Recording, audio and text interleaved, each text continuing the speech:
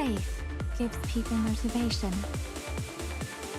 But only the heart can tell them where their destination lies. My answer is right here in my eyes. Can you see it? What's up, everyone? Nova here, and welcome back to another episode of Punishing Gray Reading. But seriously, we'll be continuing our EX journey on our way to Chapter 14. Let's see if everything is going to stay peaceful this time around. I doubt it. So last time, a lot actually happened with that that now deceased construct guy. I forgot his name. But yes, all that happened. Vera showed up. We fought Gabriel. But we are on the hidden side of the story this time around. Because the thing is, I tried going to the next one, and you can't. So once again, PGR is telling us, no, you can't do this until you do this. So that's what we're going to do. So we're on EX01 Grand Blue 1-1 on the hidden side. Shom. Oh, actually, I think that was his name. The sound of an anxious back and forth pacing fills the research room deep in the facility.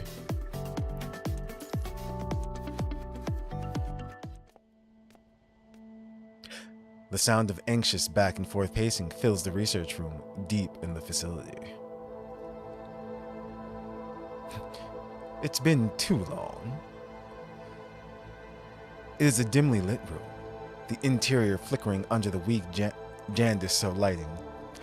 To the ascendant Shom, however, brightness has long since lost its meaning. In the middle of the research room lies withering mechanical remains. Some are missing limbs, some have their torsos replaced by monstrous-looking ones. Some are left with only their heads. Oil, vital fluid, indistinguishable liquids seep from under their bodies. The network of attached pipes are endlessly pumping, activators inside, forcing these remains awake. Forcing them alive, pumping them with life, making them writhe in sickening madness. They squirm and shift, struggling to drag themselves towards Shom. However, the cables and tubes attached to their bodies stop them from ever reaching him.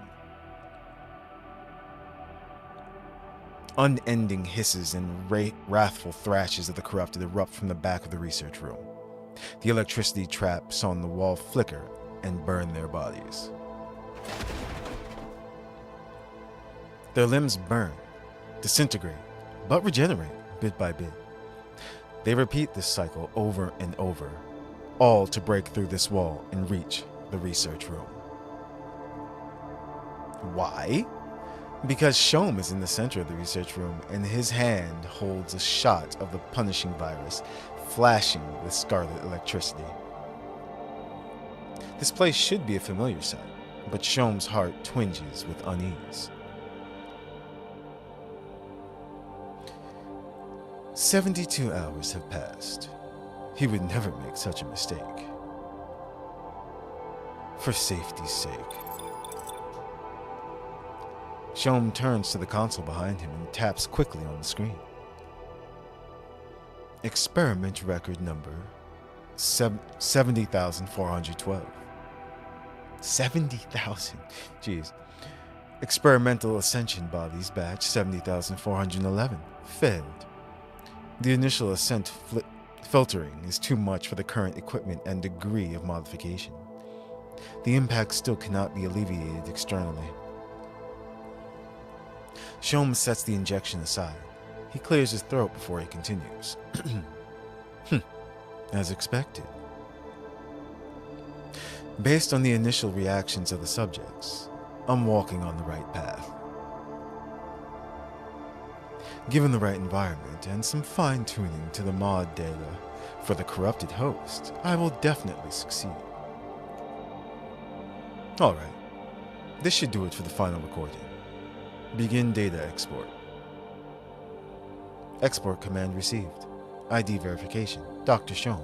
authority level EX+, beginning export procedure.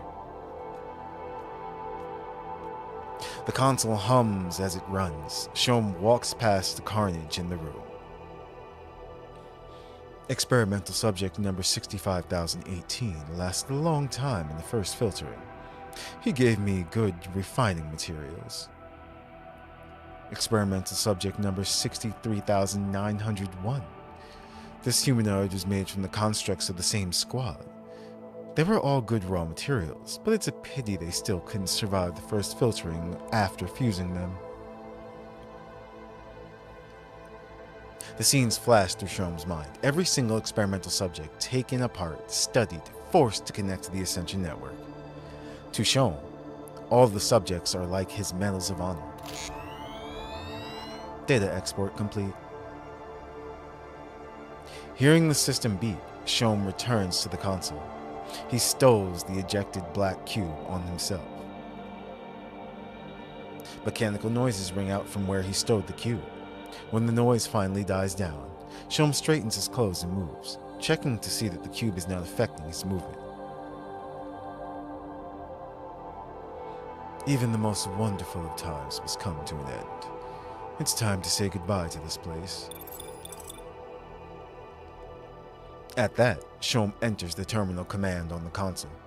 Several mechanical arms appear on the walls as the command is executed.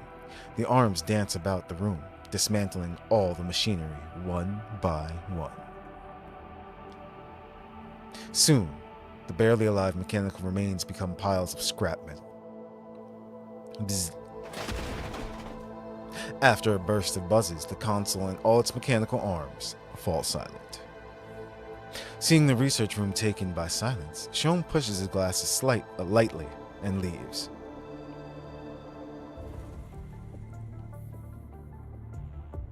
Shom walks alone on the main path of the research facility. Suddenly, he stops at a T section. Long time no see, Shom. Ha, you actually came over. Didn't you used to look down on my research? Heh, you're the same as ever. Ah, drolling. The speaker steps out casually from the back right corner. He resets his chain blade to one side, then lazily leans against the wall. You seem different from before. I did go through a lot in that city after all. You did, didn't you? Judging from the data reports from Kowloon, there were quite a few accidents, but overall, we can consider it a victory. We? Ha! All your time was spent holding up in labs around the world, messing around with your pointless research. We? Ha! Almost forgot you're an Ascendant. You're mostly right, but I must get one thing clear. I am not chosen by Miss Luna, but you and I both serve the Ascension Network. Technically speaking, we are both Ascendants. You're becoming just like Gabriel in your pedantry. Shom was about to protest, but resigned when he notices Roland rambling without a care for him. So Shom merely shakes his head and begins to walk again. I'll listen to your rambles after I come back. I have a new research task on hand. Roland pauses and looks at Shom. I take it that you aren't coming with us on the next mission, then? Naturally. My research is what made me live through the filtering, is it not? Is that so? Which reminds me, how's that device you asked me for working out? You didn't seem to have used it in front of the others. Remember to send me the data after you use it. After all, I'm just a researcher with zero combative capabilities. All this killing and fighting, I'll leave it to you professionals.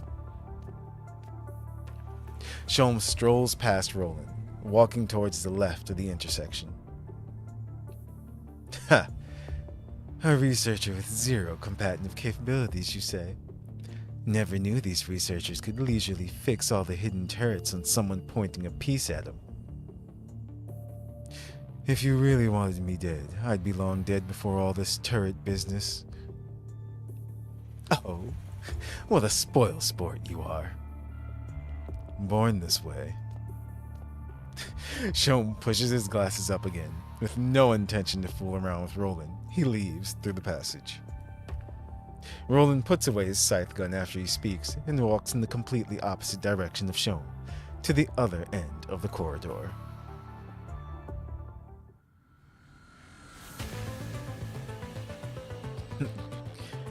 Looks like the rat came out of its hole. Indeed, but why all this hassle anyway? It'd be easier for me to just off him right now. Then we cannot weed out all of his labs. Fine. I got it. Roland displays his impatience in full, waving his hand to cut Gabriel off. From outside of the facility, Gabriel puts away the book he was reading and steps into the light. You know, if you weren't sitting here, I might have already popped a cap in him. You cannot bear the consequences of doing so. Enough of that. What about the others? Alpha has set off. I'm ready too. Well. Guess it's finally time. Roland stretches as he walks past Gabriel. Gabriel turns to face the research facility, removing his hat in a salute. He returns the hat and catches up to Roland. A loud explosion booms from behind, and the research facility collapses in the blast. The heat wave sends the coats of the two fluttering wildly. Now then, let the game begin.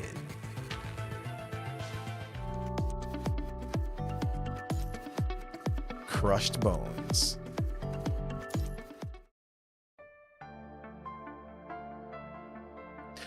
Miss Luna, we have fully investigated Venus Splash Park.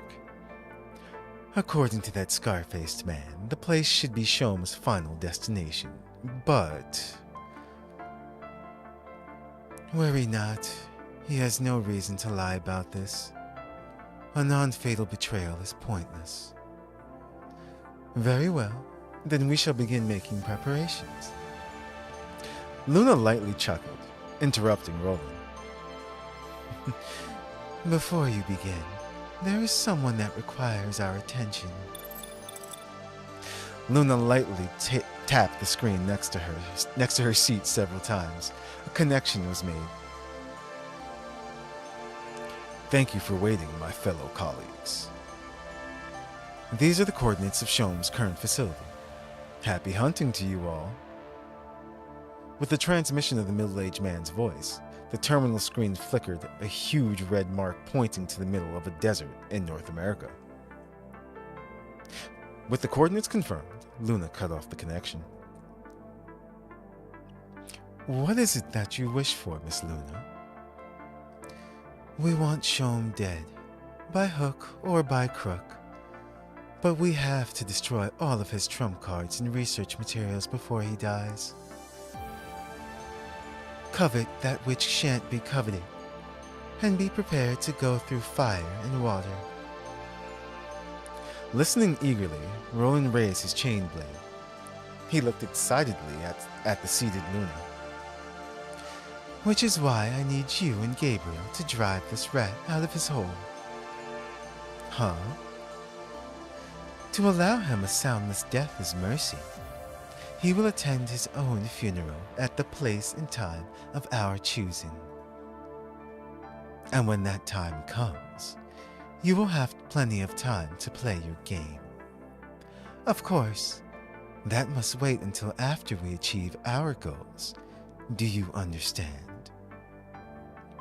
Luna speaks lightly, but the ascendants present can instantly feel the oppression in her words. Anyone who hears cannot help but obey. We do, Miss Luna. Good. After you two confirm that Shom has departed, Alpha will make sure no one comes to interrupt Shom on his way to the stage. Until then, set up the hunting grounds and wait quietly. Lamia. Luna's words echoed in the empty ascendant base. A few seconds later, the scenery behind Roland and Gabriel distorted. I'm here. Very well. We shall split up and meet at Venus Splash Park. Let the curtains fall in the land of your childhood, Sean.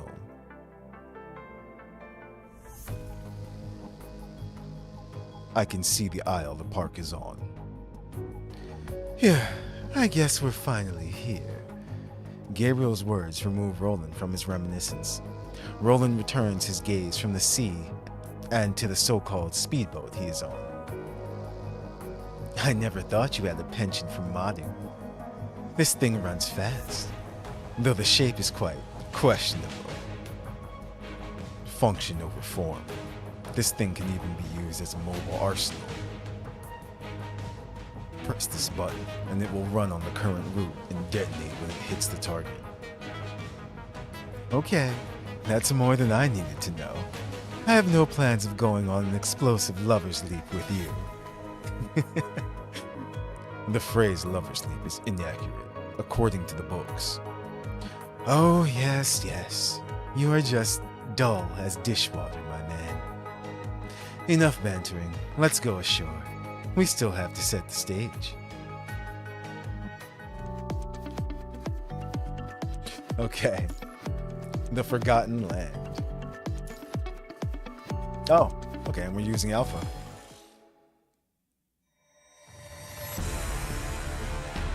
Wind blows over the vast desert, sweeping up sand and dust into a storm. In this weather, it is as if the desert is covered by a thick layer of fog. A cacophony of engine noises cut through the mist of the sand and dust. As the noise approaches, a white-haired girl in red bursts out of the sandstorm on a black motorcycle, leaping into the air. Then the girl on the motorcycle slams heavily back on the ground, wheels sending up a shower of sparks due to the emergency braking. Prominent black tire marks trail out behind her. This track, though. The motorcycle slides to a halt in front of some building units. The girl takes her blade from the vehicle and walks within the wreckage. This place. Alpha reaches the middle and scans. The clearing is piled high with the remains of bionic animals. The ground is dotted with huge circular craters, and the surrounding buildings also show obvious traces of bombardment. Internal conflict among humans? No. They don't have the resources to spare. Alpha comes to a relatively intact building and brushes the dust off the surface gently. Under the dust is a line of obscure text, revealed to the light of day once more. Operation Acadia, number 5, North American Launch Base. If I'm not wrong. Something seems to have come to Alpha. She turns to the pile of bionic remains and walks over to them. With a flick of her wrist, the haphazardly piled remains are instantly disintegrated by her blade. They turn to pieces and scatter all around the ground, revealing an old transport craft buried underneath. Most of the transport craft is destroyed by bombardment, and the loading bay is warped beyond recognition. There is no need to wonder what happened to its passengers and cargo. A family crest is gleaming proudly on the side of the transport craft wreckage. It looks very much Eastern. The owner of the transport machine had written their name in a striking red under the family crest. Shunsuke. That's his uncle. Just as I thought. Sean. You have a gift in drumming up revenge. Too bad you chose the wrong path. An untamable beast is not worth raising. The sandstorm gradually eases and Alpha returns to her motorcycle.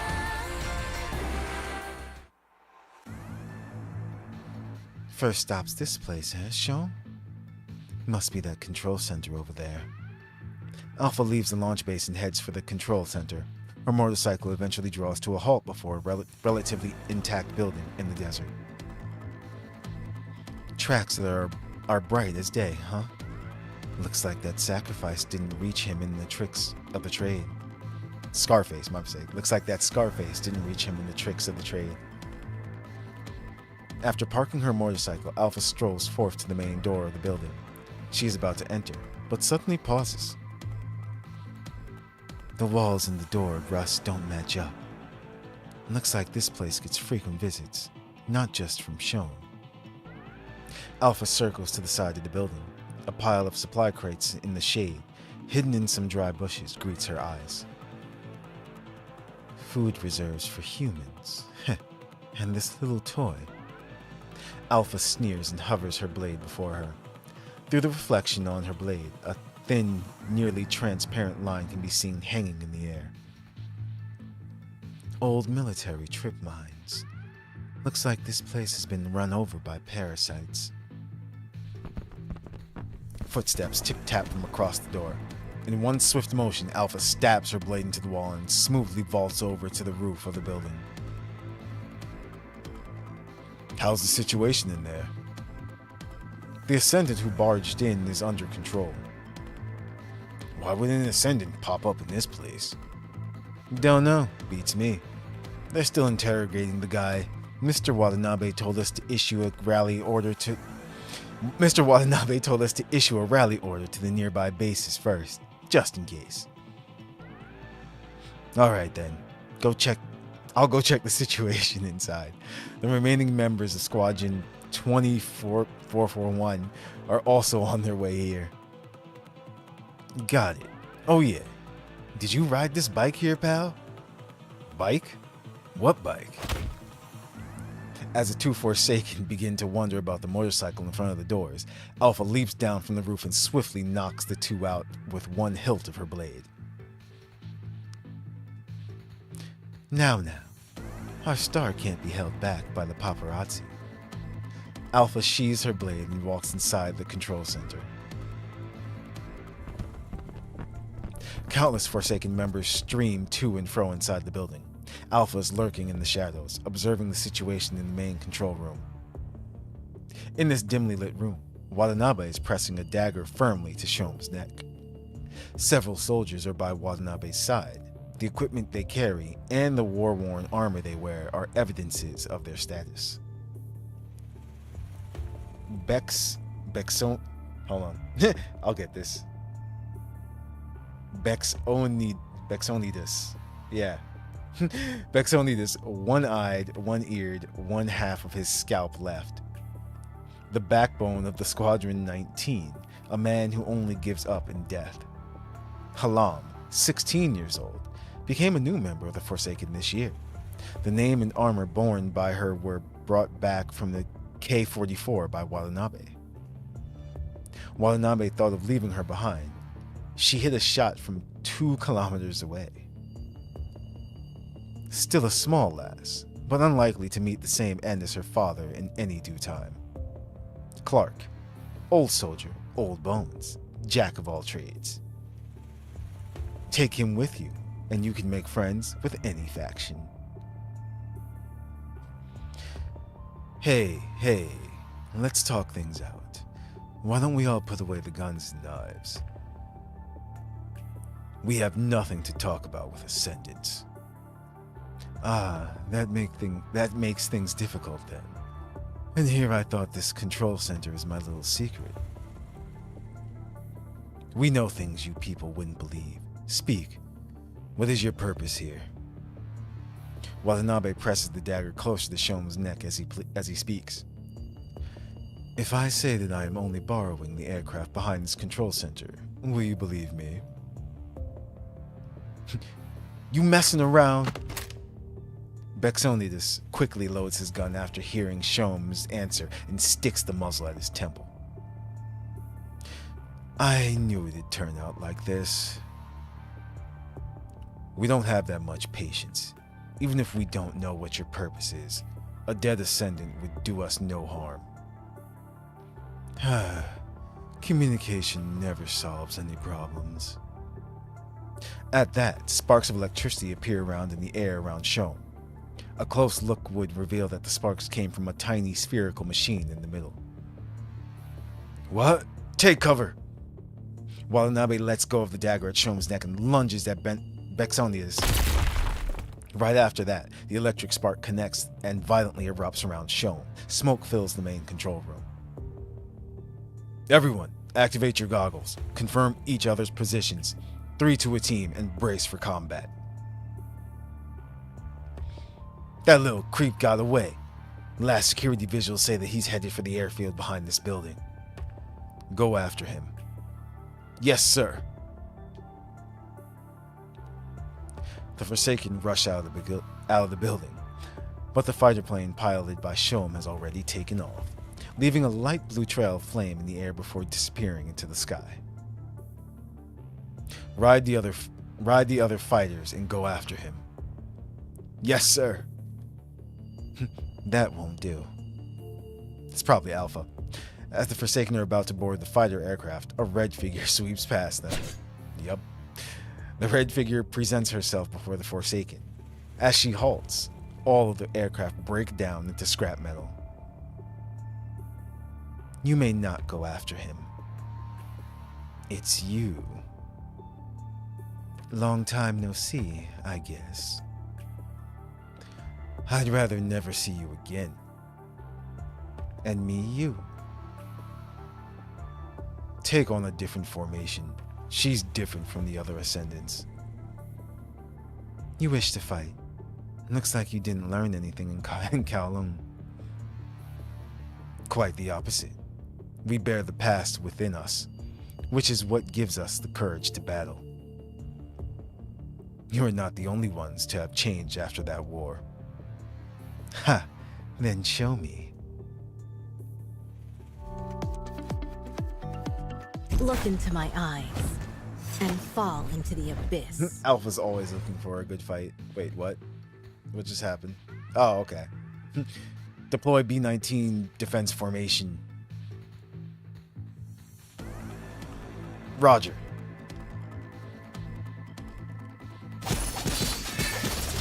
Lose yourself in the abyss. That's so sad. Keep pursuing Watanabe. Oh, he just started. Oh, okay. He just started attacking right away.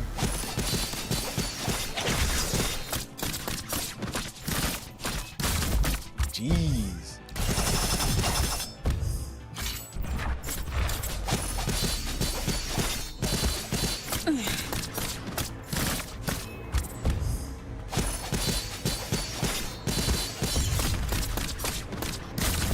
Finally, this is getting interesting.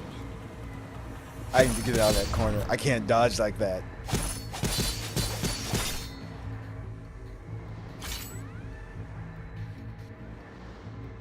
Now.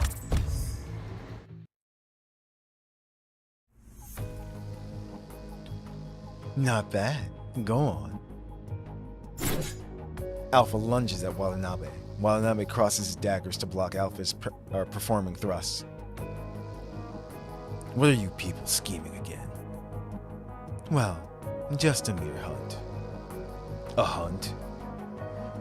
Quite. You people were just a few uninvited guests. Sensing Alpha laxing from speech, Watanabe rotates his dagger and redirects her blade to the ground. Stepping on the false edge of her blade, Watanabe hops airborne.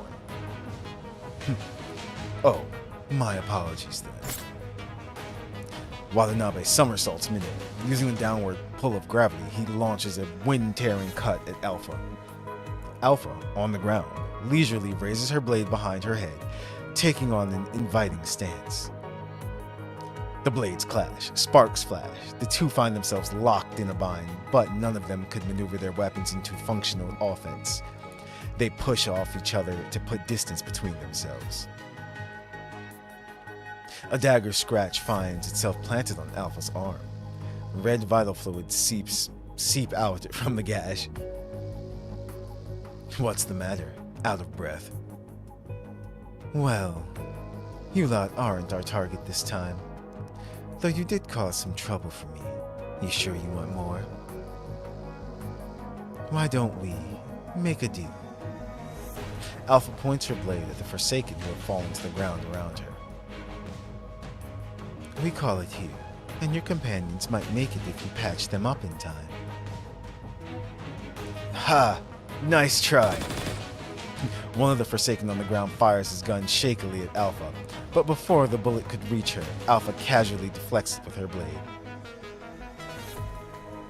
Clark, take our wounded to the medics. Wise decision. Goodbye it is then. I still have to make sure our prey is arriving at the right spot. What did that man do? Alpha puts away her katana and walks towards her motorcycle. He chased after a false truth. Under the wary gazes of the Forsaken, Alpha rides on her motorcycle and turns to face Watanabe. 'Twas fun. Huh. It won't just be a scratch the next time you step into Forsaken territory. Heh. I can hardly wait.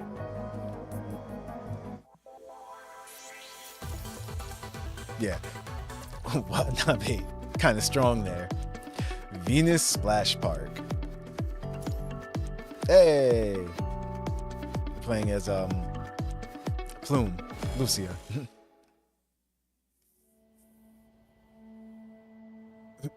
It's Lamia. Is this Shom's destination? Indeed.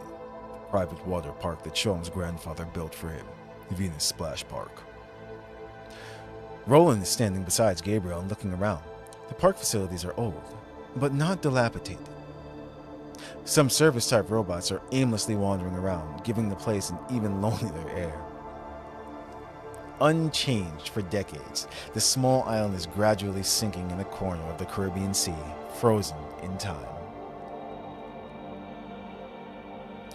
At the moment of its completion, time became frozen on this enchanted island. The observation platform, dreamingly hanging in the sky, looks almost like a border between fantasy and reality. To spend time on this island is to know solitude, a type of loneliness that dissects oneself from the world.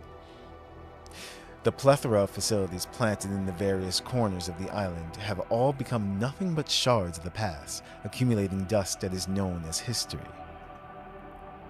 Venus Splash Park stands witness to the passing of time, alone, eternal, waiting quietly for its master to return. Looks like this place never did open. But this place really is, how should I put it, quite full of childish innocence? Almost gives me an urge to defile it. Well then, let's begin. There is more to this water park than what meets the eye.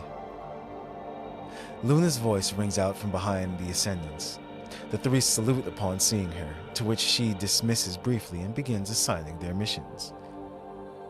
Hey, what's up, Wriggle? Why haven't they murdered him yet? Because this is there we go. PGR's forcing us to do the hidden proportion of the chapter that we completed the last time. So technically he's still alive in this current event. But they're leading up to it. This is everything still leading up to what happened at the end. Gabriel? Yes. You will handle the energy center that is supporting the operation of the theme park. It's likely that Shom's purpose in coming here is hidden there. Yes. Roland, I leave setting traps in the theme park to you. No worries. I'll make sure this game goes smoothly. After giving Gabriel and Roland instructions, Luna tilts her head at the huge observation platform in the sky.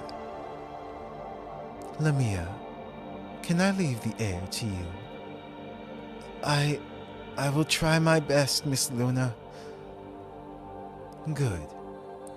Our operation this time will definitely alert the surrounding factions, but they must not impede our plans.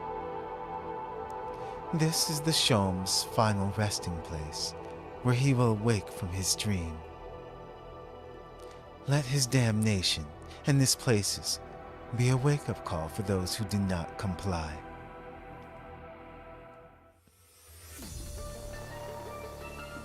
After assigning the Ascendants their missions, Luna heads into the depths of the theme park. Getting Shom to play out his hand here, plucking it out one by one.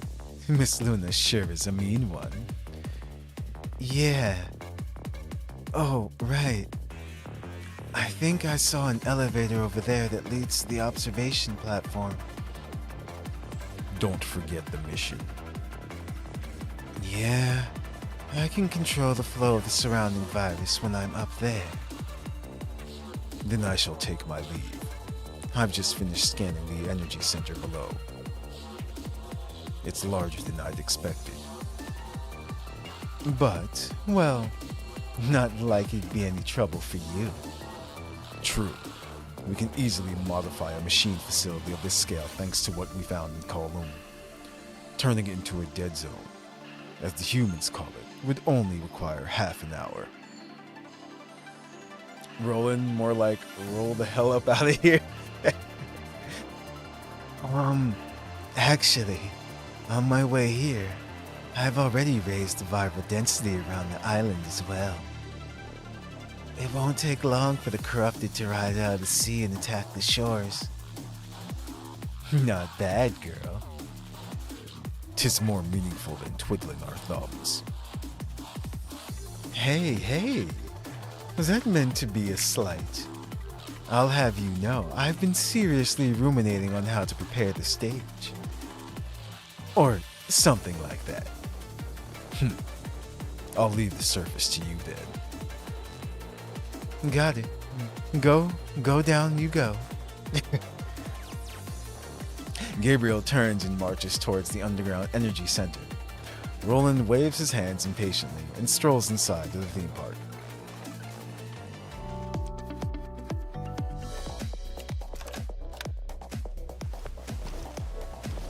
Oh, wait. Are we playing as Roland? Oh, yeah, we are. Okay. Let me see. Let's start by adjusting the passage. This song. I didn't think it was gonna go like that. He said something, but we know our objective. During these parts, what the heck? I forgot, that's his dodge. It's so weird looking. He's just a little hop.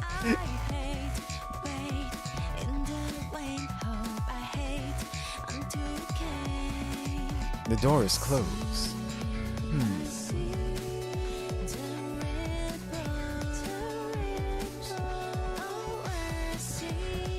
Run faster. No, I'm just gonna do this. The entrance here is blocked. Okay. That should leave only one path for our rat.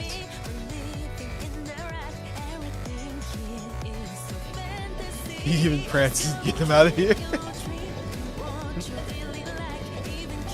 Trespassers on the park must be dispelled. Oh, almost forgot about you little guys. I need this song. I'm gonna have to look up PGR soundtrack.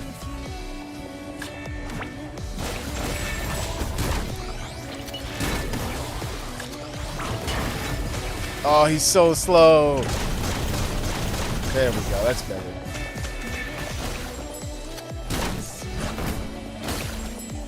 He's got tank controls. Oh my goodness. And all his attacks look so weird. Oh my goodness.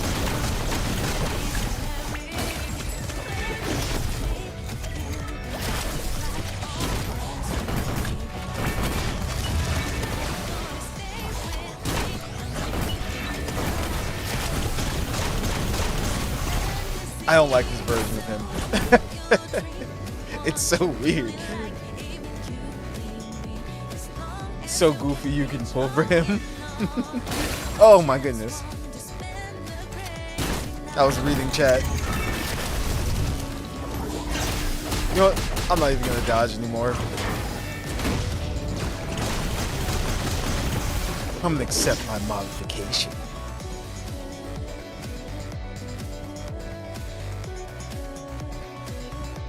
Oh, that was it? Okay.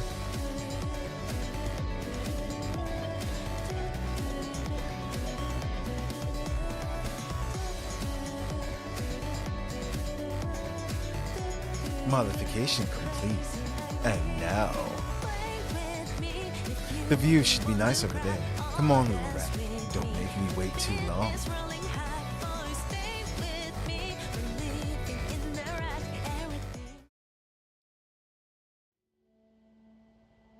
Luna is sitting on a bench in the plaza. In the center of the plaza is a huge shark statue. Under the shark statue is an Eastern-looking family crest with a name inscribed in gold. Sharkspear. Oh my, really? Really? I just got that. Shakespeare, Sharkspear. So stupid now. It's too funny. Luna is absent-mindedly glancing at a poster next to the bench. It shows a comical image of a shark spear holding its arms over its head and running away. This shark mascot can be seen everywhere in the water park, from building decorations to souvenirs. What a loving grandfather you have. Luna looks up at the statue of Sharkspear. It is playing children's songs in the loop.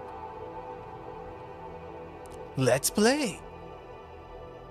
Sharkspear loves gingerbread men. With Sharkspear singing flowing past her ears, Luna arrives before the statue. She touches it gently with one hand, and a sanguine bolt flashes across the statue. Incoming connection request. The electronic voice is coming from Luna's bracelet with the dialer's name displayed in the center of the screen. Luna taps the bracelet lightly and connects. The wrap-up work in Kowloon is complete. According to the reports from my informants, Babylonia will soon start collaborating with the Aru on something new. Let them be. Our mission is more important right now. Very well. I hope what you gain from this is worth all the trouble. That will be none of your concern. Indeed. Allow me to apologize for overstepping. I know your ways. Do keep in mind who you use them on. Naturally. All for the Ascension Network. Luna disconnects.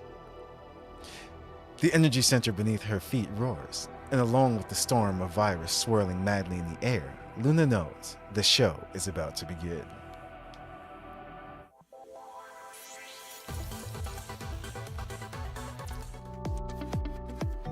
We didn't even play as her. That was so weird. Game starts.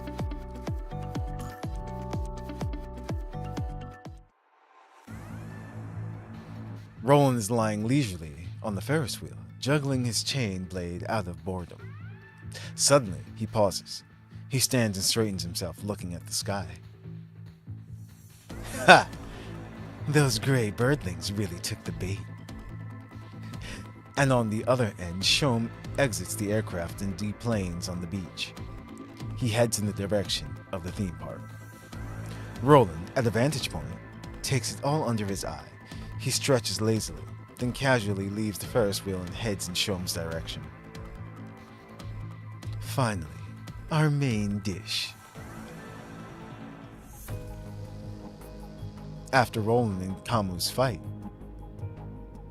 let's see how long you can keep barking like that. Roland turns away from the incapacitated Kamu and exits, leaving only Kamu, now leaning on his greatsword, barely staying on his feet. Ah, right. Here, have a parting gift. No need to thank me. Roland stops in his tracks and turns, lifting his gun and pointing it at Kamu. He fires, but Kamu easily dodges the moment he pulled the trigger. But the shot was not meant to maim. Instead, a robust-looking chain trails from the bullet. It eats into the wall of the theme park behind Kamu. Bye-bye, bothersome boyos. Roland tugs on the chain rope and it retracts, bringing him out of Kamu's attacking distance. Roland presses the remote in his arms midair. Violent explosions flare up all over the park. Phew. After releasing the chain wheel, Roland lands inside the theme park. The usual smirk is nowhere to be found on Roland's face. Anger, barely suppressed, is causing his body to tremble. The rest is in your hands, big guy. Violent tremors pulsate from the ground, but even the sound of explosions cannot drown out the screams of chaotic self-expansion, let out by the infected energy center. Looks like Roland has made contact with the target. Then our prey should be arriving soon. Gabriel hides, waiting in the shadows for Shom.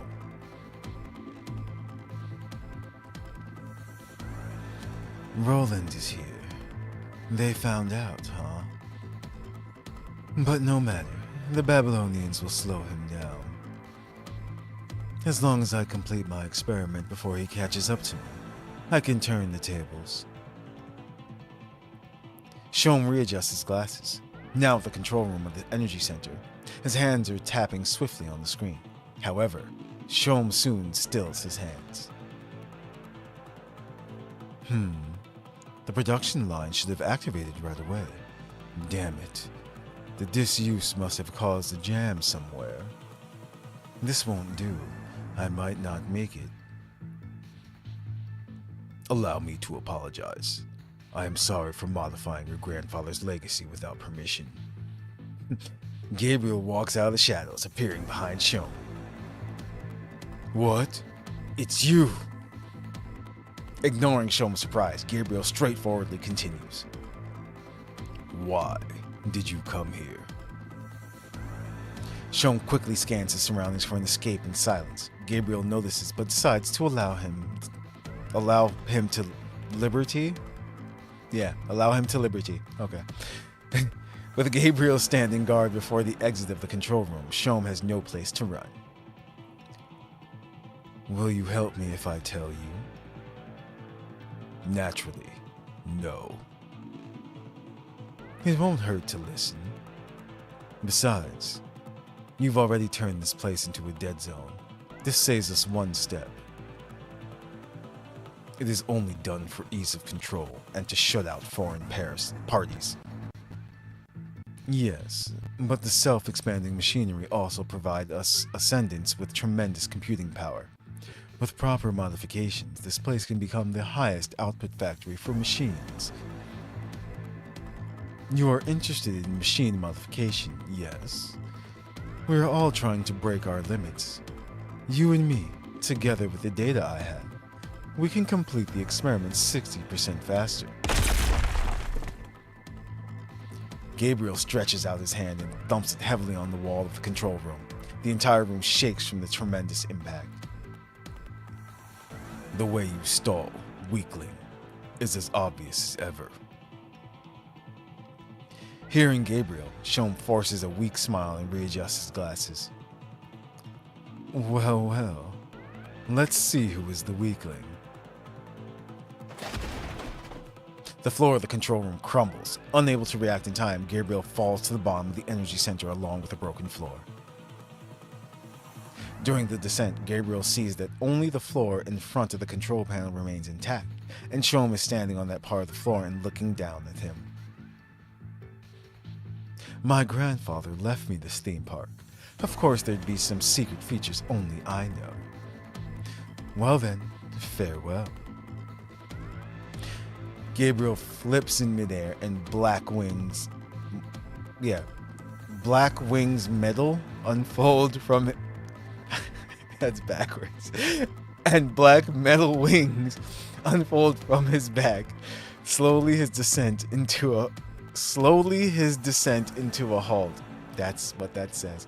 He hovers steadily in the air. He then swings his arm and hurls his cane up. Gabriel's cane cuts past Shom's cheek and nails firmly into the wall behind him. The wind from the cane cuts Shom's artificial skin, and vital fluid seeps from his wound. Looks like my peace and quiet will have to wait until they're all dealt with. Seeing Gabriel flying, Shom quickly pivots and taps on the screen in the control room. He retrieves a light blue rectangular chip from under the screen.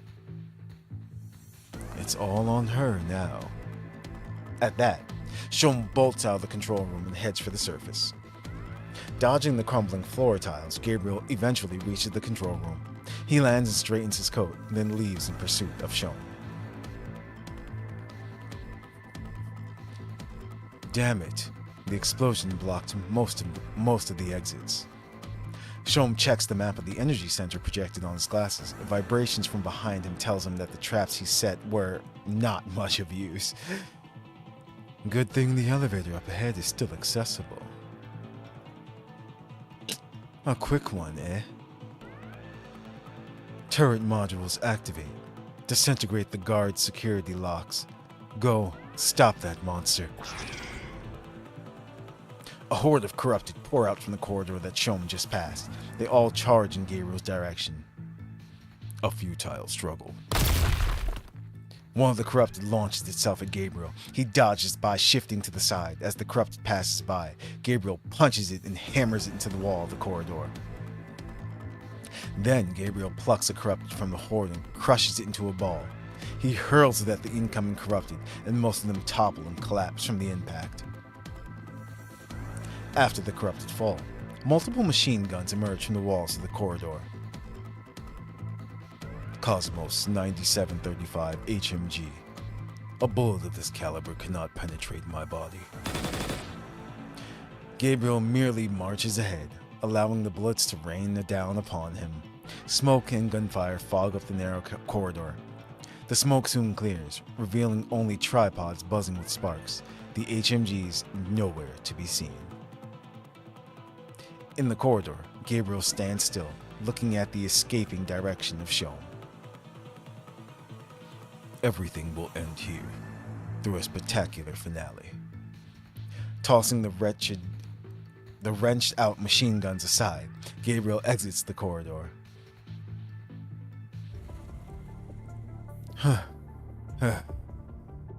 Shom stumbles out of the elevator and quickly taps the control panel of the elevator. Elevator lockdown procedure activating. Lockdown complete. Confirming that the elevator is disabled, Shom turns and leans on the control panel, slowly crumbling to the floor. Looking around the plaza, everything here just like the blueprint his father had shown him. The central statue of Sharkspear is playing a preset children's song on a loop. Let's play! Sharkspear loves gingerbread men. What? Anyway. After a few deep breaths, Shom finally calms down. He stands and walks towards the giant statue in the center. Looks like I made it.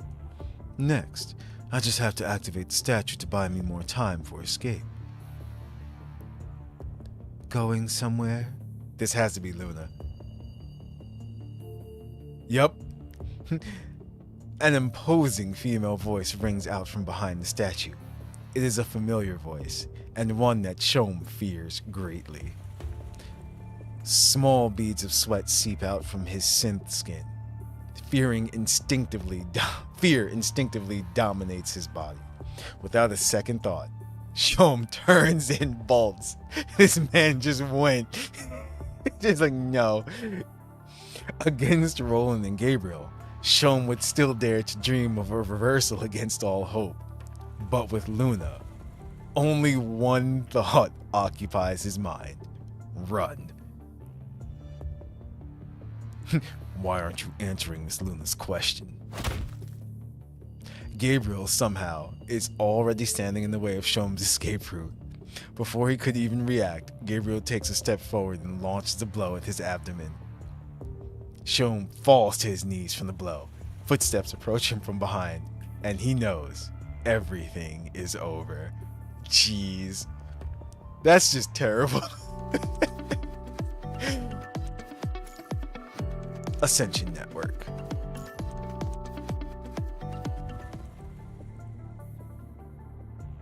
In appreciation, or perhaps out of mere amusement, Luna stretches out a hand and gently pats Lamia's face.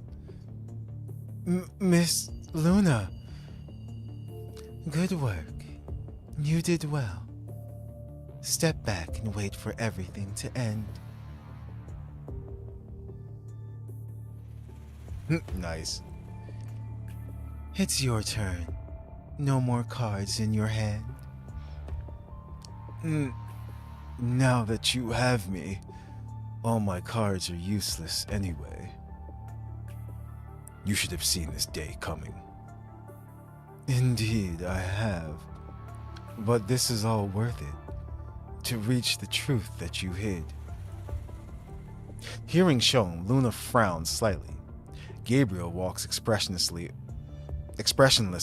to Shom and lifts his head with one hand, then slams him heavily into the ground. The ground cracks from the great impact. Shom's frame is clearly not built to withstand such a blow. The erratic spark speaks volumes of his coming end. You lack not only self-awareness, but also fear and awe of the unknown.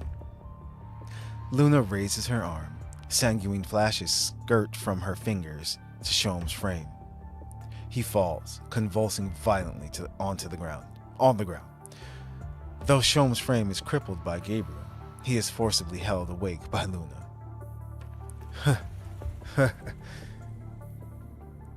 I still remember. When I was young, my grandfather planted a cherry tree in the family courtyard for me.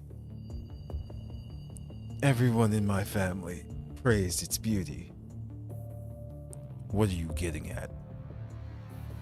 Shom hangs his head, gasping and struggling to squeeze words out of his mouth. Ignoring Gabriel's question, he continues. But I've never found it beautiful. All that time, I only had one thing in my mind. I want to destroy it. I wanted to see the blossoms fall, pour over the courtyard, or even me, myself, scattering into pieces. Whatever the outcome, that would be my choice. What I did is just the price to discover the truth. Oh, and what have you discovered? The essence of the Ascension Network. It's essentially a communication protocol. Power is granted through a port, but the access requirements are strict.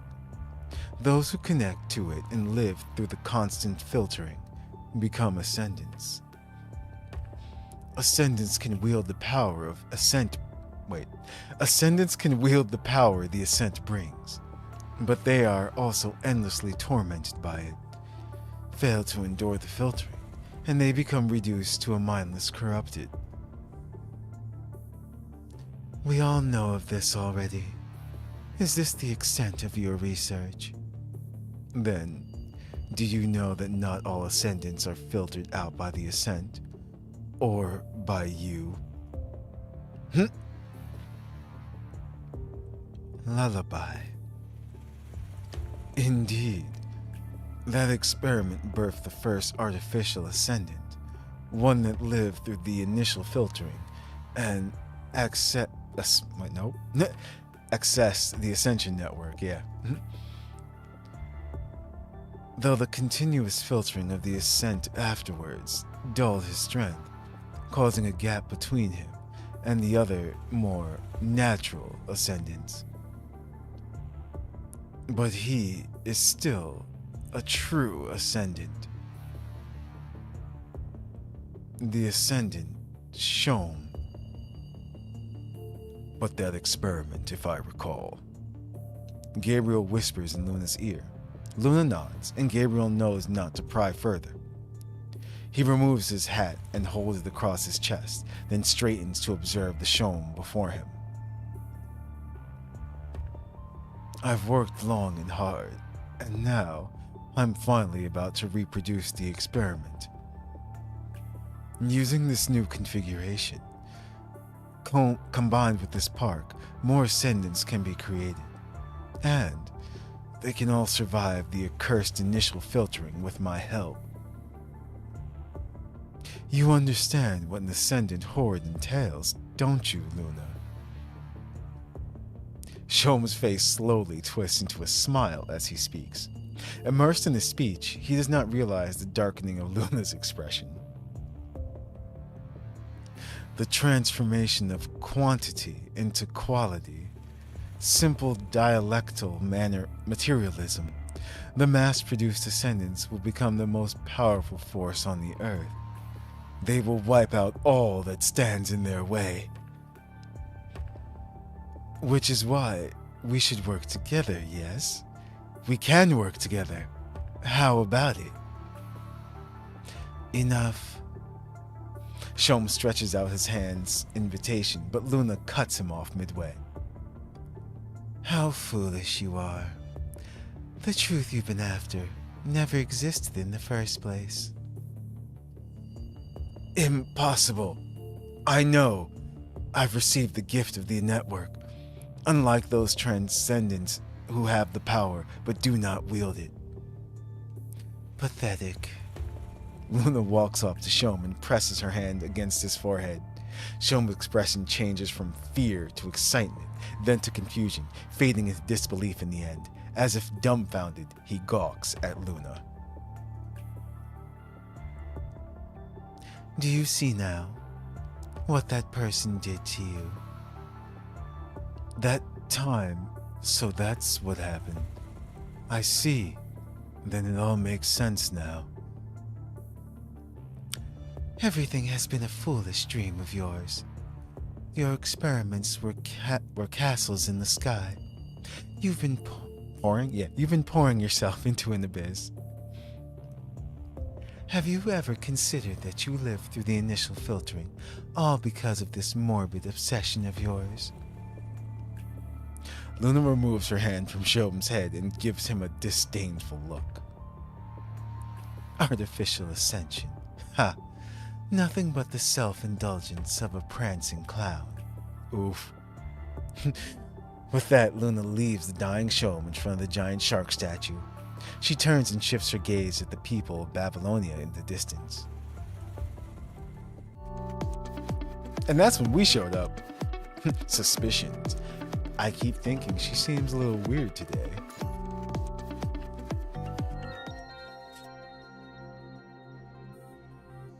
Luna is standing alone in the entrance of the Venus Splash Park, looking at the beach. Gradually, she opens her mouth. What is it?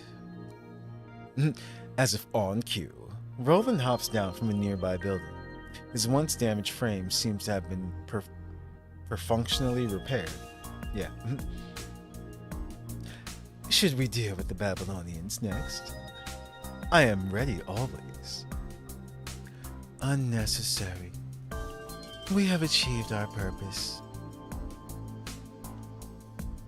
Babylonia playing sleuth here is just helping us clean up.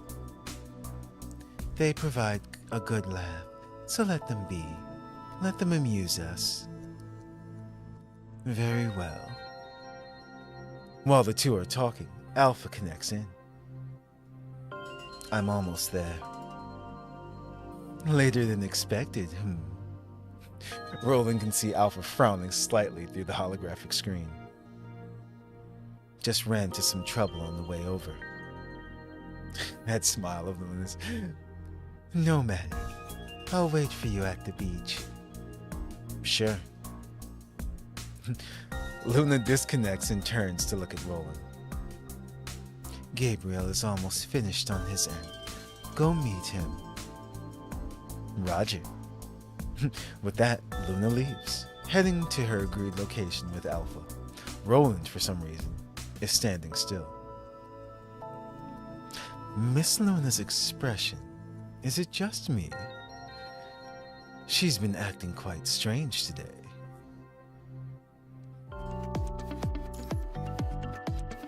A trivial moment.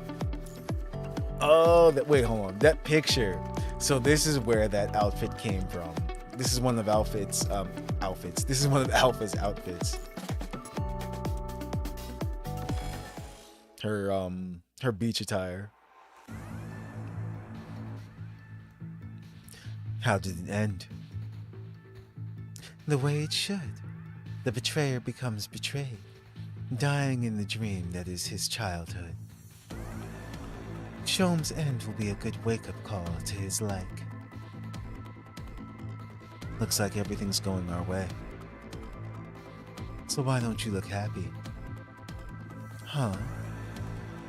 Luna blanks out shortly from Alpha's words, as if realizing the unusual expression she was wearing. She quickly adjusts and returns to normal. It's nothing. It's okay. Tell me when you feel like it. Yeah. Anyways, now that that's over, what next? At Alpha's question, Luna lowers her head in thought. Alpha stands by her in wait, glancing at the surrounding scenery. The sea breeze blows in the scent of summer, rustling the coconut trees on the beach.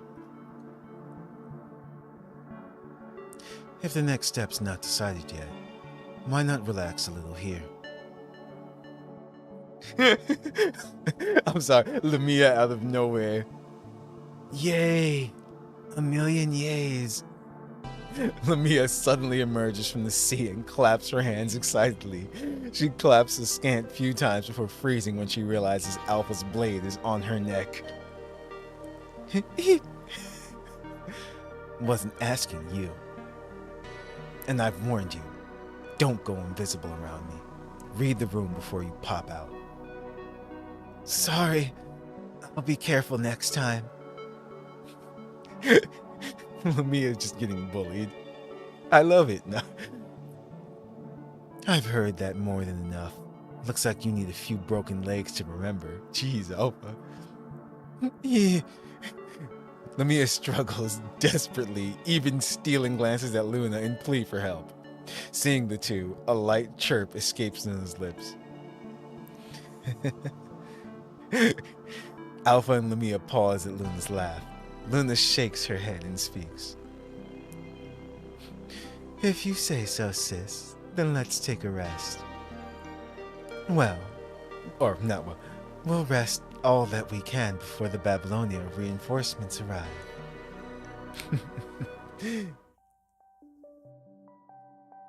The summer heat did not falter even at night. The night breeze, brought over by the sea, is a wave of turgid humidity. Unpleasant though it may be, it does nothing to dampen the enthusiasm of those at the beach.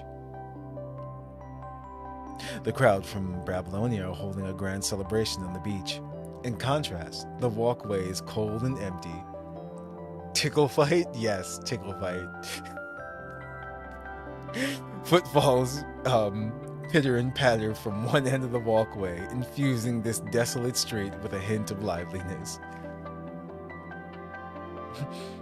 Finally, I get to relax a little.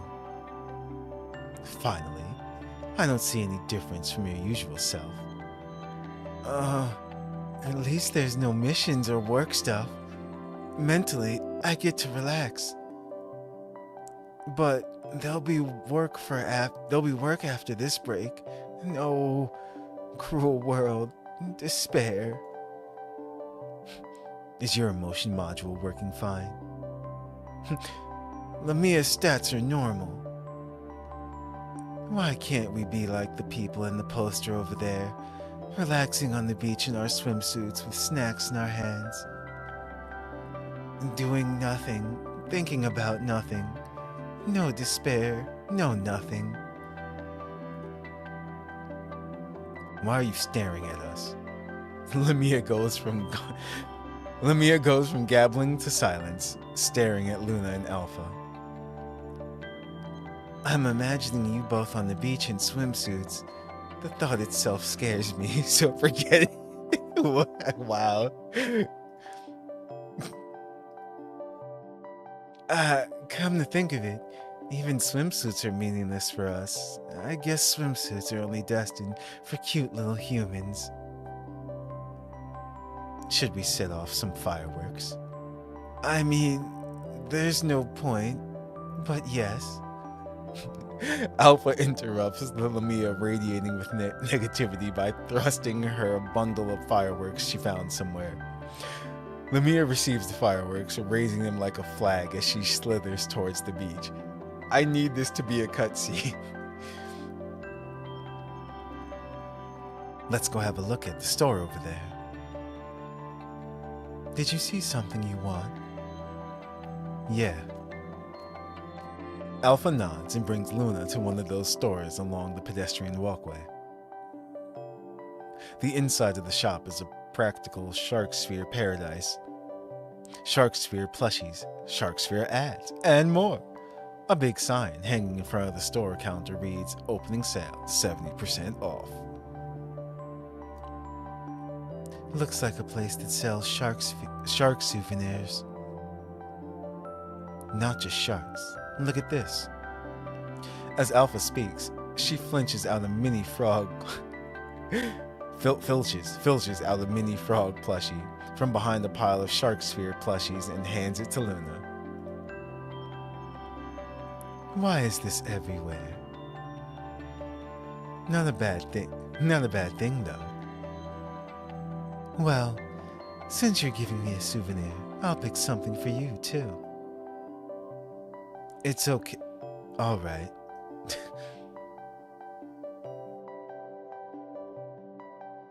Okay, just immediately. Yeah, that's the outfit. How's this? Nothing. It's just a piece of clothing. I think it looks nice on you. As long as you like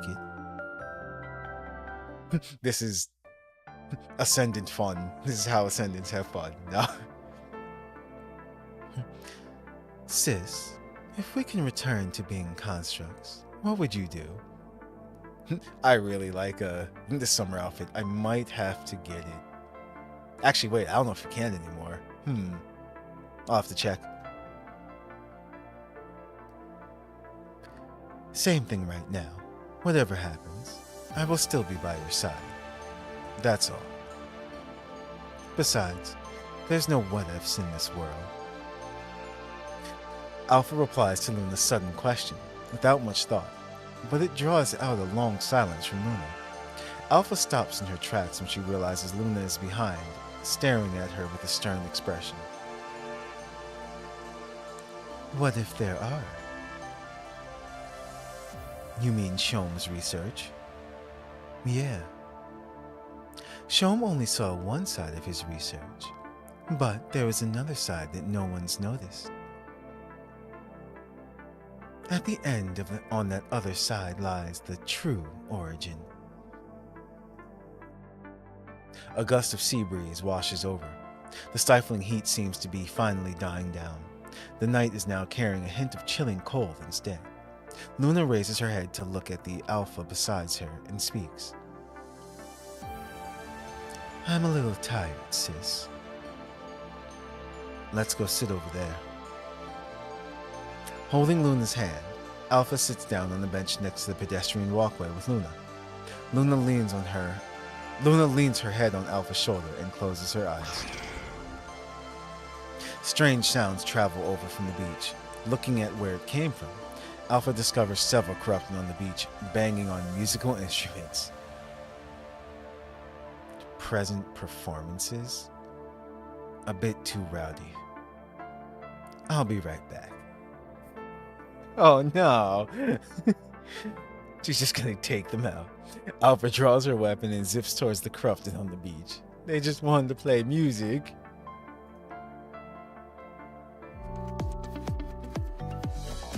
Is it her in the beach outfit? Oh yeah, it is. Should have let Lamia take... Oh, I'll get rid of them in return. This is where the sounds came from. This shows if you... Yeah, okay. It's you robots. Well then, it's time to take a break. Something, something, something. Yeah, see? Gonna have to get this outfit. Lose yourself in weak.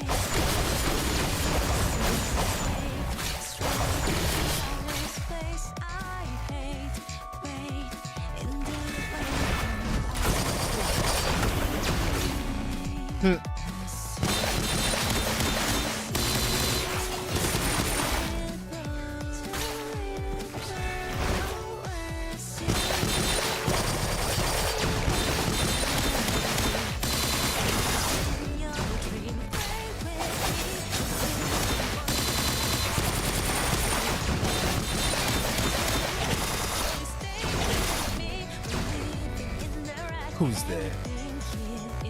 Huh? Luna? Taking a hollow.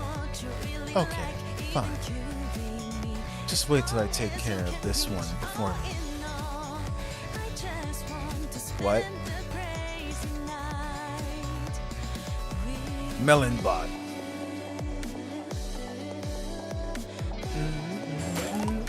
What? Wait, what? I was waiting to see what it was gonna do. Then it did that. Weak.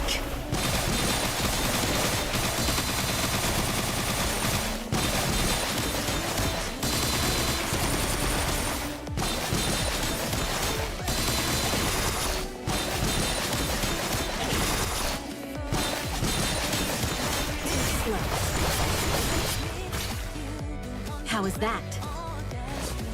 Wait. Enough of my power? Wait. Oh. Oh no. So it let you take a picture? I took a picture just as she was throwing her hat. I'm mad.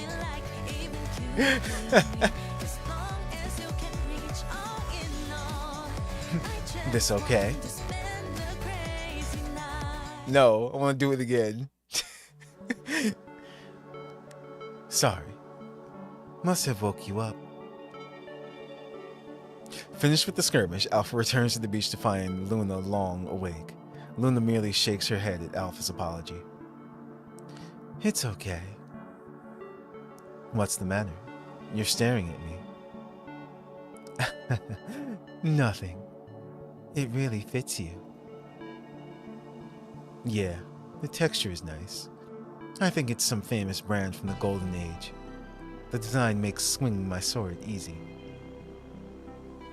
That's not what I meant by fitting you. Luna's words send Alpha into deep thought. Then suddenly, as if in realization, she opens her mouth and continues. Well, next time, if you want pictures of me, just say so. You don't have to take them secretly. Oh, that was Luna. That's hilarious. That won't be the same. With that smirk on her face. I guess. Well, it's late. Let's go back. Luna rises from the bench and puts a jacket on Alpha, then turns and saunters through the road they came from. Sure.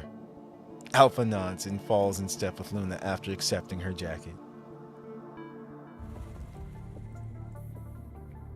After Luna and Alpha left, a figure emerged from the shadows of the walkway. He gazes in the direction of the two and falls into deep thought. Of course it's Rowan. Being all creepy and whatnot. It's like, really, Roland? Okay. So, that was the entirety of this. Let's collect all these. Finally, we can go to the actual next chapter. EX2, Fern Knight. We're still a long way from freaking chapter 4. But as you can see, once we do get there, please complete prerequisite main story, hidden story 14.8. So yeah, we have to get through all of this, and then we'll get there. But I do want to check something real quick. Hold on. We're going back.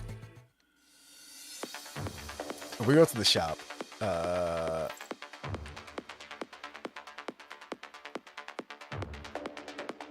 let's see.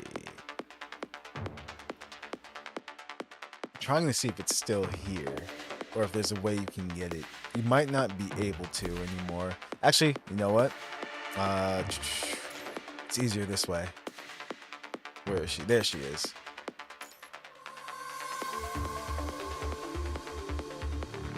This one here. Yeah, so I'm not sure if you can. Yeah, I don't think you can actually. Okay. Who knows? It might come back for the summer. Just one more time. Hold on. Clothing shop.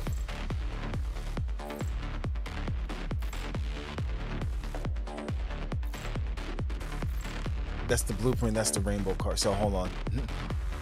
Just want to go through them. Oh, actually. Where is she? No.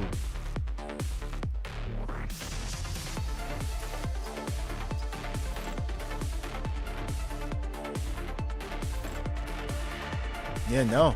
She's not even here. So there's nothing for her.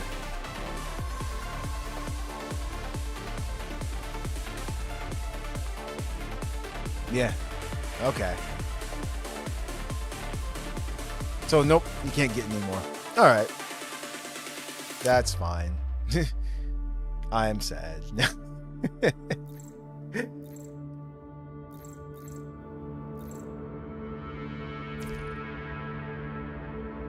So, back to the battle.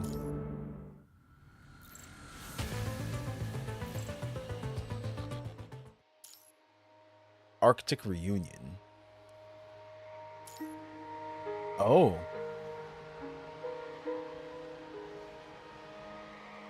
So you can get coding with real monies? Yes. Yes, you can. Actually, since we're on that topic, I think they just added Bianca's. I mean, not Bianca's. Where is it? And they just added something. I could have swore. Maybe it was Livs that they finally. Hold on, let's go back.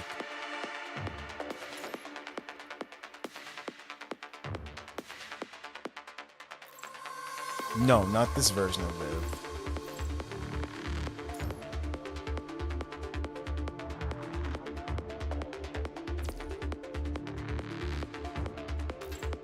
This version of her should be getting that like suit one, I believe. No, they still haven't added it yet. Okay.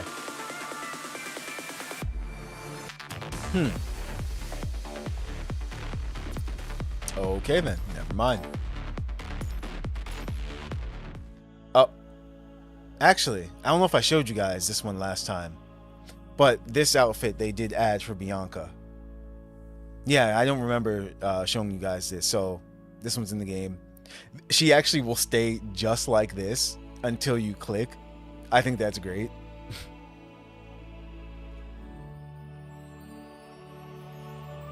This is where I was abandoned when I was born. Where my dream came to an end. But flowers and sunlight have given this place new memories. And when you're here, I can't help but wonder how nice it'd be if time would stop. They did that on purpose.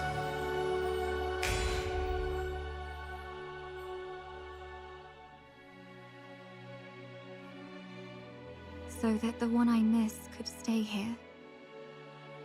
In this moment.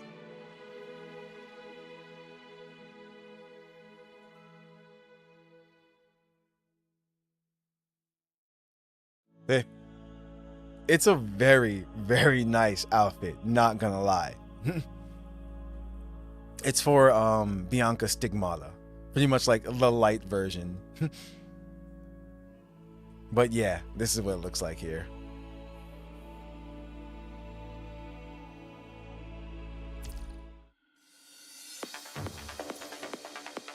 Where is she? See?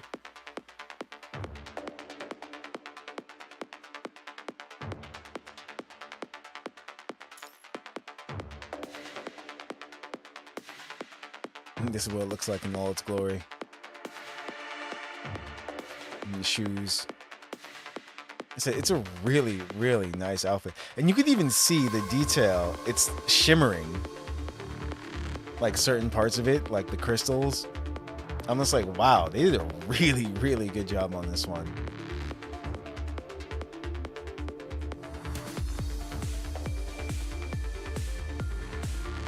Did she just fix her hair and like ethereal dust came on?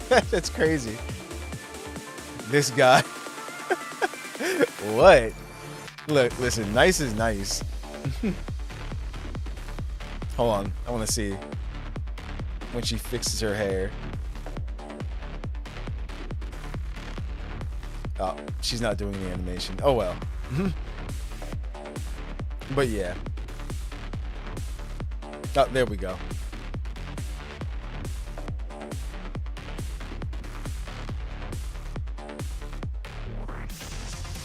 Yeah, look at that. Or maybe it's snow. That's probably what it is. Just wait till you see the Nikkei event. That's coming up too, don't worry. But yeah. Figured we had to take a moment to admire Bianca. And I think, where is she? I think Luna, I just saw earlier today. I think they're adding some outfits for, some new coatings for Luna here. Oh, actually, I think they're, like, I think they're on sale or something like that. Like a few of her outfits, and I think this was one of them right here. I actually really like this outfit for her.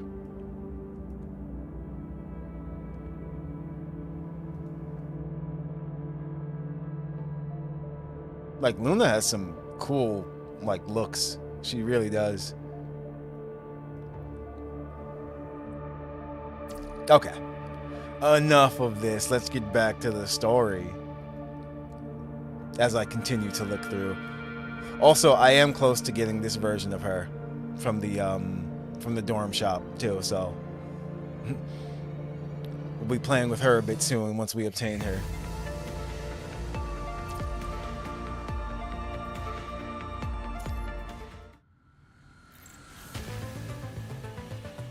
It says they're event limited. Okay, maybe that's what it was. I knew I saw something. It had to do with those outfits. We don't want to look at that. Not that either. There we go. I'm just kidding. I don't know what's going on besides up to where we are now, so.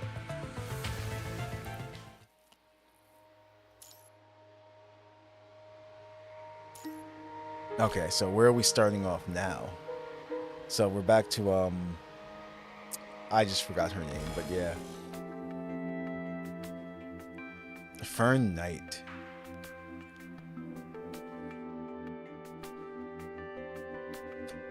Near the reserve operation area of Babylonia, several squads are busy carrying supplies and weapons. Looks like there's an emergency mission. Everyone's on edge. Hopefully the mission isn't too serious. Don't worry. They've got skilled combatants with them. Though back on our case, Commandant, we still have a round of data collection for Lucia's frame coming up, right? Data collection? Or yeah.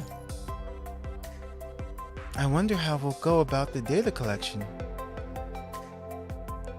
It'll be nice if we can figure out why my frame isn't operating at its full capacity. It's doing that flickering again with the portraits. That's fine. Grey Raven, good to see you here. Rosetta, that's her name. Suddenly, an unexpected figure walks out of the bustling squads. Yeah, her expression is ice cold, just like when you first met in the Arctic. Rosetta? Why the surprised expression? Well, I guess it is my first time speaking to you in Babylonia. Nicola, Grey Raven's commandant, can take the last spot. Report over and out. She seems to have been connected to Commander Nicola all this time. You feel a hint of what she is saying, but you are unsure as to why she did so. Rosetta, I know you must have a mission, but we need to collect data. I don't think we'd be able to help you out. It's okay. It won't affect you. I'm just missing a commandant. Huh? Aru seems to be under attack and has requested reinforcements. I need to bring troops over from Babylonia ASAP.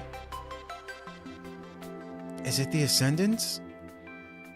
I can't say for sure, but I need to borrow your commandant and get back to the Aru. There's no time to spare. But going there with just Commandant... I won't let your Commandant come to any harm. You have my word. If that's the case, what do you think, Commandant? I'll go to the Aru. I don't think HQ will give me a choice. No, we'll just go. If you say so, Commandant. Rosetta, please keep Commandant safe.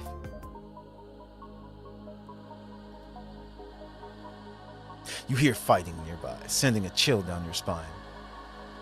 There she is. I won't let you get any closer. Holding a spear, Rosetta confronts the group of hostile bionic machines. They continue their reckless assault heedlessly.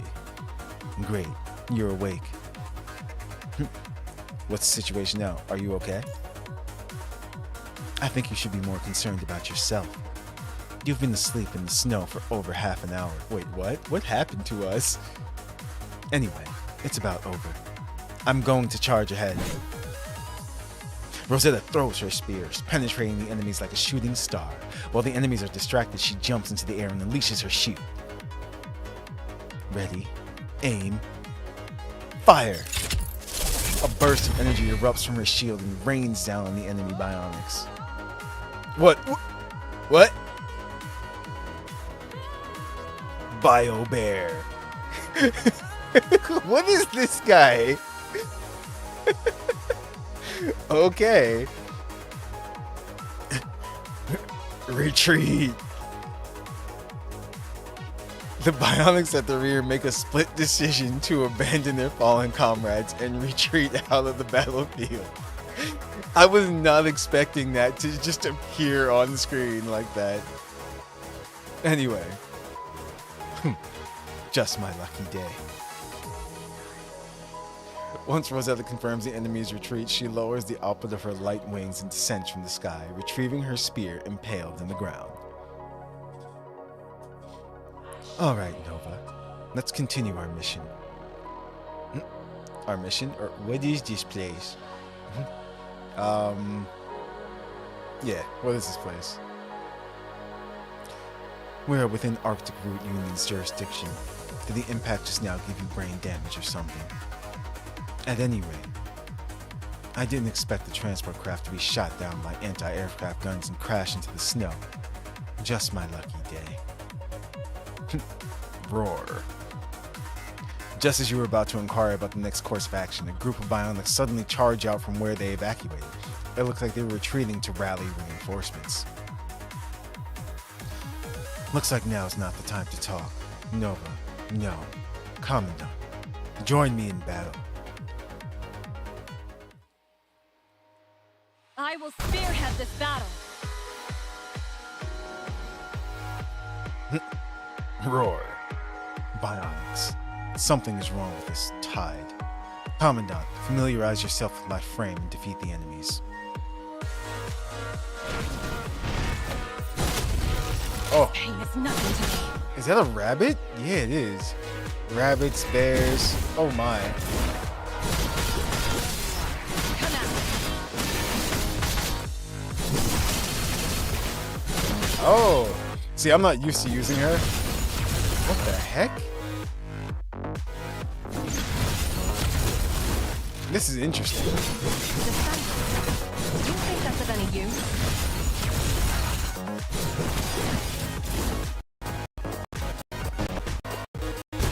Tap and hold the basic attack button to use the EM cannon? Okay. I've been doing that all this time, actually. Keep up with my speed. Come at me.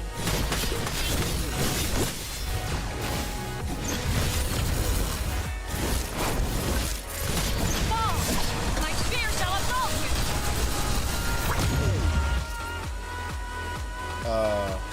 Oh, it died. I was just like, okay. My brain is reaching its limits.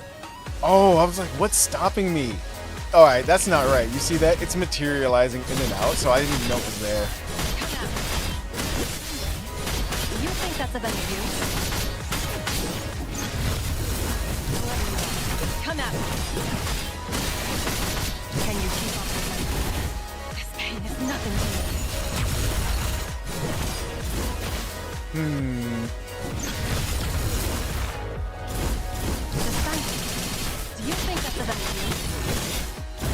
Fall! My spear shall absolve you!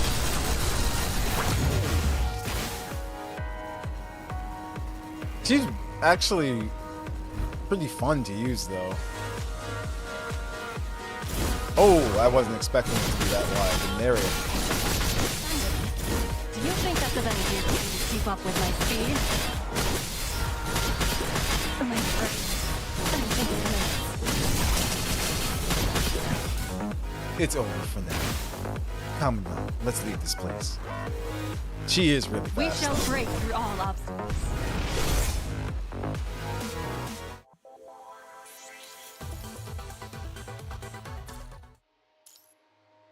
Reinforcements.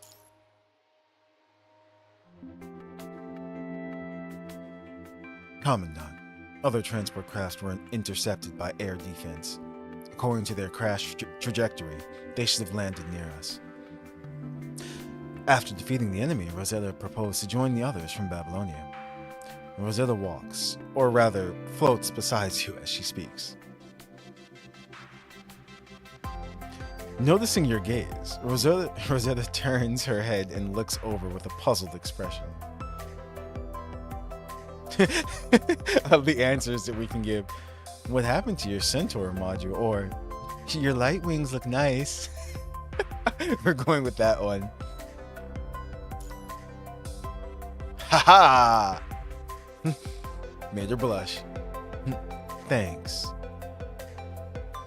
Rosetta seems to be blushing for some reason. Well, it might take a while before we can locate the crashed aircrafts. I'll tell you what happened here in the meantime. As you know, the virus can't spread as well in the environment of the Arctic. People need to only repel the occasional corrupted and the tide to survive. The tide? That's what the fishermen call them. They rise like the tide, posing danger intermittently. We don't know why, but bionics appear around various areas throughout the Aru at this time to wreak havoc. Sometimes they pose a serious threat, other times less so.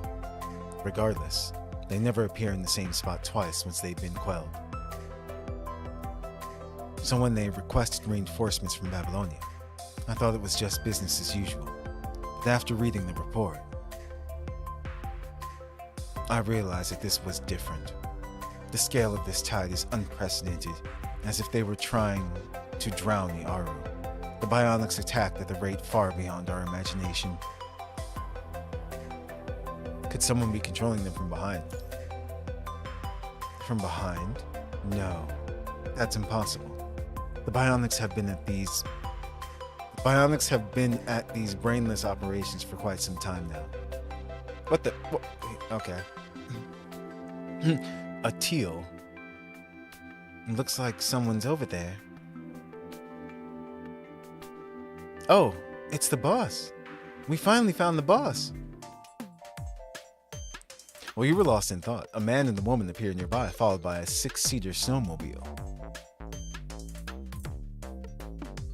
From your ID code, you must be Commandant Simon and Construct Atil, correct?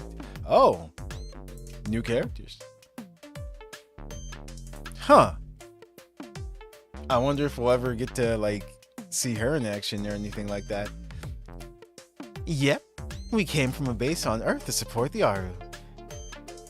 My name is Atil.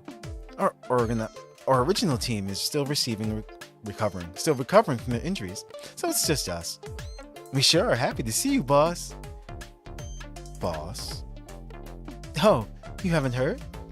Nova was the top graduate of their year in Commandant School. That's why Simon and his peers call Nova boss.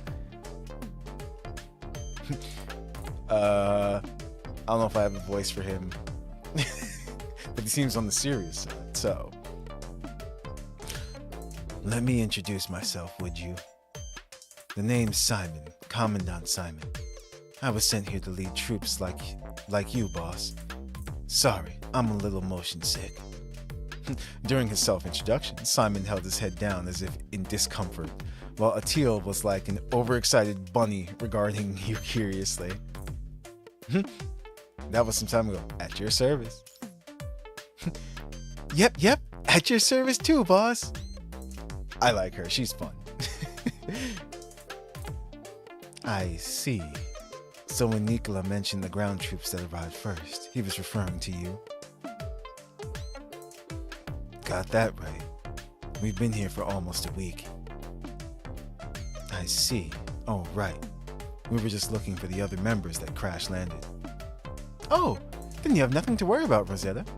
Didn't you catch what I just said? Huh. You found them already? Are they alright?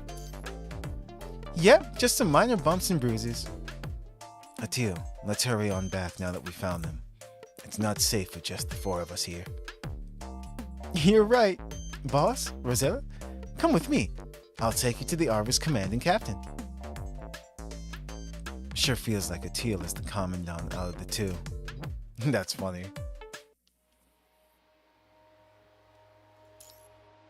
Captain and Tide.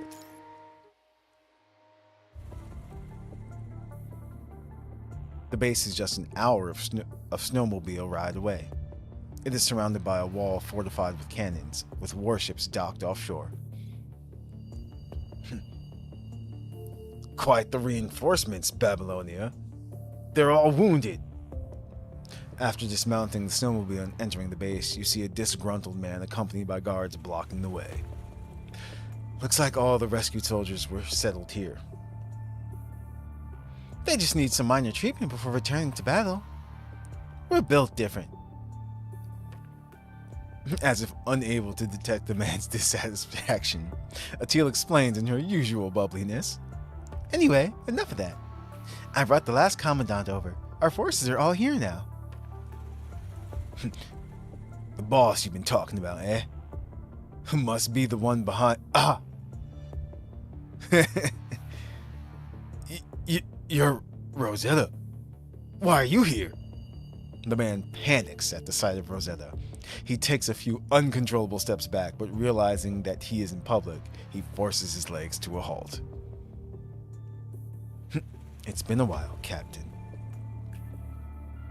Rosetta's expression is unreadable. She merely follows with a light sigh. Commandant, this is Captain Stason. Yeah, Stason of the Arctic Route Union. He was the one who requested reinforcements.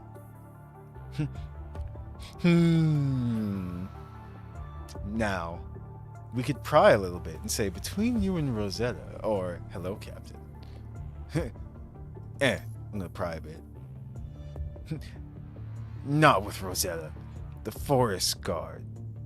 There's no way I could be as calm as collected as when you facing those sinners. Well, now that we've got the self-introductions over, Captain, would you give us a sit rep to our boss? All right. I don't know how much Rosetta has told you, but I'll give you the rundown from the beginning. The Aru is on the verge of collapse. We've treated this tide too lightly. On the verge of collapse.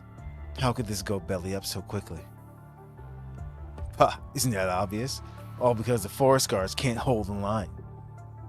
The bionics blitzed the shore, then captured our warehouse and energy pipeline. It'll be our death sentence if we continue to go on without supplies. The worst part is not knowing where the bionics came from, correct? Where did the bionics come from, or how long has it been going on? Yeah. I don't know. Who knows why the bionics are suddenly appearing in droves? You over there, bring me the map. Stason orders another guard to activate the projection terminal. The entire Arctic Route Union and surrounding terrain manifests as a holographic map. See the circles on the map? Those are the regions taken by the bionics. We need Babylonia's help in recovering them. Enemies are sure to be in greater number there, likely at least 60 bionic units per region. I'm not trained for combat, so I'm not much use to you out in the field. Speaking of, where are Diana and the others? The forest guards are out conducting guerrilla warfare. We decided on this tactical direction during our last meeting. Finally recovering from his motion sickness, Simon indicates several of the Forest Guard's patrol routes on the map. I'm sure Captain Stason has brought you up to speed now, boss. Why don't we split up?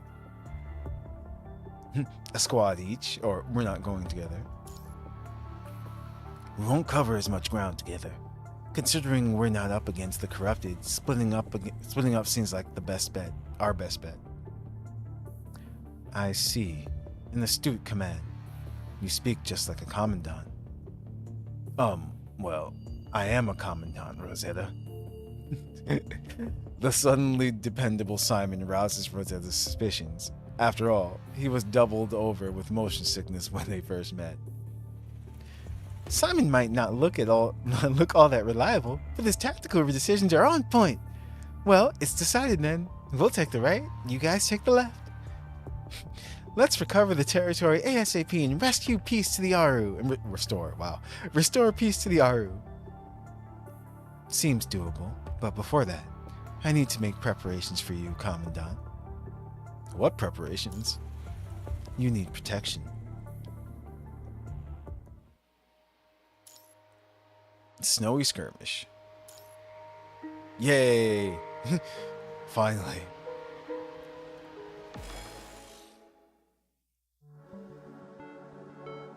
Clank, clank, clank, clank. Beep, beep, beep. The massive way of the mech leaves deep impressions in the snow. Each step is like a toddler learning to walk. Clank, clank. Commandant, how does it feel inside? This mechanical unit must be what Rosetta meant by protection. She gave us a mech suit. Through Captain Stason's arrangements, you find a polar soldier unit delivered to you. Rosetta inserts you within the cockpit without further hesitation. Is this really necessary, or this feels weird? It's necessary, so I'm just gonna go with, yeah. You'll get used to it. Aru fishermen use these for deep sea operations. I've always been a jinx of sorts, and that was likely why the transport craft crashed, so it's better to be safe than sorry. You keep saying you're unlucky. Maybe you're just being superstitious. No, I don't think it's just superstition, but a type of intuition. Anyway, it never hurts to over-prepare.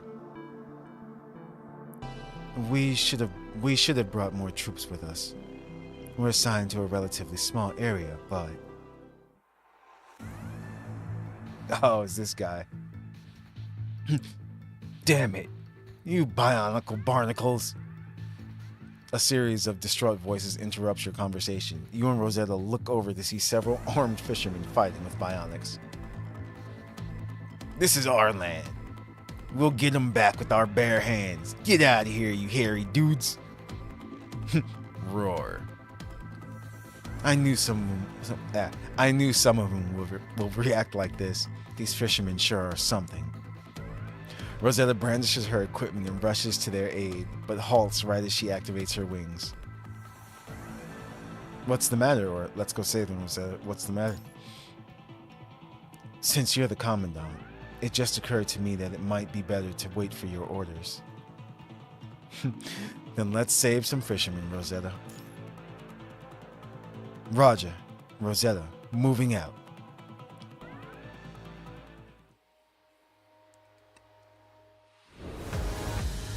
This fight better not be a boring one. I'll take over. You go back.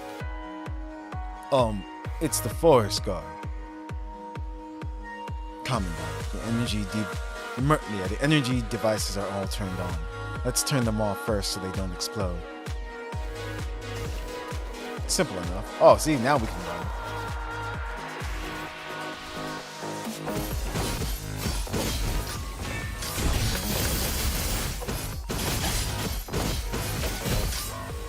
Life and death are but a moment apart. The sun will shine. So be my flame. Life and death are but a... Now you're on the other side of love. He feels so good to play. It's so funny. She is now the game. Well, at the moment. This year, we have some nice characters to look forward to, is what I'll say. And some nice events.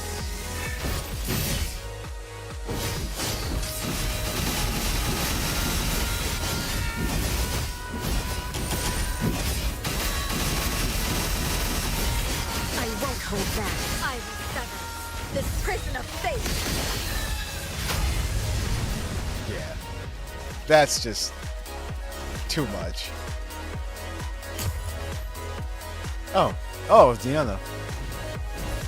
Why is there combat here? I even told the fishes not to act rashly. Oh no. Rosetta? Diana. Great timing. Let's drive away the bionics together.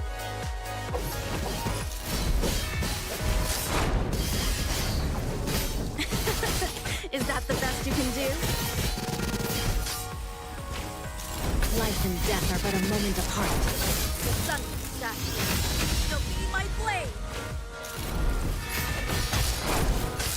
Life and death. Now you're on the other side.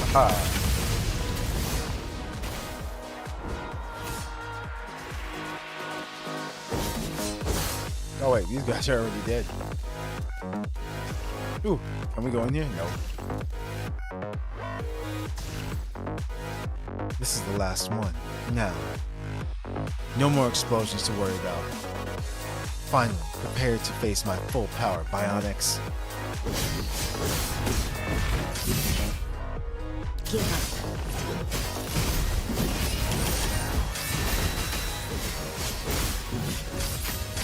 Life and death. Now you're on the other side of life. I will sever this prison of fate.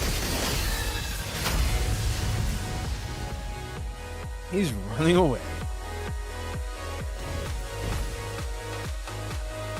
We have taken this area back, but why did the bionics escape with the energy tanks?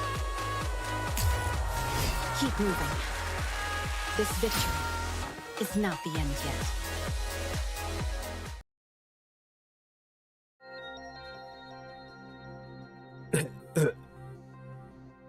Are you guys alright? We don't need no sympathy from your sinners. And it's not like in bionics. Shh, don't bring it up, you dolt. After the battle, Rosetta approaches the rescued Aru members offering help. But her extended hand is met with the same hostility as before. We rescued you, or why are you so hostile to the forest guards? Yeah. Oh, I think it's the other guy talking right now, but his portrait glitched out of existence. The Capt had you over, eh? Yeah. Thanks and all, but this is Aru's matter, not yours. And with that, they struggle to their feet, hobbling towards the facilities with their weapons as a crutch. They should be able to get this place up and running like before in no time. But anyway, I never thought the reinforcements from Babylonia would be Nova and you, Rosetta. Confirming the safety of the surroundings, Diana approaches you. She seems relieved at seeing you once again. I'm only temporarily staying at Babylonia, so if the Aru requires help, I'd naturally be the most appropriate candidate. What about you, Nova? Thanks for your help. No, we're going with at the behest of our dear Rosetta. Huh? I see. So constructs in Babylonia get to appoint their commandants? If Nova is on the menu, then color me intrigued. This is only a temporary arrangement. Nova is still the commandant for the Grey Ravens. Anyway, they keep saying my name. Anyway, Nova, did Rosetta make you wear this? Yes. Just yes. Or a big plump robot I am. You know what? We're going with that one. It's bulky, but it has a defensive capability to match. And if you activate its built-in acceleration system, you might just be able to keep up with us for a while. For a few seconds. These polar soldier units must feel so nice and smooth. I've seen all sorts of piloted models, but somehow this one gives me warm and fuzzy feelings inside. From gentle head scritches of your polar soldier unit, Diana's hand gradually quickens into rambunctious rubbing. The paint above your head is definitely thinning. Diana, now's not the time for that. Do you have info on the current situation? Yep, we received intel of the Babylonia reinforcements leaving the base and rushed over. Now we're ready to recover the lost territory. You should be able to handle the bionics, or what were you guys doing before? We were conducting guerrilla warfare. The enemy has us outnumbered, so we have to resort to picking off the enemies trying to attack the main base. What the... Anyway. Boss, Rosetta, you hear me? Oh, the forest guards too? It sure is nice seeing everyone all safe and sound. Looks like Simon has completed his mission. Atil, you're energetic as ever. So what's the news? Boss, I want to confirm the status on the region's recovery. We've managed to retake the rescue resource pipeline. What about the hub facilities on your end? Done and done. Are you guys okay? Well, they said yeah, so. I knew you'd kill it, boss. Now things can finally get moving. In short, I intend to continue dispersing forces to deal with the areas where the enemy's defenses are weakest. Boss, can you rendezvous with us at this position? That place. Yeah, a residential region. It occupies a larger area, so there are several times the bionics defending it. So, we've got our work cut out for us, huh?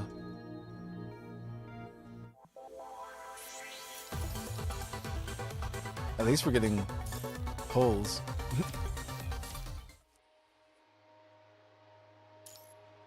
Speedster.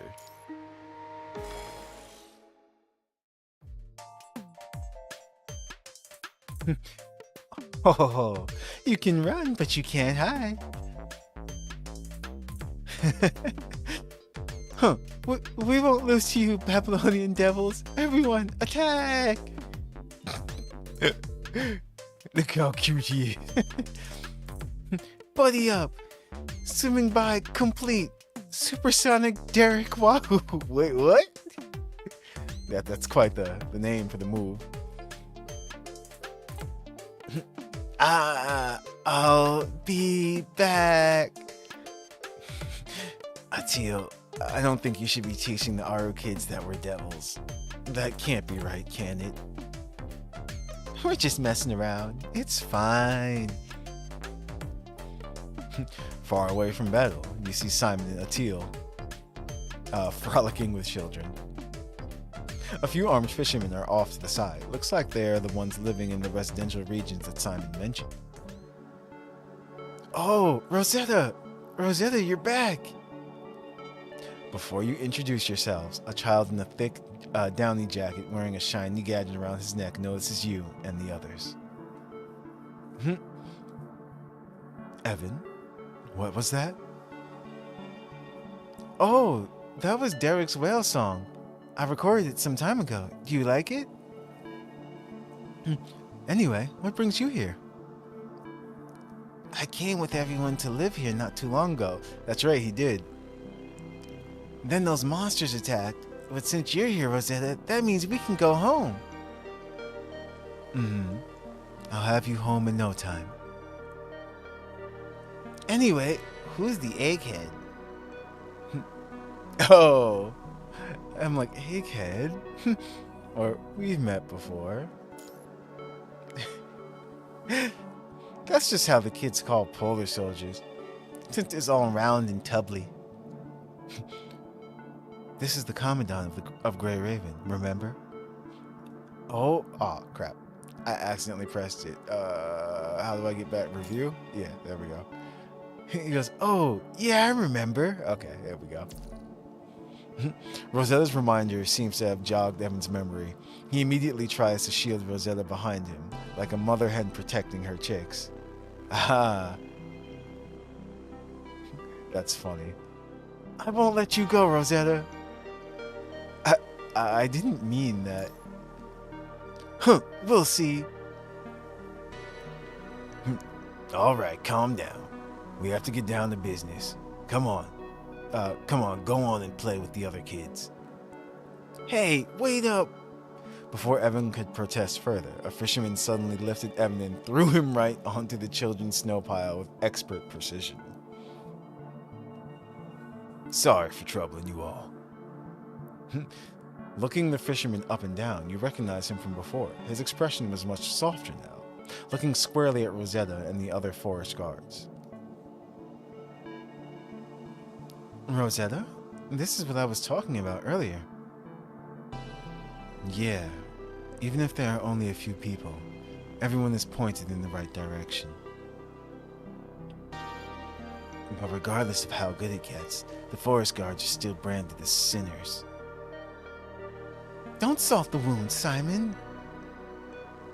I'm just stating a fact. Keep your hands to yourself. Attila and Simon walk over, but Attila is somehow limping as if something's wrong. Where are you hurt? Yeah. A connection on my foot is probably just on the fritz, but it doesn't matter. I can continue to fight. In short, the remaining forest guards and us Babylonians will set out in 10 minutes and lure the bionics into battle. Uh-oh. Gotcha. That should prevent the base from sustaining any collateral damage. That's what I was thinking. The fishermen also wish to join the fray, so we plan on having them protect the rear. Atil, you and I will protect the rear along with the fishermen. Wait, why won't you let me join the front line, Simon? I'm just a little banged up is all. It's not because of that. You're just needed in the rear. I am taking your injuries into consideration, so after the battle you can return to the base to get fixed up. Afterward, you can rejoin the front line. We'll be responsible for luring the enemy. Simon and the others will support from the rear, correct? Nova will be in charge of the forest guard. Leave it to me. Glad I can trust you. So, we launch a joint attack like last time, Deanna? Yep, we're running together again. No, I can't run anymore. No worries, I've got backup. Backup?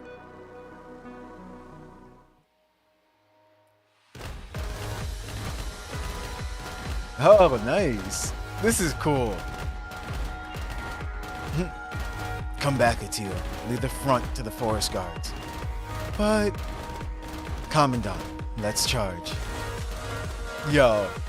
Wait. Okay, this is cool. Use dodge to slide under the obstacle. Yo, okay. This is fun. Use jump to go over the obstacle. Guys, I love this. Use attack to destroy the bionic.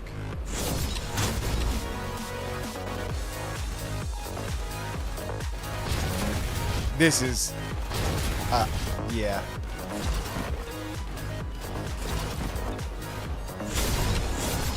Yup. This feels good.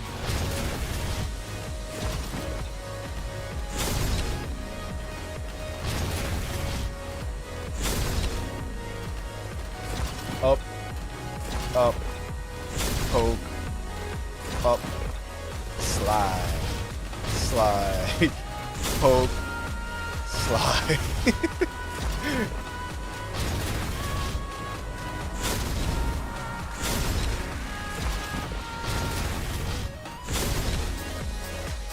They should keep this as a mini. Whoa, a mini game or something. Okay, dodge or jump over. Wait, dodge.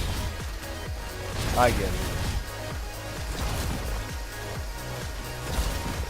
Oh, I got hit by that.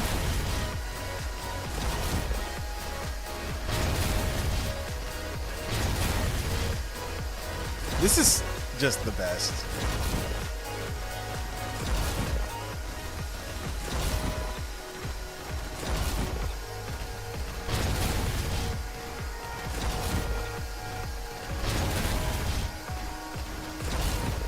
Wreck the end. Am I supposed to like...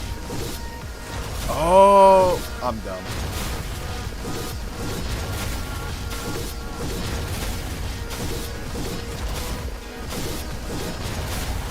I was wondering, just like, is this ever going to end?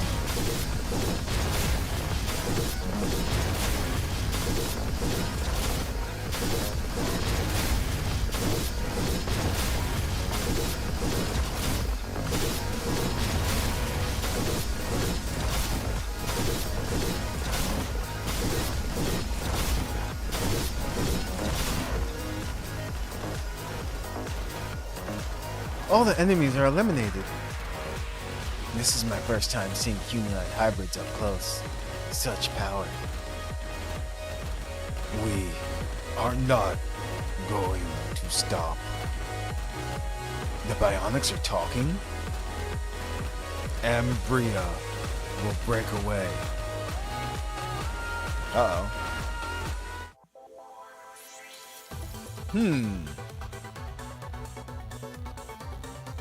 Hey, what's up, Dragon?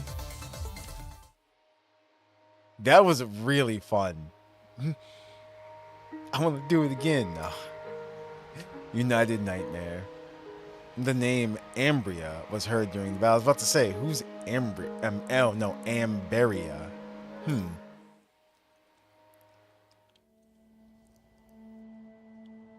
It was a perilous battle, but it ended in victory for the Arctic Root Union.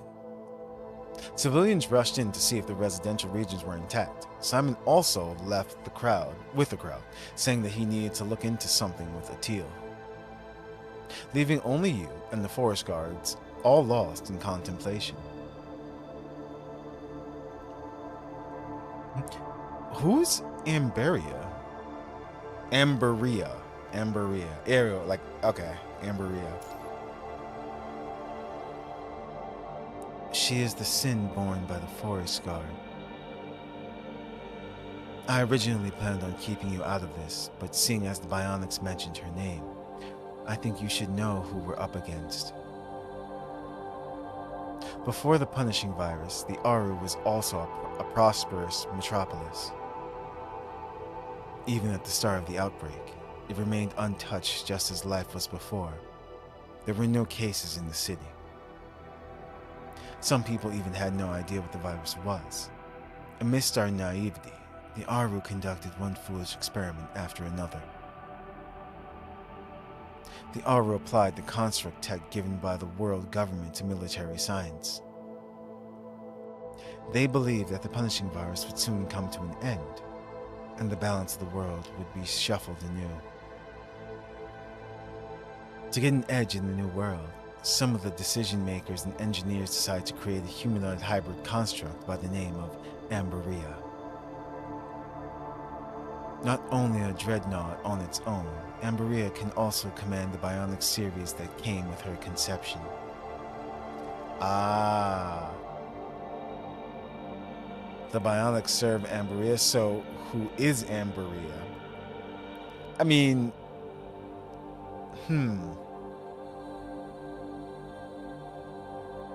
Yeah, no, I still want to know. We don't know much about Amberia. Only that she was 18 before she became a construct. The Aru wanted Amberia and the bionics to be their perfect weapons, but they never knew humanoid hybrids could turn out to be such monsters. The bionics wielded immense power, but the Aru never thought that Amberia would go berserk upon her activation. The Aru became hell on earth in an instant. Amberia and her bionics ravaged the land, killing countless people in a sea of fire and brimstone.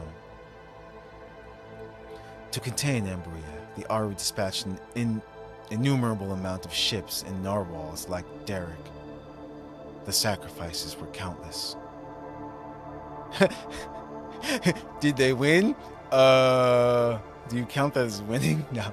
Did Amberia die? Apparently not, if they mentioned her name. Or maybe they're trying to revive her. We don't know yet. Oh no. Wait, what?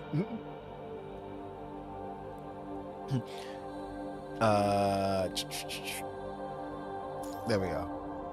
Oh, yes. Okay, so she did. Yes, Amberia was vaporized in a barrage of explosives, and we lost her signal. The battle was finally over. But the Aru also lost it all. Even before the ravages of the virus, this land was already in ruins because of Amberia.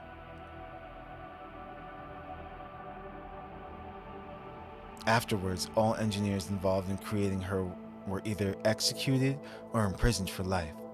As for their family and closest friends, they were branded as sinners.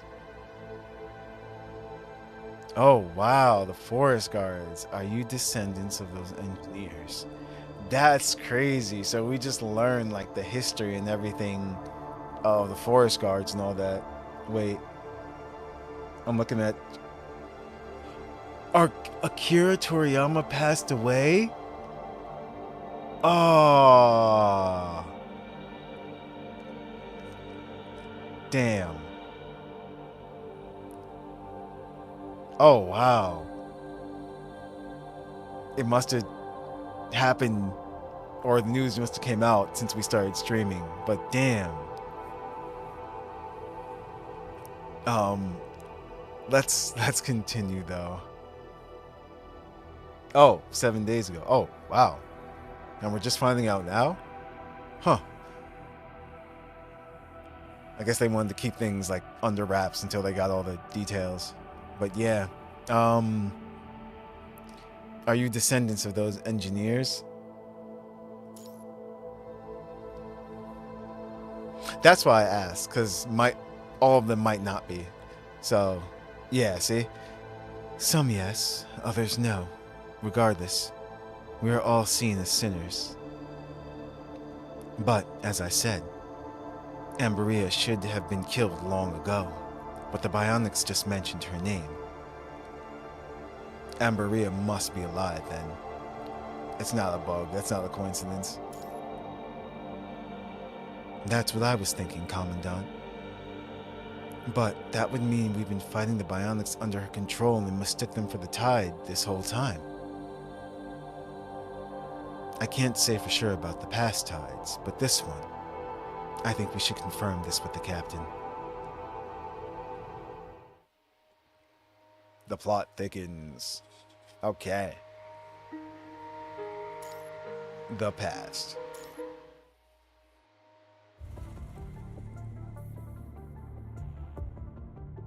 What's the meaning of this? Why did they mention Amberia's name? Oh, you think I'm playing her like a puppet? Are you not? I can only influence her dreams. I can't control her directly.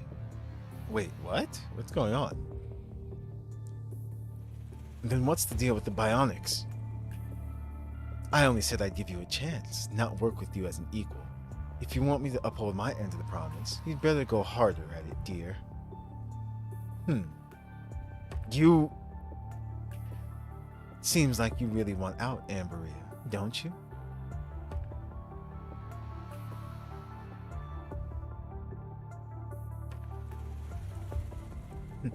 You people, it's this guy. What are you trying to get out of me?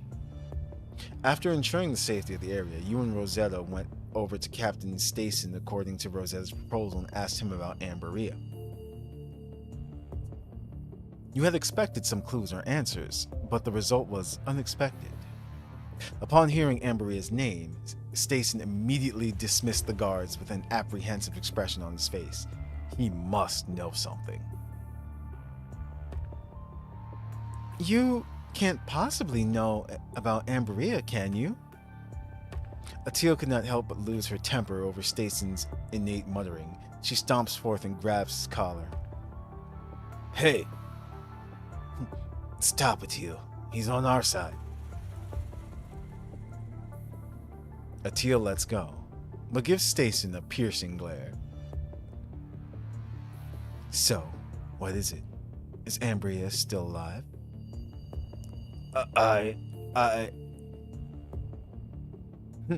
We need to know everything that's going on, or do you want to relive that tragedy? Yeah, let's scare him a little bit.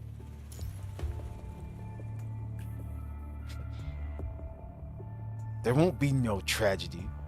We easily snuffed out the last time. And we'll do it again this time. So she really is alive then. Stacen's broken mumblings confirm the suspicions within your heart. Yup, that's what we were trying to get out of him. Tell me, Captain, why did you try to cover it up? Where is she now? How can you tolerate this? Even Deanna lets out her anger. The name Amberia is evidently a monument in the heart of the Forest Guards. I wasn't trying to cover it up. No, I never did. What? It was the previous captain and the ones before. They did that. Every new captain is ordered to keep it a secret. If I had known this from the beginning, I would have never tried to be one. Like a crumbling tower, Stacen grabs and pulls at his hair, shrieking angrily at you and the others. Then, can you tell us the truth? Or why keep it a secret then? Yeah. I wasn't trying to, but who'd believe me? And you know what happens to traitors. But you were only a traitor because you kept it a secret, you idiot. It doesn't make any sense. Not to mention, if I were to tell everyone that Ambria was still alive, the Aru would delve into chaos. If we ran into any trouble during so, we'd all... Oh, forget it. I don't care anymore. You want to know the truth? I'll tell you the truth. But you better not tell anyone else. The room falls into silence. Stacen begins spitting out everything he knows. I don't exactly know how, but the Aru used a code to suppress Ambria. A code? So, some kind of preset authentication? Something like that. Anyway, the leaders in control of the code put Ambria into a deep sleep. They then sealed her and the bionics away somewhere in this tundra. First things first, though. I don't know where either. How can you not know? You're not messing with us, are you? I really don't. All I heard from the previous captain was that Ambria's nightmares are what's controlling the tide. Huh. I wonder if she's somewhere underwater. The nightmares are disturbing her mind, causing the linked bionics to attack people on the surface? That's what should be the case this time around as well. The bionics also mentioned Ambria, yeah?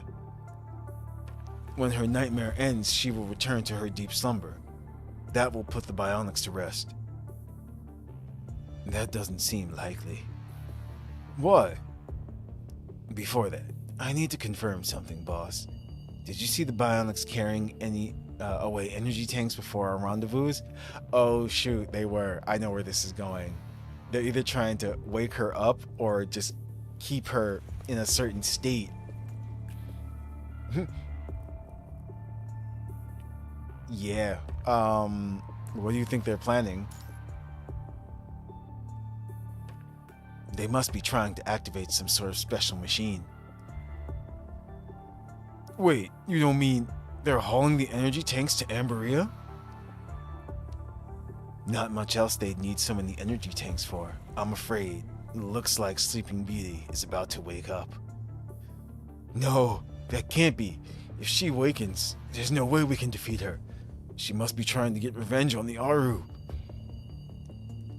The pace of Stacen's speech quickens, growing more erratic by the second. He tries to scamper for the shipyard, but is blocked off by Rosetta. We'll have to fight to see if we win or lose, but for now, we still have a way out. The code. Do you really not have any idea about it? You might find something in the research lab. I'm sure you forest guards are familiar with it. The lab used to make constructs. I don't know what's in there, but you should hurry. If you can find the code, we can put Ambria back to sleep again. Whether she's back or not, as long as we have the code, we will always have the upper hand. Huh? Well then, let's go search for the code. Do we still have time? No other choice, Commandant. Let's get going. She's right, boss. Let's get other constructs to fortify a defensive line while we look for the code. Research building.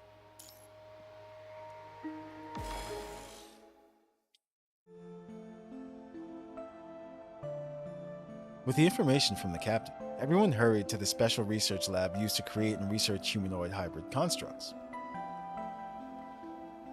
I can't believe the Amberia that brought destruction upon the Aru still lives.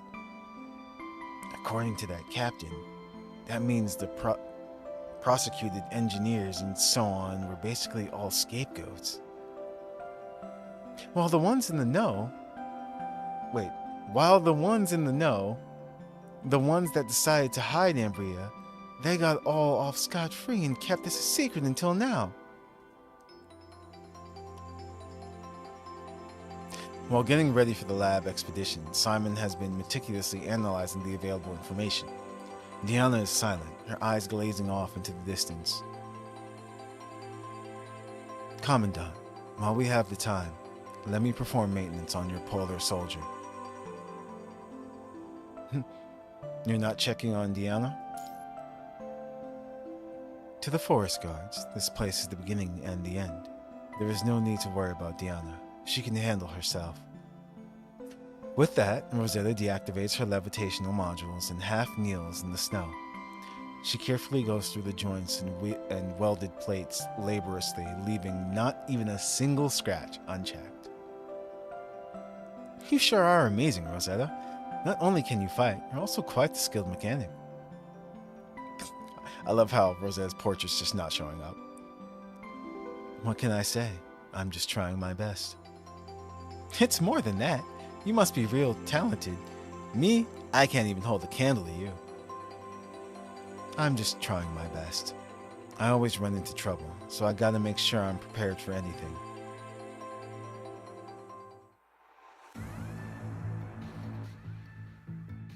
With the preparations complete, you continue on until you reach the front gate of the research lab.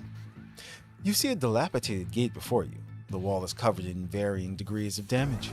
Looking through some of the busted windows, you see the vacant interior. The building appears to be on the verge of collapse. What's going on here? Why are there bionics here? You expected some stray bionics, but not a situation like the one before your eyes. This guy. Roar. Bionics are tunneling in and out of the unguarded building, emptying it of research equipment and parts. Are they looking for the code too, or stop them? Yeah. If so, their actions before don't make much sense. Forget it. We don't have time for this. Boss, we gotta stop them. Diana, there's gotta be some roadblock devices nearby. Yeah, we can activate them, and it should stop the bionics in their tracks. But looks like some of them already ran into the research lab. Leave them to me and Diana. They can't outrun us, Commandant. Think you can handle activating the roadblocks? Do you know where it's located? If I remember correctly, they should be deployed around several locations with natural obstacles. Roar. There we go. Bionics are charging into the building. Let's get moving, Commandant. Let's go. Roger. So are we in a mech suit?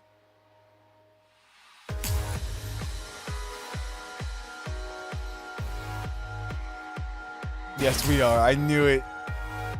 Can we just leave it to the forest guards? Should we also go inside to secure the code? Before that, we must make sure that we won't be surrounded by the enemies. Boss, the roadblock device is just nearby. Let's find it. We're cool.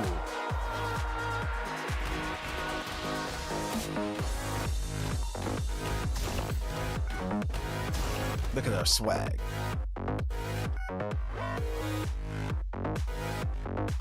Oh, it's pretty easy to set up. Wait, Simon, don't touch it. What? Wait, I can't dodge. Oh, that's right.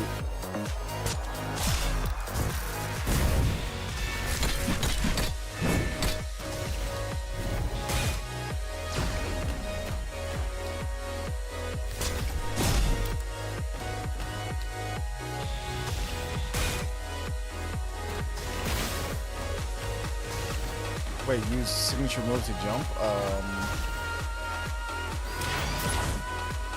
Oh.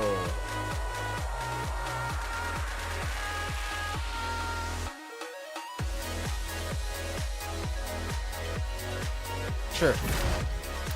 Hmm.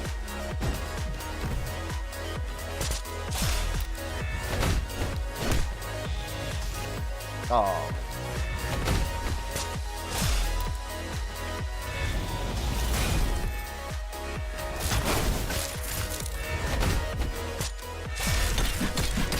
Stop that.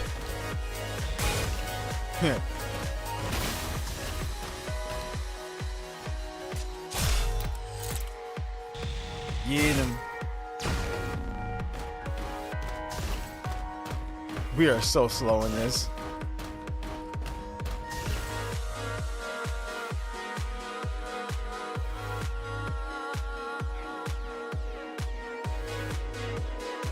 The devices are all activated. Rest is in the forest guard's hands. Oh, here we go. Roar. Your path ends here. Deanna, let's stop them.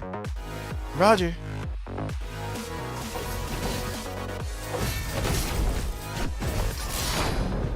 Life and death are but a moment. So be my slave.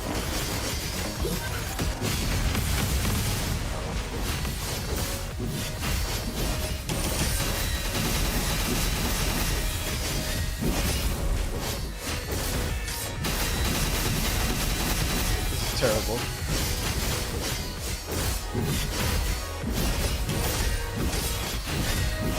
Give up. Surround me.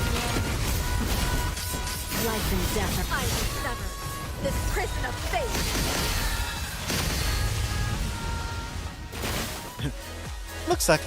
Looks like it's a success. Let's go inside the research building now. Wait up, Matil. Time's money. We need to find out what the code is ASAP. Keep moving. This victory is not the end yet.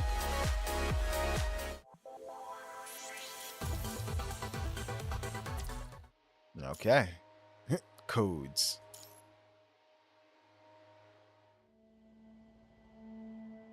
Hey, Simon. By the looks of the stuff here, I think we made it to the database room. Hang on, let me have a look. Hey, Deanna, are you familiar with this system? Only just a thing or two. I'll give you a hand too. After securing the server room in the research lab, Simon immediately sets about looking for intel on Amberia. Not technologically inclined and unable to help, Rosetta is in the room lost in thought. What's on your mind? I was just thinking about how many forest guards were born here. I may be labeled as a sinner all the time, but I don't carry the same weight as Deanna and the others. I was modified because of other reasons. After I was reborn, I've been fighting ever since. After all this fighting, I may have gotten stronger, but I still can't change my misfortune. And when I met you in Alpha, I really thought that was the end. But I survived, and then I had to face Alpha again. Then this time, I thought it would just be a few minor skirmishes. Who would have thought? We're now up against that Ambria in the Legends. It's just a coincidence, or it looks like we're all unlucky? Of course, I by no means think I'm special. I'm just used to it is all. But enough about me. If we can solve this once and for all, then the forest guards can finally rest at ease. Why? But we can't tell anyone about Ambria, can we? It doesn't matter. What matters is that we put the past to rest. In fact, many people in the Aru think that the tide is just a ruse by the forest guard to ensure our status. They're always afraid that we will become the next Ambria. They've always been in fear that another Ambria will rise in the Aru. Fearing, even with that master code they programmed us with, the code to make us listen to their commands. But none of the forest guards wishes for revenge. Amid torrential snow and wind, the forest guard's honor stands strong. This is an old saying among the forest guard. Well, I guess the forest guard aren't exactly that old. So, why did they turn you into constructs? If they fear the power of humanoid hybrids, then why would they continue making them? There wasn't a choice. The punishing virus poses a terrifying threat.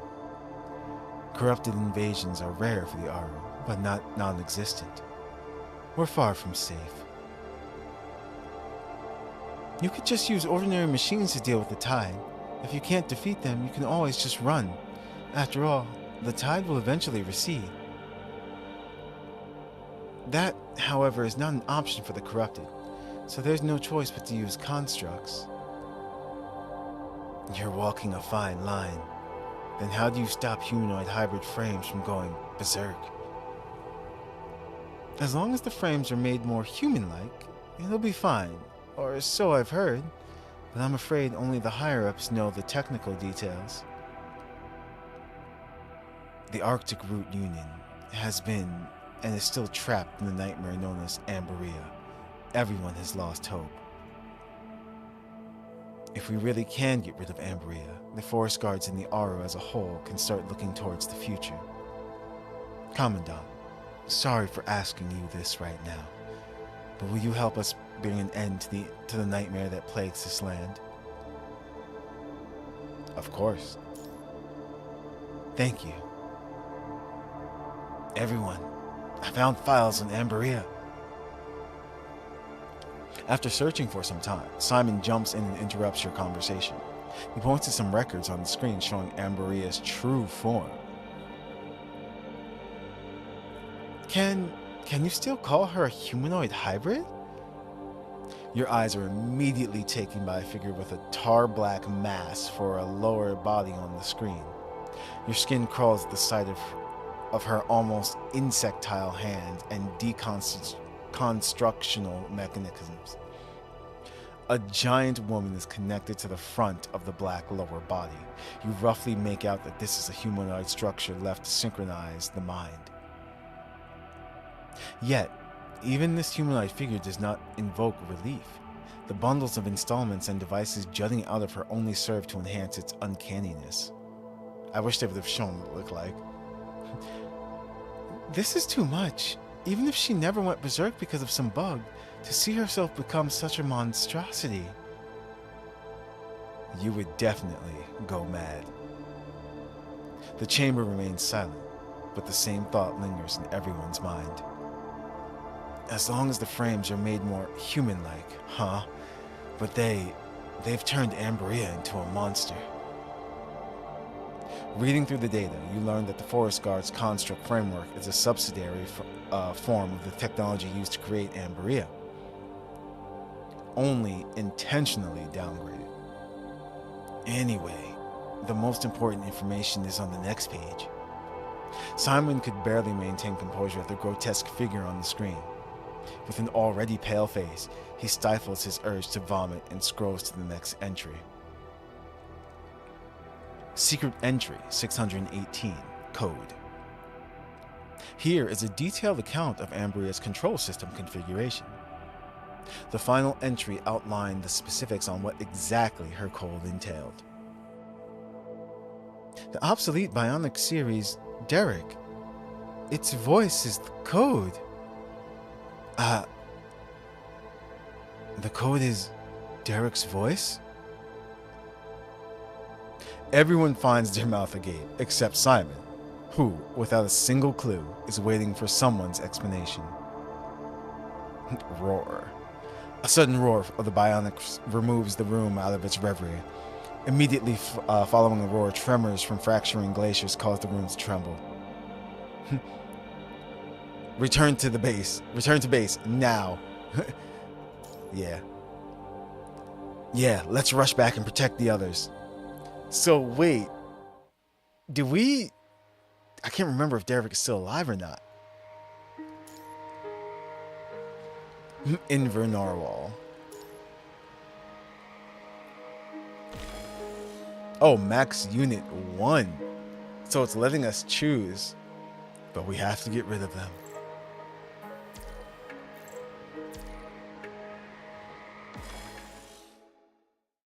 This is going to be interesting.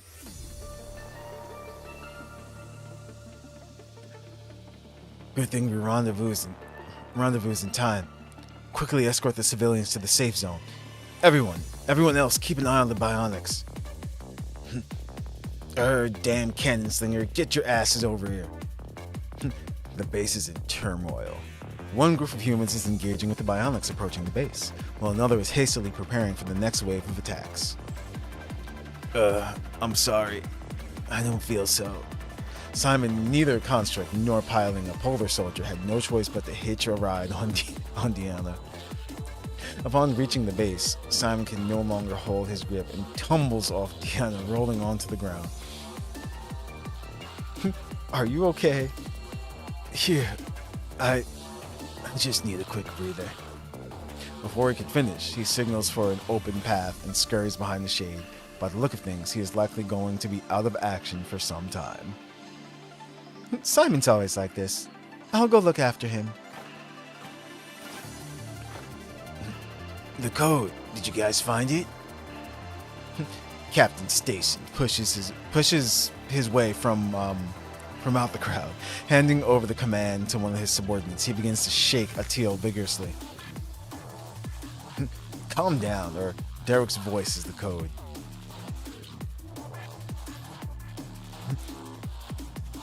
Derek, you mean that mechanic narwhal? Wait, why is that mechanical narwhal's voice the code? They're using a voice to control Amberia? I can't tell what they were thinking either, but I'm afraid it's true. Derek's voice is specifically designed to resonate with the frequency of humanoid hybrid minds. How is that possible? You must know what I mean, Commandant. You saw it firsthand. Our last time in the R room. Yeah, Derek's voice was the main reason I wasn't taken by the virus.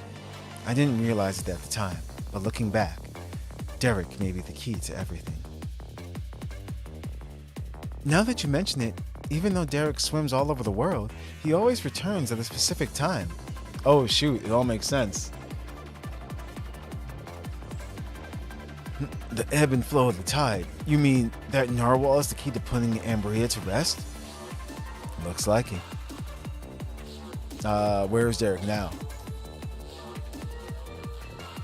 Who knows where that blasted narwhal is? Derek might be malfunctioning. The reason being Alpha. That's right. Yup. That must be it. Alpha had her eyes on Derek during her last visit, and in trying to tame him, she must have caused a system malfunction. Then what do we do? No Derek? No code? Evan has the code. Wait. That's the kid, the boy. Why Evan? Ah. Deanna suddenly recalls the last time she saw Evan.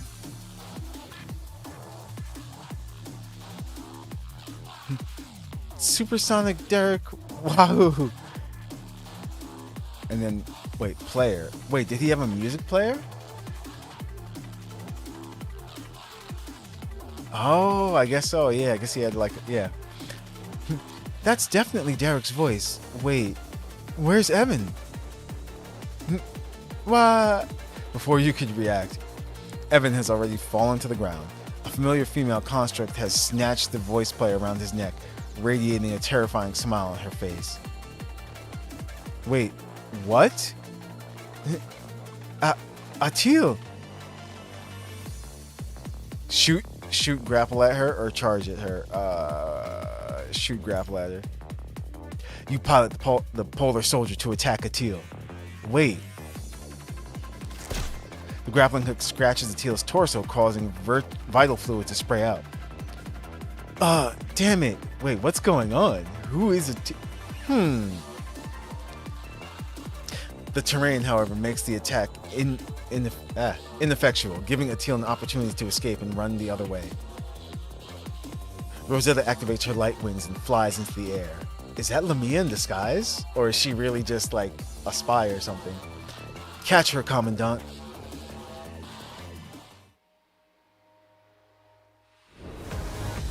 This fight better not be a boring one.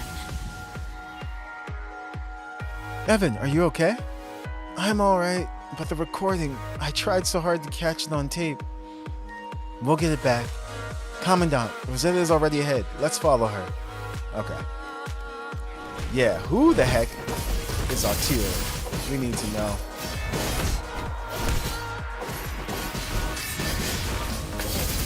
The sun is shining. So be my blade.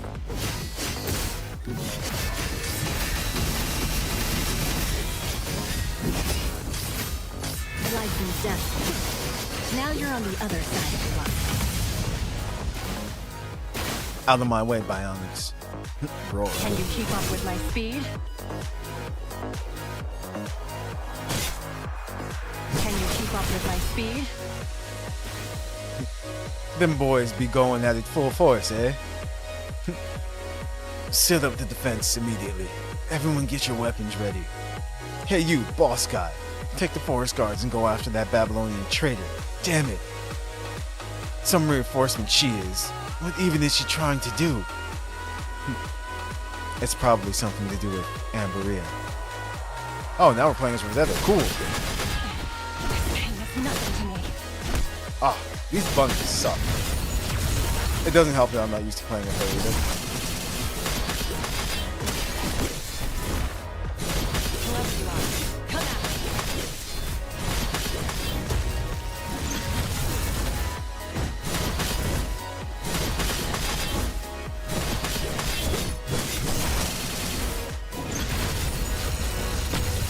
There we go. Rosetta, we're here. I went ahead of them again.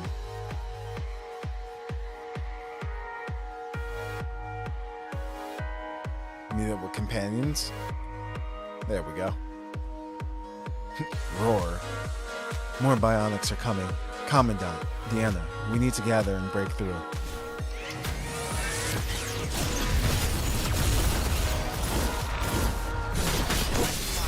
Come at me.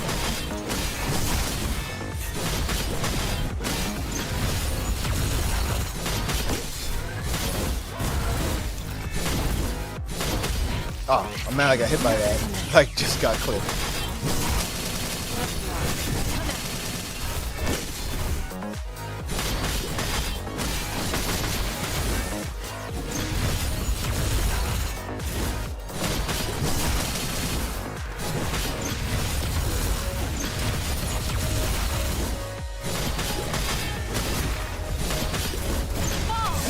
My spear shall assault you.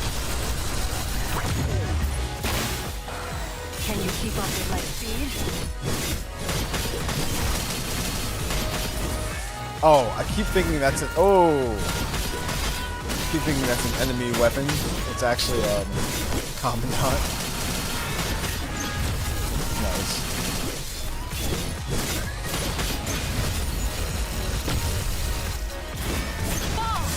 My spear shall assault you. You're going after Atil, aren't you?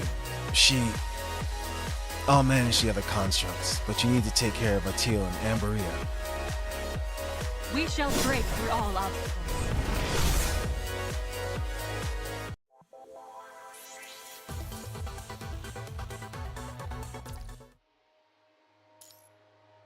Blood trail. Okay, so not max 1 anymore. So we're putting you back. Please give the Ambanat.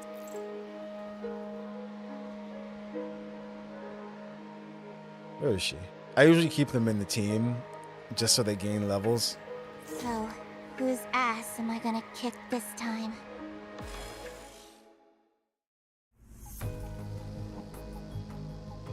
Oh. Wow, this is a different, like, this is a cool, like, unique looking, character. Anyway. Found her tracks. Over here. The attack may have failed, but you managed to place a tracker on the teal. Leaking vital fluid and broken construct parts are visibly scattered on the white snow. Leaving the battle, the forest guards have dispersed, trying to track Atil's whereabouts. Her tracks end here. After tracking her for a short while, however, her trails end abruptly. Maybe she performed emergency repairs? No, looks like we found our place. I think so too, but everything looks the same here. How are we going to find her? Up ahead, I think. Following the tip of Rosetta's spear, you see a building that you never noticed in the snow before. What could that place be? I don't know, Commandant, but this likely has something to do with Atil. Let's go. All right, everyone. After Commandant.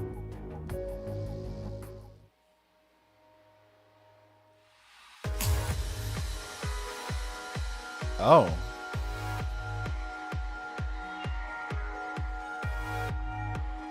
This hole leads directly to the underground. Let's just keep moving.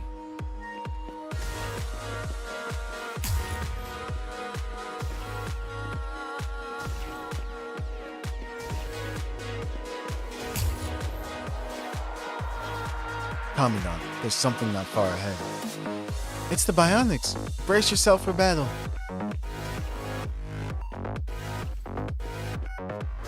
Roar. Actually, I'm gonna charge up. Life and death are but a moment apart. Son of death, shall be my blade! Life and death. Now you're on the other side of the rock. Give up. This poor bear. Give up. I won't hold back. Life and death are but a moment apart. Yeah. This Nikke event is funny to you? Gotcha. I haven't done it yet, but we'll be doing it soon. This is a cool looking place. Look at all the pods. Who's in there? Or what?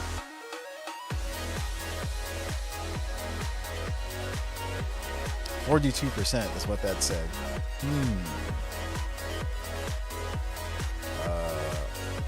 That's a wall. I'm confused. Okay. Oh, they were trying to show it's a dead end. Oh, it's a dead end. Atil isn't here either. But she must have been here. Let's check the nearby terminals. Wait. Disarm the lab security system. Wait, it's letting us choose? A. Disarm the lab security system. Available when you find the related items. B. Involves battles. Defend the lab while the forest guards disarm the security system. Or C. Back to searching. I'm not sure what to press here. Oh. I see. It's letting us do this. Okay. Let's go back to searching.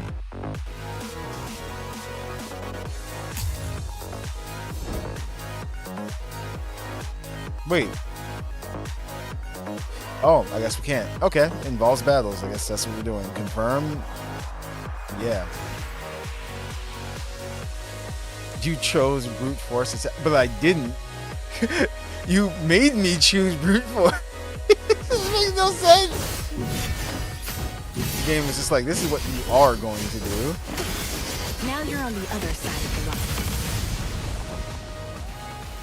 Okay.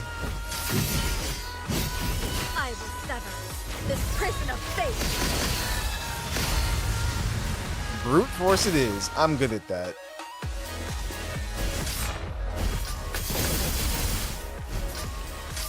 Life and death are but a moment apart. Yes, Miss. The sun shall be my blade. Life and death are but a... Now you're on the other side of the line.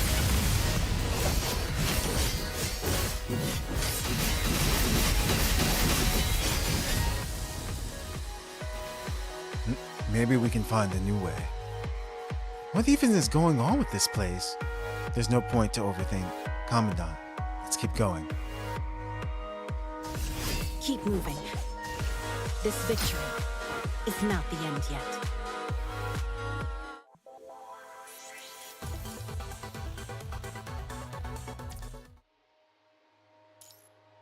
Frozen battlefield. I'm loving that we're getting to do all these battles though. It's great.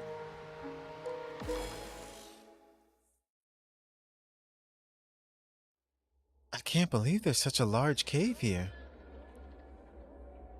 Walking into the entrance, everyone arrives at a strange underground world. There's a production line over there. That must be where our enemies came from. No wonder the numbers don't match up. That doesn't make sense though. Why would such a large cave go undiscovered for this long? There must be some sort of interference. Look up there. The strange lights. They must be some sort of signal jammer. They put so much effort into burying their past mistakes and building this military base instead of trying to rebuild the Aru. Because they had war in mind. That's all in the past, yeah. Yeah, the captain said that Amberia and the Bionics were built for war from the start. From the looks of this cave, you can see the true intent of Aru's leadership. They never swayed from their belief that war was the final solution. Oh, how very deep and all... Wait, what? Oh, how very deep and all. Forest guards. Ah, AzureNova, you as well. Who are you? Or who's there? Who are you? Yeah. Oh, what? Oh, wait.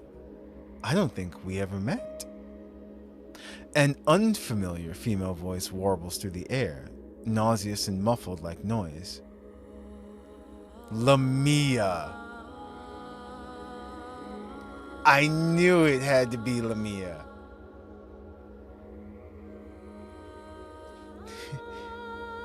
Okay. This is all starting to make sense now. Self-intros are annoying, but I guess I'll still go through with it. My name is Lamia, an Ascendant. That's true, actually. I think this is our first time meeting her, like Commandant himself. First Alpha, now Lamia. Do you Ascendants think you can stroll in and out of the Aru just as you please? Well, we just needed something here, that's all. Are you the one behind all this? Where is Atil? It might have just been her in disguise, but I'm gonna ask, where is Atil? Oh, come on, little pumpkin. You know the answer. Which means you have Atil. I'm only here for Amberia. We've got enough juice, so after she's fully charged, we can make her go beep boop with the code, and voila! Then Amberia will be under my control, after which... You're just telling us that? Or can't you just use the virus to control her? Actually, yeah, you're just telling us that? I'm not trying to tell you. You're the brutes who barged in on me talking to myself. Lamia cuts the broadcast. Bionics begin pouring out of the dark recesses of the cavern. Wait, these bionics, they've been corrupted. Corrupted and descendants. Is that Lamia trying to turn the Aru into Calhoun? We're here to prevent that from happening. Let's break through their forces and continue downward, Commandant. As you're about to move, the ice cave begins to rumble. It's a trap!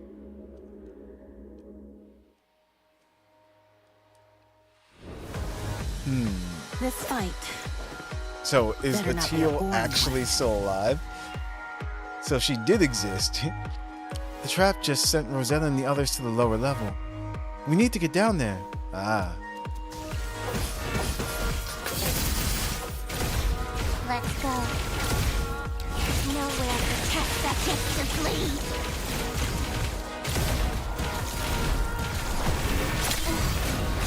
Experiment.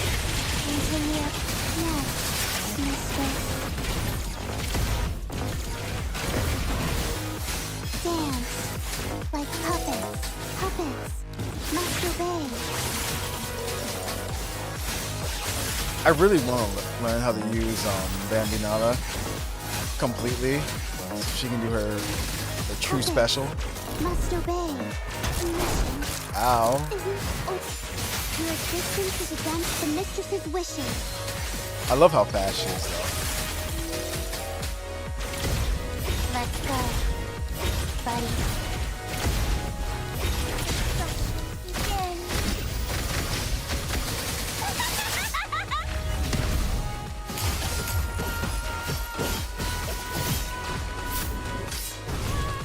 N- Give me up. The sun will shine. So be my slave. Life and death. Now you're on the other side of the line. Oh, they're already dead. Hmm?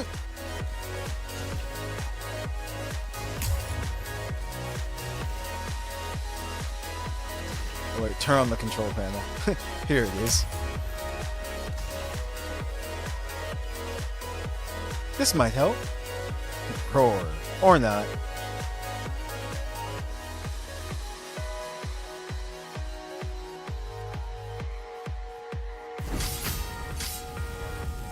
Life and death are...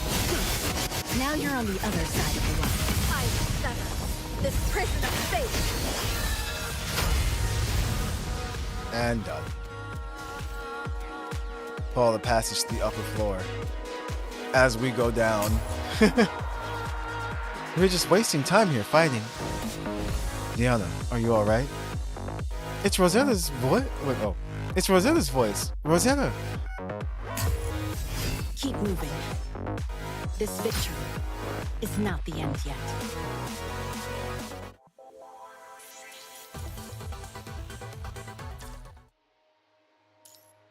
Ice Venture.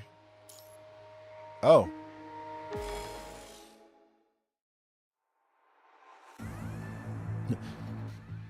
Rosetta, AzureNova, are you okay? During the battle, the trap in the underground base suddenly activated, completely isolating the upper and lower layers. Are you guys alright? There's a few injured, but what about you? After curtly reassuring Deanna of you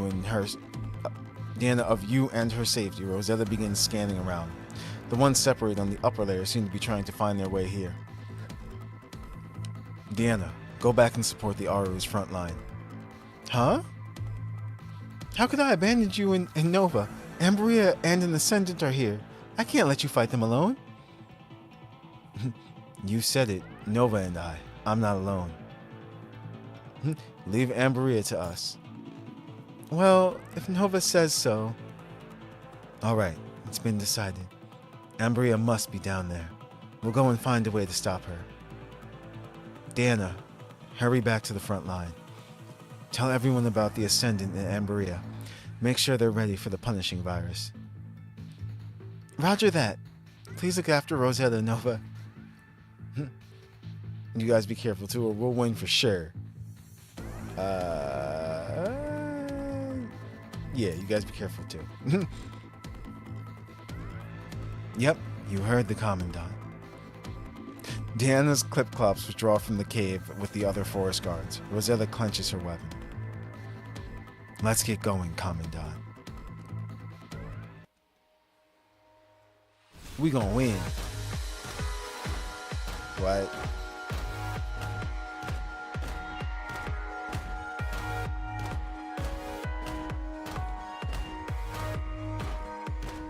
Commandant, we are quite far down.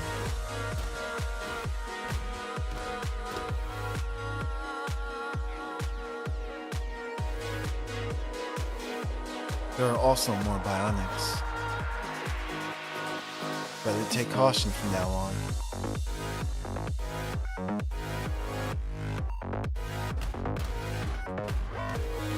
Keep moving on.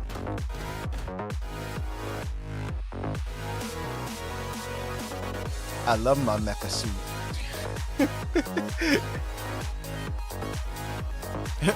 Bionic machine. He's like, what? I'll handle the combat, Commandant.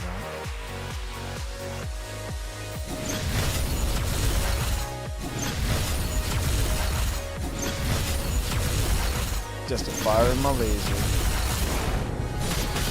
Can you keep up with my speed?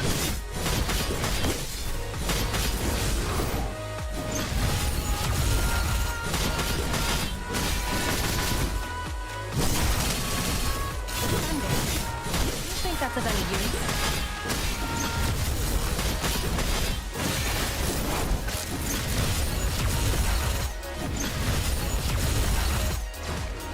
Get blasted. Keep moving on.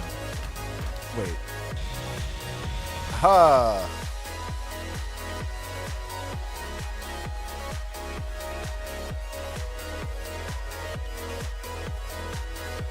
I knew they would be corrupted. This place is probably already.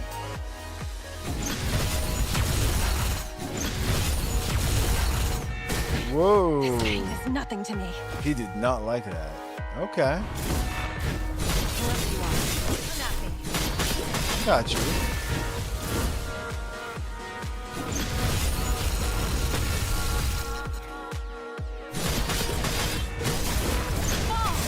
My spear shall absolve you.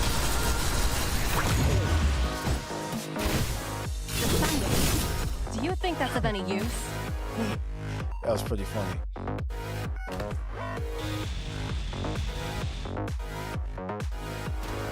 Can I just like hit these? Nope. They're making me go around.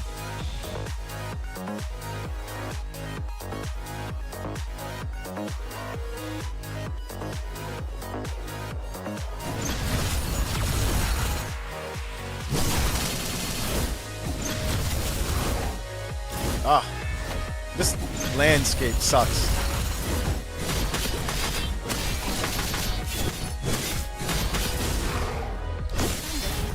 Do you think that's of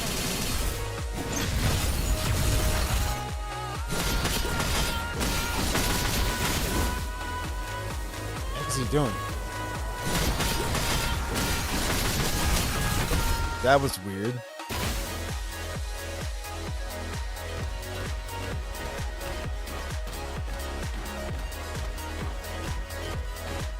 Just gonna casually jaunt over here. Within this door, we should find Amberia.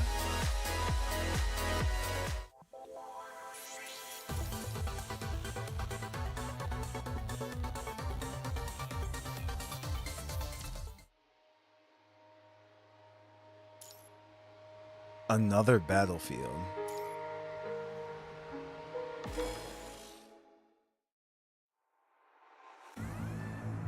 Oh, shoot.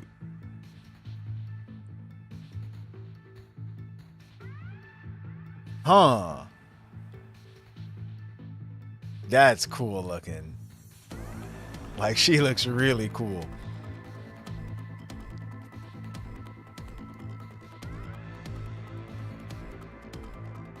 Amberia. Just like the records. No, even more terrifying. The grotesque form of Amberia in person is the direct embodiment of her terrifying image in the past tales. Oh, you squirmed your way in here after all. How troublesome. Where's Atil? Or we're here to stop you from turning on Amberia. I know that's the underlying thing, but I want to know. I knew it. Atil? Is she not standing right before you? Atil, are you done yet? Lamia sighs and raises her head, staring at Amberia beside her. Wait. What? Not yet. I still need more power. Commandant, that voice, she's... Atil? Wait. Though interminant and garbled, it is undoubtedly Atil's voice. Why would Amberia sound like Atil? And did Amberia already wake up? Ew, so many questions at once. But no matter. I'm just going through with my end of the agreement with Atil. Agreement? She'll find me a way to control Amberia without using the punishing virus, and I'll ensure her safety so she could exact revenge on the Aru. Revenge? Atil, why? Wait. Huh. Ha. I should be asking you forest guards instead. Why are you helping the Aru? You have suffered such injustice and were even called sinners. Why? Why do you still stand by these scum of the earth? What reason do you have to protect them? That shouldn't concern you. Aren't you a construct from Babylonia? I am a deserter of the Aru, a sinner, like the forest guard, Diana. I am a descendant of those researchers in the past. Ah, okay. So is that why you're familiar with that lab? Obviously. But then why are you in Babylonia? She must have been part of those that escaped. Commandant, do you remember about the roadblocks outside the lab? Those were actually for stopping sinners from escaping. But even so, many people got out. Oh, wow. I still remember what happened then. Angry mobs of people rushed into my home, tied me up and sent me to that dreadful building. Screams of agony could be heard day and night. Several of us managed to steal weapons from the guards. We thought we could find some small boat on the shore to escape on. In the end, I was the only one left. Everyone else was caught during their escape. I didn't dare look back. I abandoned all of them, and I got out. But when I finally found freedom, I learned that something called the punishing virus is destroying the world. In order to live, I had no choice but to become a construct. And I fought, carefully, trying to stay alive in my operations, until I finally managed to seize this chance. The chance to return to this hellhole for vengeance. Without the Aru, I no longer have to live in fear. If I can destroy them, the Ascendants will protect me. I want to live, no matter what. Atil, you're also... The Ascendant won't protect you, or many of those people are innocent.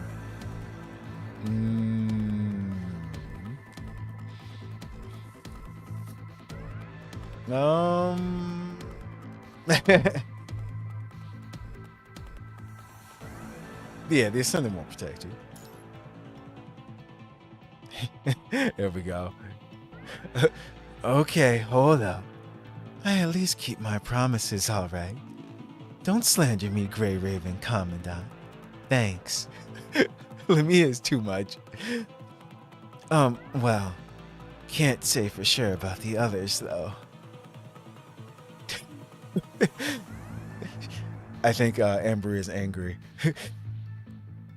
Oh, her mind interrogation has entered the next stage? Good. Atil, I will now use the code to activate your frame. You will be able to control all of the bionics through your mind to destroy the Aru. Lamia whips out a recorder, the one that was hanging around on Evan's neck, and installs it in a voice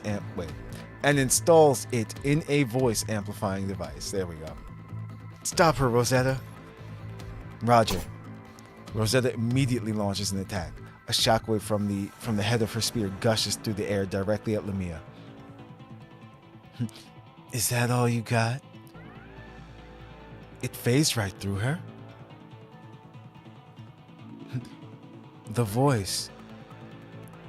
Unstoppably, Derek's voice reverberates through the room. As if heeding the call, the nearby energy transmission pipes begin to glow. Atil, turn these two into mush. I'll go outside and enjoy the Aru versus Bionics finale. Just the thought of a creator being destroyed by their creation sure is exciting. You, Lamia! Can you locate? No, let's stop Embrya first. You're right, Commandant. Here we go. Let's see what she looks like.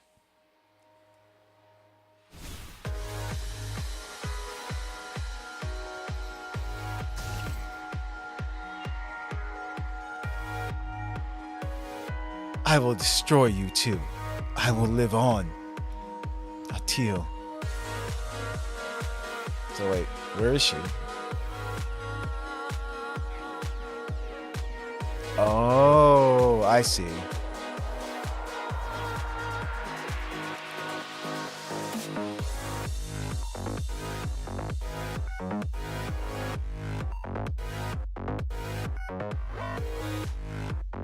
The pipes are compressing the energy and pumping it to Amberia. Commandant, let's destroy the energy tanks first.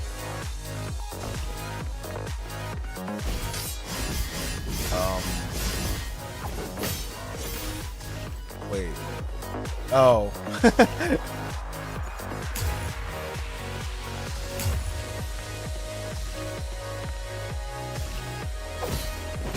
Oh, I have to. Okay. I was about to say, I'm like, what they want me to do? Life and death are but a moment apart. Give me all you got. Yes, mistress.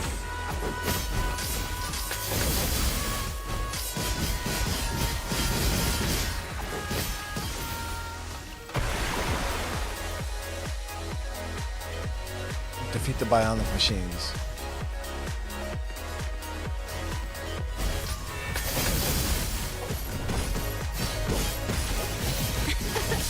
Is that the best you can do? Life and death are but a moment apart.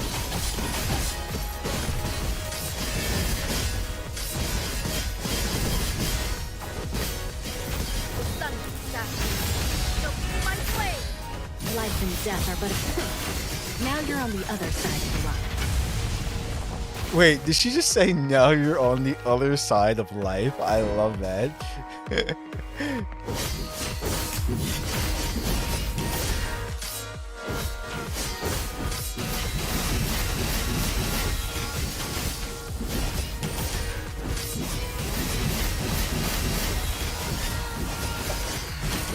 I won't hold back.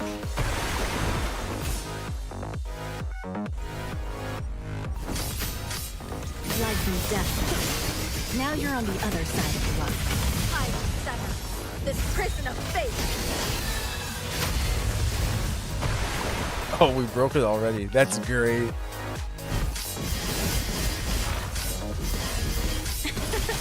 Is that the best you can do? The sun is set. So be my flame. Now you're on the other side of the line.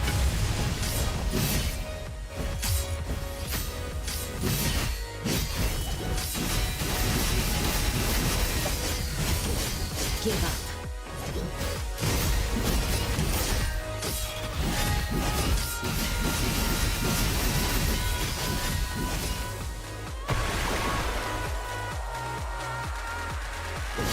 This is kind of I a won't hold rinse and back. repeat fight.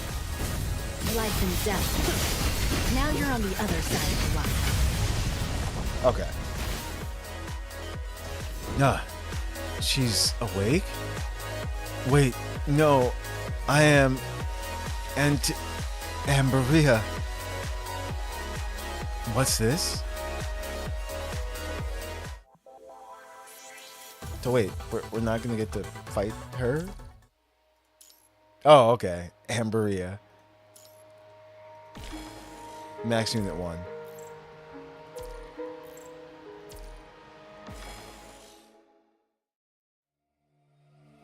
Oh, he's back. Gather up and defend. Keep an eye on your companions. Zone 2. Switch places with Zone 4. Move. Roar. Shields up. On the snowy field, the Bionics exchange blows with the Aru. The ravaged beast charged incessantly in an attempt to rip apart the joint army of Babylonia and the Aru. However, the Aru remains unbroken. On the contrary, their forces became more united under Simon's command. Everyone is fighting as one. Even though Simon's tactical decisions are old-fashioned in Babylonia terms, they proved highly effective against the scattered Bionics. Good, good. Looks like our side will be victorious if we keep this up. I wouldn't be so optimistic. Huh? Why? The drawn-out battle will exhaust the meat and bones Aru members, and the constructs in Babylonia can't keep up for too long due to mind exhaustion from combat. If only I were as good as If only I were as good at mind calibration like Boss. Simon's pace of speech and breath quickens hastily as he speaks. What? What do you mean by this? In short, our fate is in the hands of Boss, and... Sorry, Captain. My stomach is disagreeing with me. Oi, what the hell? Why are you vomiting all of a sudden? Damn it. Commandant Simon. Your orders, Commandant Simon. This... Damn it. Damn it. I'll take the helm. All hands, get ready to fight like you've never.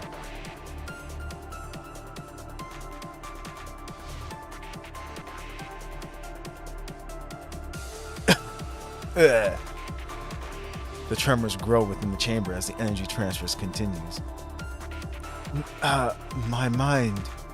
Rosetta falls and kneels uncontrollably with Atil's anguished scream. Her light wings deactivate, and her weapons slink out of her hand, landing on the floor with a series of metallic clinks. Uh-oh. Amberia's lower body, already charged, launches a chaotic flurry of attacks. She shoots at random, but is unusually effective at suppressing you and Rosetta. Rosetta, is your mind okay? Or stand in front of Rosetta? We're gonna stand in front of Rosetta. Rosetta is unable to continue fighting in this state, so you pilot your mech in front of Rosetta to protect her from Atil's attacks. Thank you, Commandant. She's breaking apart. The energy pipeline seems to be practically writhing, speeding up energy transfer. Rosetta finally stands, lifting herself up at the back of your neck. Commandant, this doesn't look good. Remember on the files, our roots also trace back to Amberia. I feel weak all over. Can you try to remote link and dive into my mind? Do you need help calibrating your mind? But if so, we'll both be left open. Yeah. As I've said, I will keep you safe. With that, Rosetta unfolds her light wings once more. She grips the handle of her spear with her two still functional fingers. Commandant, since Amberia is now linked with my mind, You can use it as a proxy to hop into hers. Then you can use this, the code I just managed to steal. Rosetta shows you Evan's voice recording. She somehow retrieved it in the mayhem just now. We'll put Ambria back to sleep? Yeah. That might sever her link to the bionics and end the war outside. Commandant. Ugh. Ambria launches a sudden barrage at you. Rosetta arduously blocks it with her shield. More importantly, if her mind is weakened, I can stand a chance against her. Amberia's energy pellets land on Rosetta's shield and dissipates into an icy sheet of fog. Rosetta turns her head at you in pain. By the look in her eyes, you could see that she is determined to win. Win, Rosetta. Please hurry. I don't know how much longer my mind can take it. Connection initiated. Here we go. Looks like, what? Looks like co-op battle and solar rays are up. Oh, nice. Ah, the punishing virus. How terrifying. But it can't be more terrifying than my illness. Wait, what the?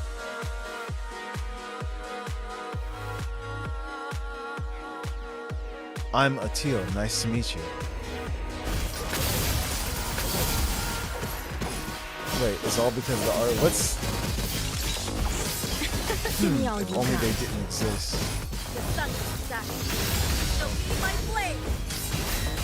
Life and death. Now you're on the other side of the rock. Defeat the contaminated consciousness is what we have to do. Give up.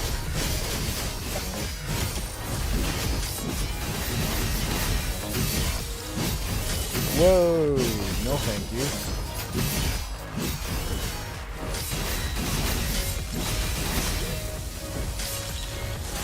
Ah, I'm mad I got hit by that. Life and death are but a moment apart. Oh, that was way too fast. I will sever this prison of fate.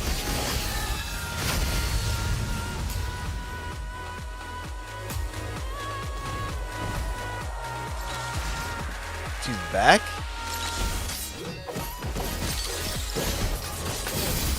I forgot her attacks were delayed.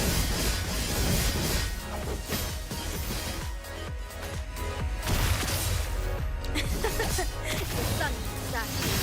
Show me my blade. There we go.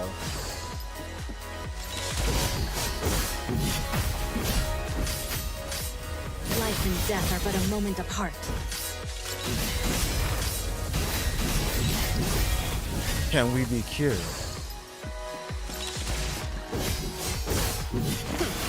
Now you're Goodbye. on the other side of the rock. I tried so hard, but it still didn't work. I tried so hard and got so far. I won't hold back. Go away. I didn't want to leave you behind.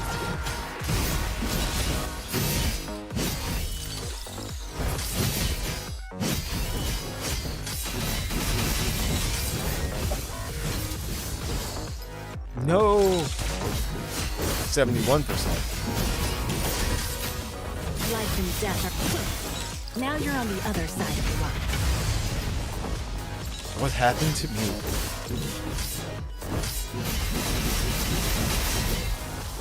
I was trying to kill her before she did that. Give up. I can't feel my body anymore. Ah.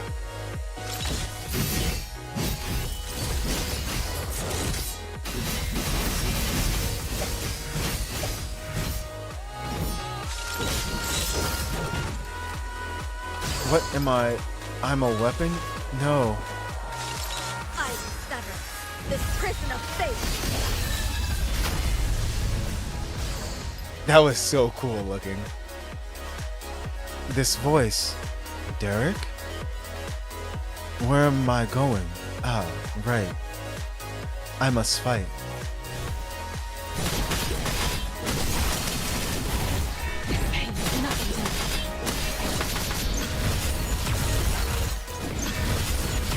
Oh, I forgot she can move when she's doing this.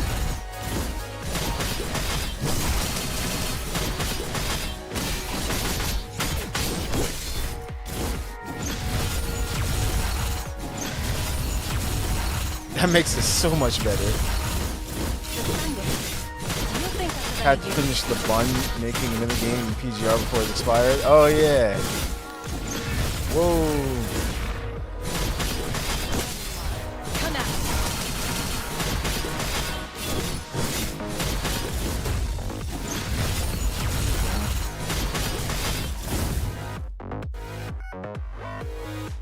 I'm sick of you two. My spear shall assault you. This feeling, and I can see you right next to me. I see. The real me must be fighting outside. Well, I shall step aside then. Let us bring victory home.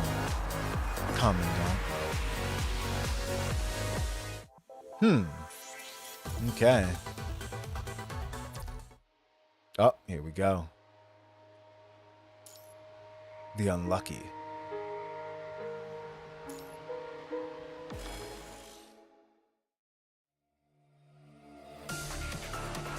In this surreal projection of mind space, you see another Amberia, the real Amberia. Guided by the Narwhal's voice, you see the true master of the bionics, Amberia, in the deepest recesses of her mind, festered by nightmares. Who is it? You're not Derek. Who are you? Explain. AzureNova, Commandant from Babylonia. I know why you were here, but I decline your request. I won't stop the bionics, and I won't sleep again. I don't want to dream anymore. I'm going outside. I'm going to open my eyes and escape from this place. Are you not going berserk? If you promise not to hurt anyone else. Are you not crazy?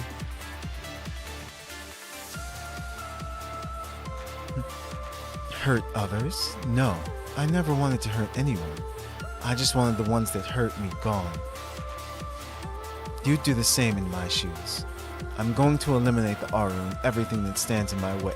But she just... I never meant to hurt anyone. I'm going to eliminate everyone. That way I won't be imprisoned in this ice cave ever again. I don't want anyone to call me a monster ever again. So, as long as you have the code, Nova, I will never let you leave this place.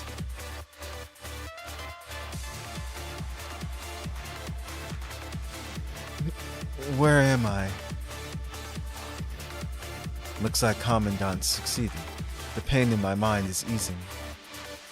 During Rosetta's defensive bout, she suddenly finds a massive weight lifted from her mind. A glance at the polar soldiers silent in the rear tells her that AzureNova has entered the depths of Amberia's mind. I'm in control now. How did you squirm out of my hold? Wait, why is my frame so slow? Thank the Commandant. Also, weren't you just in misery as well? That was just pain caused by mind and integration. Once it is complete, Amberia will no longer exist, and I can perfectly control this frame. Then you'll become the monster in Amberia's stead, won't you? I am not a monster! Verbal and armed exchanges fly in the air, with Amberia's mind integration paused. Rosetta can finally make use of her lightning fast speed and destructive power to gain an upper hand. If you're not a monster, why do you want to become Amberia and destroy your home? Take a look at yourself. Why would you protect those bastards? Because I love this snowland, the feeling of snow beneath my feet. I want to be proud of this place. What? I've always believed that the Aru can change. I thought I could find this change through the outside world. But when I got out, I realized we ourselves have to be the change we want to see. Putting the past to rest to prevent another tragedy like you and me, that is my answer. Rosetta throws a thrust at Amberia's upper body, but before it could connect, Atil regains control of her frame and swipes Rosetta away. How unlucky. Rosetta is knocked to the ground. Her light wings have softened the impact, but she still crashes into an icicle.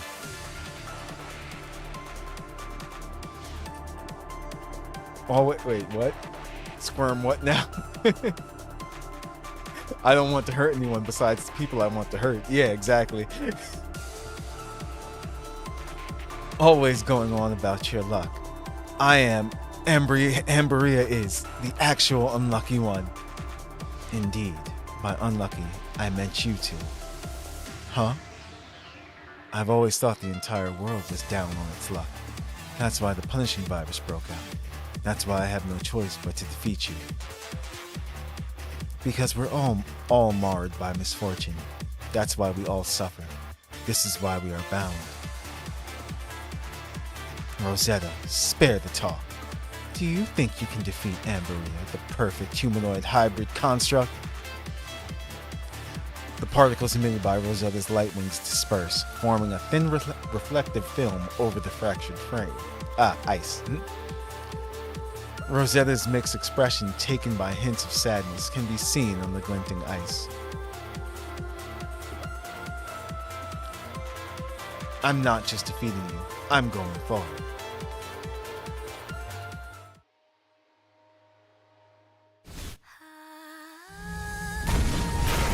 Oh, it's Narwhal, the song. It matters not if the merging halts. I'll destroy the Aru. I'll get to live. Commandant, let's end this nightmare. Okay, yeah, she really does look pretty monstrous now. Oh crap, I understand. Nothing to me. Come at me.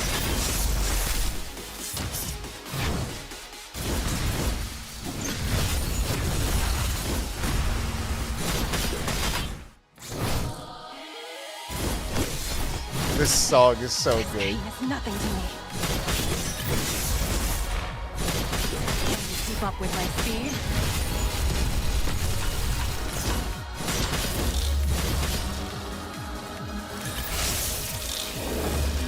Then we go in.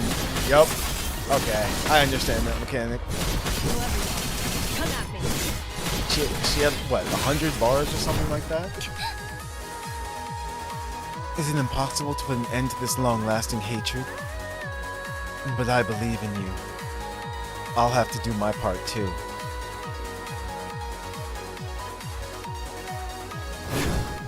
Defeat Amberia's memory core. Give me all you got. Life and death are but a moment apart.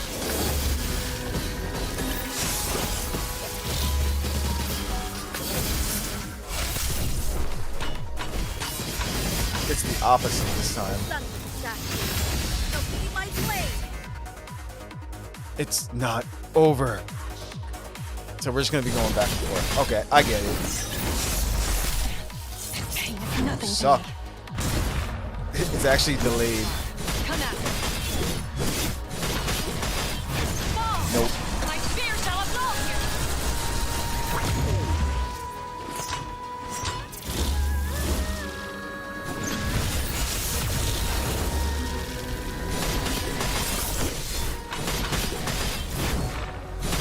Can you keep up with my speed?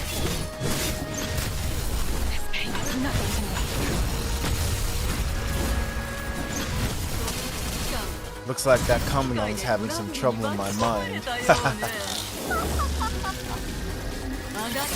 End your pointless struggle and die. I won't give up.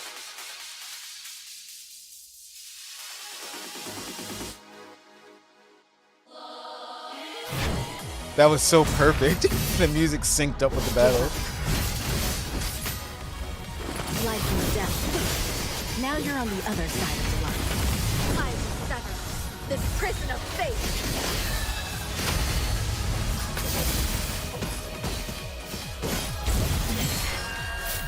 Stop that narwhal's wails. Stop.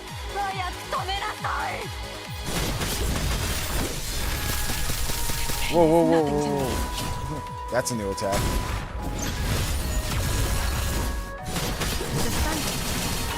think that's of any use? Fall! My spear shall absolve you! Whoa. Don't think I won't retaliate. Oh!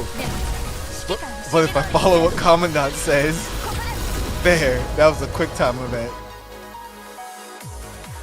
Oh shoot.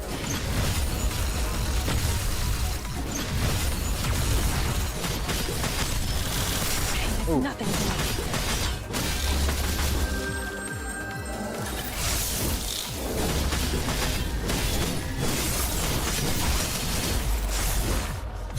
Can you keep up with my speed?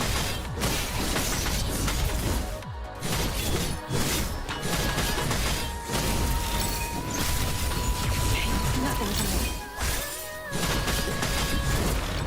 No thank Whoever you are, come at me. you. Let's end it here. Oh.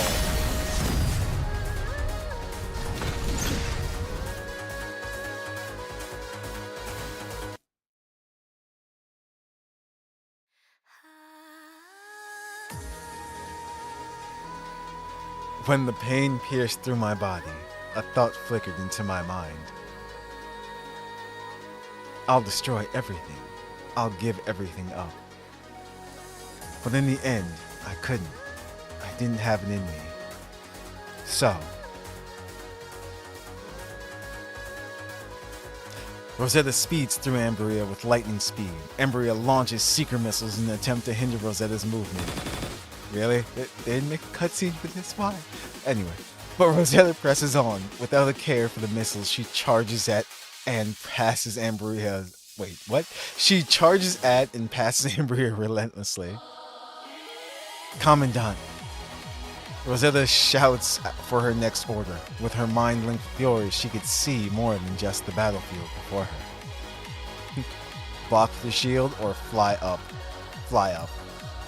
I see. Rosetta propels herself near the ceiling. The seeker missiles, as if drawn by a vortex, follow her to the top of the cave in a line. Fire! Rosetta turns in midair, taking aim at the line of missiles. At the same time, she activates and expands her shield to fire at the line. The missiles explode, causing a huge quake that almost turns the cavern inside out. Taking advantage of the smoke from the explosion, Rosetta charges directly at Amberia. Rosetta! You're now completely Amberia, huh? It might have been due to the mind integration mentioned by Lamia, but Amberia no longer seems to be a split between Atil and Amberia. It is as if she had become something else. I'm one step away from becoming free, one step from seeing the world. Why must you stop me, Rosetta? Amberia strikes at Rosetta with her hand, to which Rosetta parries with her spear. When our minds were connected, I felt your will and your desire and your pain and anger also flowed into my mind. Then join me in revenge against the Union. Let's take our revenge on this world. No. This will only bring more painful tragedies. I don't expect you to forgive or understand us. As a humanoid hybrid, most of my mind is also taken by the instinct to fight. But regardless of what all this means to you, I must keep moving forward until we reach the future we can acknowledge the where we can acknowledge the past. Rosetta. Amberia strikes Rosetta with one of her front appendages, but Rosetta stands firmly. Commandant, permission for using my core function? Charge, Rosetta. Up. Rosetta is planning on unleashing the remainder of her energy for an attack, a secret weapon after her repairs and modifications in Babylonia. Before Amberia can react, Rosetta takes to the air and inserts her transformed spear into her shield. What are you doing? Amberia, Atil, I don't know if I'm the one to do this, but there is something that I must say to you. What? I'm sorry. With that, Rosetta points at Amberia's core with her spear. During the battle, Rosetta has already made out the location of her core. Using her shield as a scope, she takes aim. And her spear fires at a blast point blank. Wait, fires a blast point blank.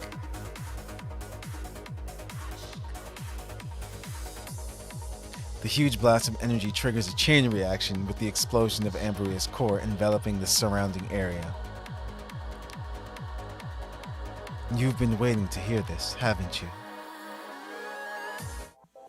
No! Why'd the music stop?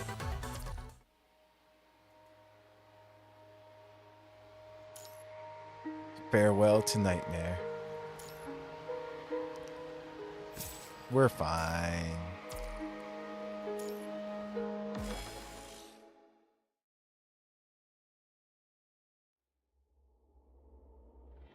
After Rosetta's final blow, Amberia is completely engulfed by the explosion. The cave begins to collapse from the aftermath. Are you okay, Rosetta? I can still move. I think we should get going though, Commandant. You discard the useless equipment to reduce the weight of the polar soldier. Rosetta also rearms her shield. Commandant, we probably can't leave through the way we came. Remember the closed doors on our way here? Yes. Those doors might lead us elsewhere, or they might even be an emergency exit.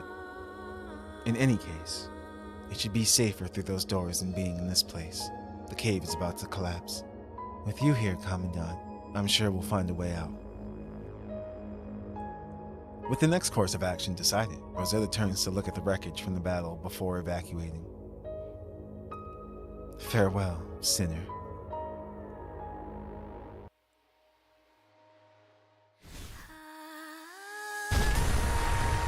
Oh, I think I know what we have to do.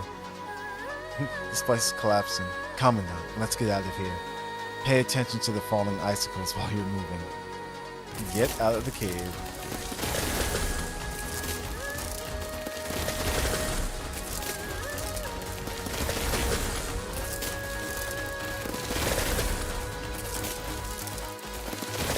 Okay, never mind. I wasn't expecting this.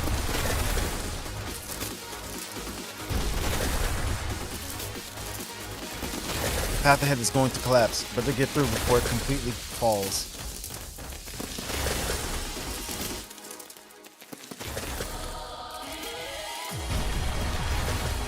This is too funny looking.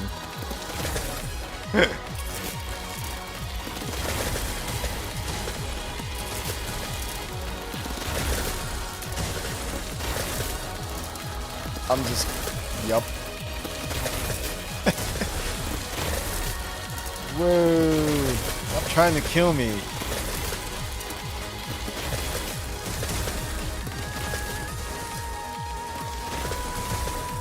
A dead end? No. Commandant, that ice wall seems to be weaker than the others. Maybe you can ram it with your mech?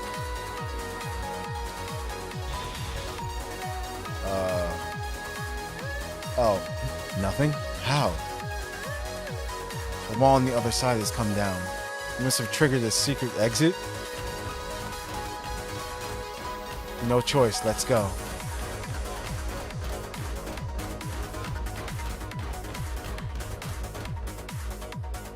Now jump, Commandant. Oh.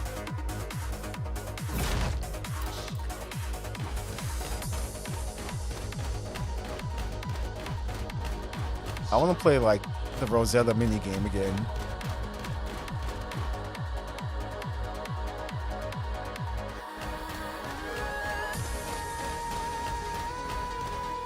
Oh wow, there's light ahead. We just have to get there. I chose the right way.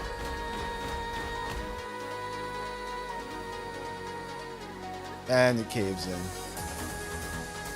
Really? Commandant. What? And we died. The end. Really? We lucky few.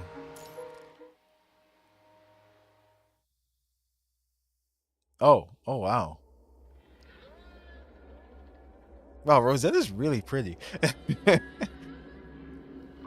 You shine a light on the surrounding area, but you still find yourself enveloped in darkness.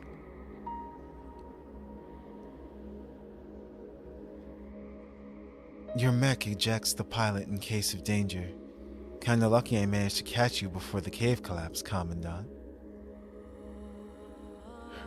Right before the cave collapsed, Rosetta dropped her weapons and rushed over to protect you from the falling debris. Are you hurt, Commandant? What about you? Not so lucky. My light wings are smashed, but everything else is in working order. Okay, as long as she's not gonna die or anything. Rosetta squeezes out a smile to lighten up the atmosphere, but the situation is still dire. The cave seems to have entirely collapsed under the explosion, burying the production line and everything else in ice. Being a construct, Rosetta can shield you from the debris for a long period of time, but maintaining status quo does nothing to help the current situation. Commandant, how do you think the Aru is doing? And Deanna, and the others too? They must have won. They should still be good. Yeah, they must have. The past has finally been laid to rest. Amberia, Atil, I don't know if I can prevent any further tragedies, but at least I have a way to end it. Now we can move forward. It's all thanks to you, Commandant. I wonder if the apology got through. Of course it did. That would be nice. Then, I came to this answer after thinking about it a long time. The answer to end this nightmare. Rosetta continues on, drifting through various topics, finding ways to keep your mind off the freezing weather and embolden your spirits. But the end eventually comes. The cold air seeps through the debris and into the space of you and Rosetta. Oxygen grows thin, and you find your thoughts growing muddled. Don't worry, Commandant. I will bring you back. I promised the Grey Ravens. Yeah. Commandant, no. AzureNova, do you know why I chose you, and why I asked you to help us move forward? Rosetta throws another question at you, the one question that had lingered the longest in your mind. Being a reinforcement operation approved by Nicola, Rosetta must have had numerous choices. She could have even requested for a solo operation. But she did not. She walked over to you and chose you. I'm always down on my luck, but... Rosetta mentions her misfortune once more, but she continues on. The constructs by your side always seem so happy. Even when misfortune befalls, they would never complain. They never showed despair on their faces. I feel warmth whenever I see you hanging out with your squad members. I thought maybe I could learn something from you. Say, the strength to press onward. Hey, it's Stason, yeah, whatever. Hey, I heard sounds up ahead. Get digging. Huh? Huh? An unexpected response interrupts the conversation, followed by the loose sound of ice crackling from above. Looks like at least my hunch is right. We be lucky. Those who dug out the escape route were members of the Aro hastily sent by Captain Stason after the battle. Stason said he heard a huge explosion during the battle, so he accepted Simon's request and brought people for a search party. Finally, he found you here. Boarding a rudimentary elevator, he finally returned to the outside world. The bionics that once attacked the Aru are now standing with the fishermen. The forest guards are establishing defenses at the nearby forest. And Captain Stason is taking care of Simon, sprawled on the ground like dried fish, with a disdainful look on his face. It's over. The sun rises, gleaming in an almost palpable luster, inviting the beholders to share in its warmth. Hey, cutscene.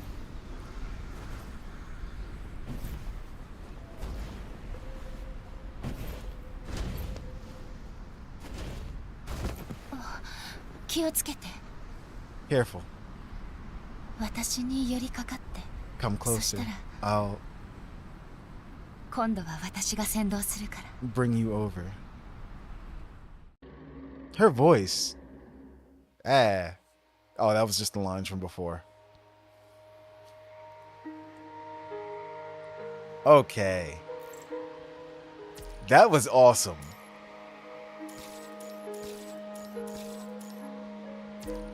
I extremely enjoyed that. Like everything about this.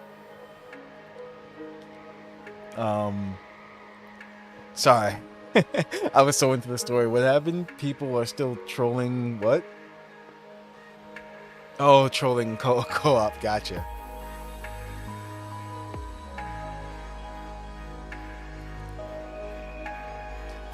I love how the song playing right now is just another version of Narwhal.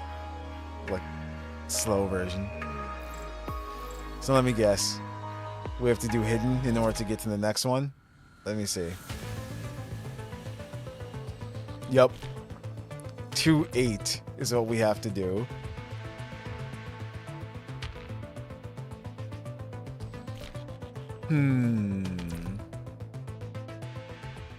All right, let's continue. Let's do that at least.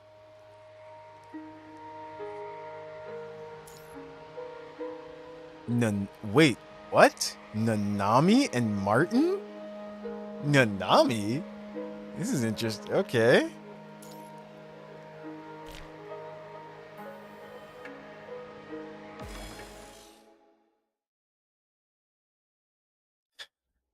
Oh no. Here we go. Wah ha ha ha. Wah ha ha. What is she doing? Even he's just like, I don't know what's going on. Who is this sassy lost child?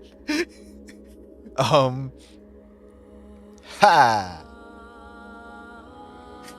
In a small forest in the snows, a yellow-black construct and a bionic bear are staring fixedly at each other.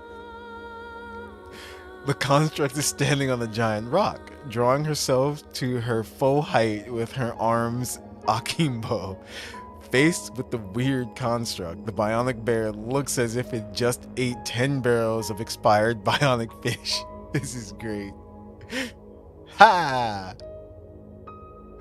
You can talk.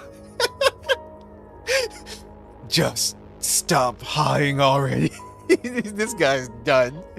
He can't do this. Oh man. The bear roars, trying to stop the construct from continuing her innate actions. The construct shows brief surprise, but quickly recovers and hops off the rock with a beaming smile, happy that some bear has answered. Yo.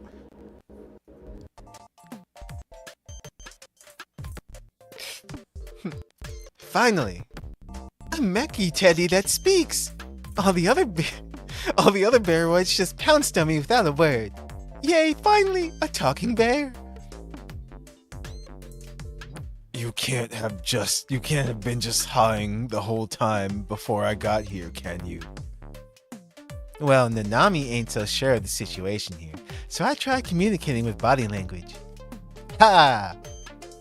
In the middle of Nanami's explanation, she takes on the strange pose from before, again, even sprinkling in a ha at the end. It dawns on the bear that Nanami is trying to communicate with bionic mechanoids through her unfathomable pose and laughter. I mean, we're bionic machines, but that doesn't mean we converse through these poses. And please stop with the haws too. Then I'll do it the normal way. Now that I know you can speak, Meki Tedio, can you tell me where I am? It's so hard to voice Nanami without just laughing. His name is Martin. Stop calling me a Meki Teddy. I have a name. Martin. Just call me Martin. I like how it's just so normal. Martin. Martin, That's no cute bear name at all. Wasn't trying to be. Anyhow, Nanami kinda just went around and found herself here. So what's this place? I don't have a map. You just went around and found yourself here? Do you have a boat? Or can you swim? Whatever. It doesn't matter. This place is part of the Arctic Root Union's territory. One of the largest human settlements. Never heard of it before. But it does feel like Nanami's gone pretty far away. Now what do I do? You came all the way over here for no reason? Hey, it's just a Nanami pleasure trip. What about you then, Marty? I think I'm supposed to be shooting down some aircraft. Supposed? Martin's bear-like features twist into one of visible hesitation, but he answers Nanami shortly. Yeah. I have to get the anti-air weaponry ready to shoot down some aircraft. No time to mess around with you here. Okay then. The court of Nanami has reached its decision. Nanami will help you shoot down your planes. Wait a minute. Oh no. Is this what happened to us? Remember when we first got here, we crash landed. Really? Because we got shot down. What? You? But the ones on the aircraft are constructs and humans, right? It'll be alright. You're only supposed to shoot down the aircraft, yeah? Just hand over the artillery commands to Nanami. Nanami climbs atop the Nanami Rock. Yep. As a pedestal again, then points one finger at the sky. We can shoot down the planes without hurting the people on it, Morty. What?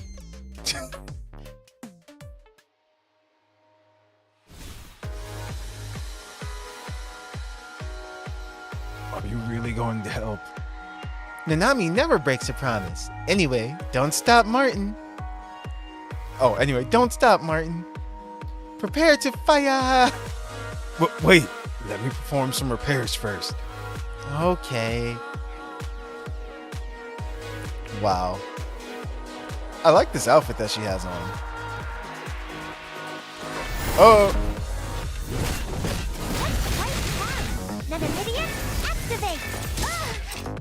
I'm mad.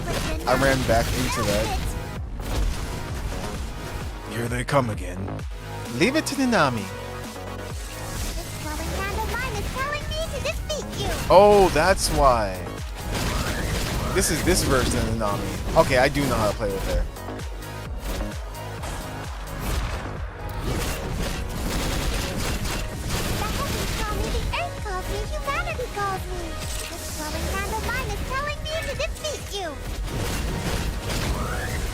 Alright, done. Haha! Nanami's Neo Armstrong cannon is complete.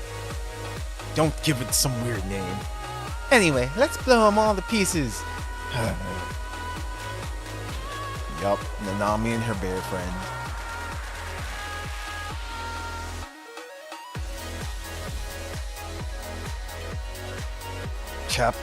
Tap the basic attack button to launch the laser cannon.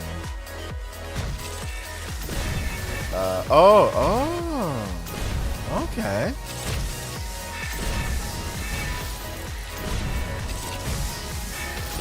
Can I just keep doing this? Yeah.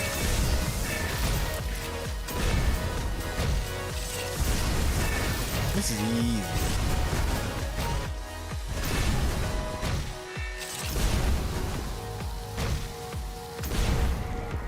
All clear. Only the aircraft left now.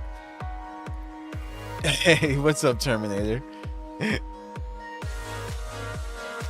I'll pray for you, so turn into stardust. Oh no.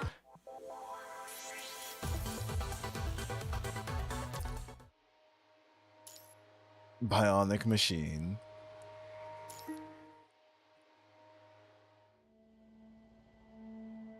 We got him planes good, Mort. Now what? I don't know. You don't? With Nanami's help, Martin successfully shot down several aircraft that were passing by. Nanami left a while ago to make sure the aircraft and the passengers were safe, and has now returned to Martin. You played Punishing Grey Raven and didn't get that far? We're actually on the we're doing the EX side stories because we have to in order to get to the next main chapter. They won't let us progress unless we do. But it's still all good. It's having fun with these. Nanami's question puts Martin in confusion. He plops himself onto the ground, looking lost. I can't receive any commands from the mother frame. I don't even know what I'm supposed to be doing now. Receiving commands. Maddie, are you a subunit under some big ol' mecha lecker? What? She just keeps saying things. You're more into bloody games? It's like it's time to play some Souls games. How is Nanami still alive at this point? I don't know, to be honest. Nanami I think she's invincible. I truly do. I think she's just invincible. That sounded Raxus? Wait, what?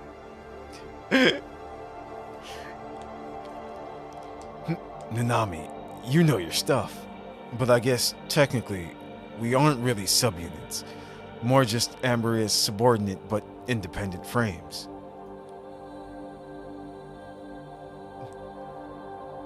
Mech what now? Easy plot armor. So this Amberia is the mother frame you just mentioned? Yeah. All Arctic bionics came from the same production line, and we all have a specialized receiver device installed. This device allows us to receive the thoughts and feelings, the commands of our mother frame, Amberia. We all have independent minds on paper, but we're made so that Amberia can expropriate our frames through her commands at any time. Shooting down those aircraft was the last one I received. So, that Amberia has been controlling you all since, like, forever? Uh-huh. Before my receiver broke, I was just fighting against the Aru sort of in a daze. But then the thing broke during the last retreat. Aha! Nanami sees it now. Bionics and the Aru are enemies, yeah? Well, or more specifically, Amberia and the Aru are enemies. But I know little about the history of it. When my receiver broke, I think I lost some data about us Bionics. Huh? Let's put aside what kind of bone this Amberia's got with the Aru. If the Bionics and the humans go wangling their jangles around... Oh, yeah, she's saying this. If the Bionics and the humans go wangling their janglies around here, it'll just end in disaster for them both. Okay then, Nanami jury has reached a verdict. What kind of mess are you trying to make this time? I'll go find Amberia and convince her to stop making you attack humans. Do you even know where Amberia is? Don't you, Maddie? Don't think so. Her location was part of the data I lost. Aw, fine. Then I'll just get everyone else to stop fighting instead. You just need to lob them receivers off, right? That may stop us from fighting with the humans, but why would you do that? Because I wanna. Yep, that's basically Nanami logic. Because I wanna. Black figure on snow.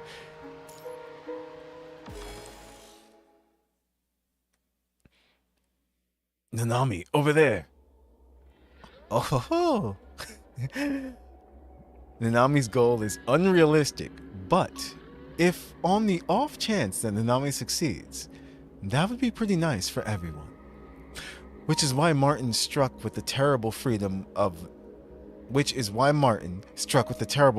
nothing to do-ness, decided to guide Nanami's path in this snowy land towards possible bionic congregations. Roar. Oh, look!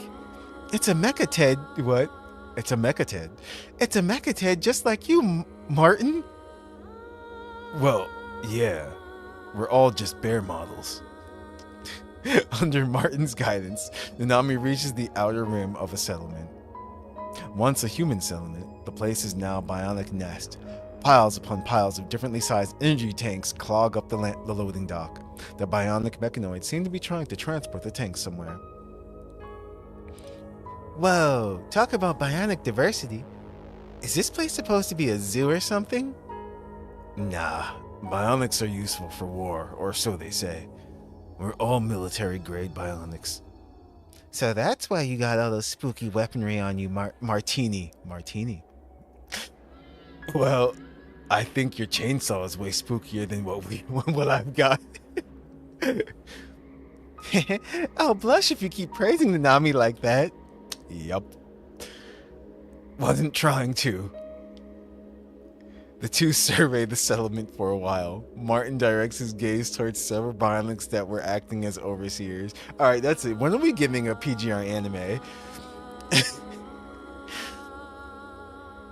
So what next, Nanami? If you want to have a talk with them, I can bring you over and... Hold up. Something's not right. What? Before Martin can even turn and phrase his question at Nanami, she has already leaped out of their cover. Springing into action with both wheels beneath her feet, she hurtles towards the settlement. Take this! A jump to the... Wait. Oh. Take this! A jump to the sky turns into a Nanami kick. Before anyone can react, all I can think of is, whatchamacallit? Zombie. That's not a kick. Hits him with her chainsaw. Before anyone can react, the Nanami kick has already landed squarely on a pitch black machine hiding in the shadows. The bionics all pause, gazing dumbfoundedly at the sight of the girl and the charred remains beneath her. Even this bear is just like, what? What's that black thing? It's a corrupted. Run, everyone, or you'll get punished. What? Punishing it? Yeah, punishing it. I can't think of the name of that anime. It's right there. I can picture it. Something zombie, but yeah. They're all out. The heavens call me, the earth calls me, humanity calls me. Is this a zombie? Yes. Is this a zombie? Idiot, activate. Nanami, I'm here to help. Where did all those corrupted come from? I don't know, but they must be hiding here for a while. Let's help the survivors first. Yeah.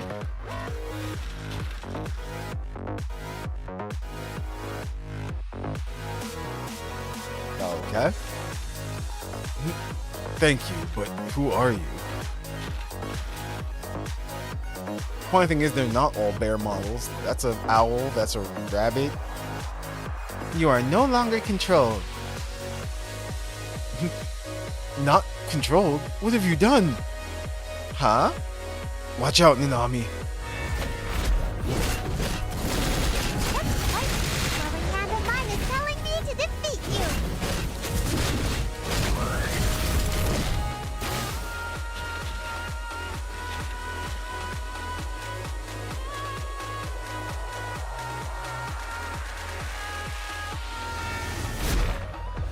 The heavens call me, the earth calls me, humanity calls me. Yeah, this is sad. This is why. See, no one can do anything against Nanami. This is ridiculous. This is how she survived.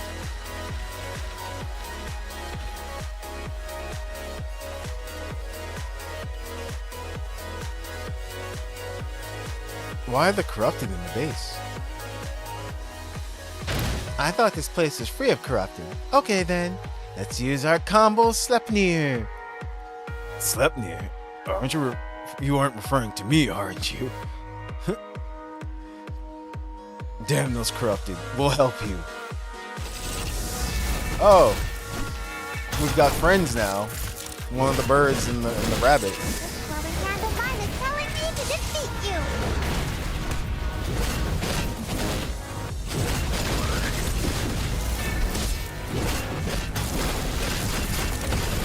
She gets her special back so fast, like this version of her. This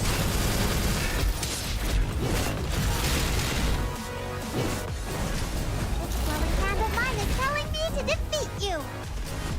There aren't any corrupted left, Nanami. Yeah, I think we are safe. Good work, Sleipnir. Stop giving me weird names already. Martini. Different opinions.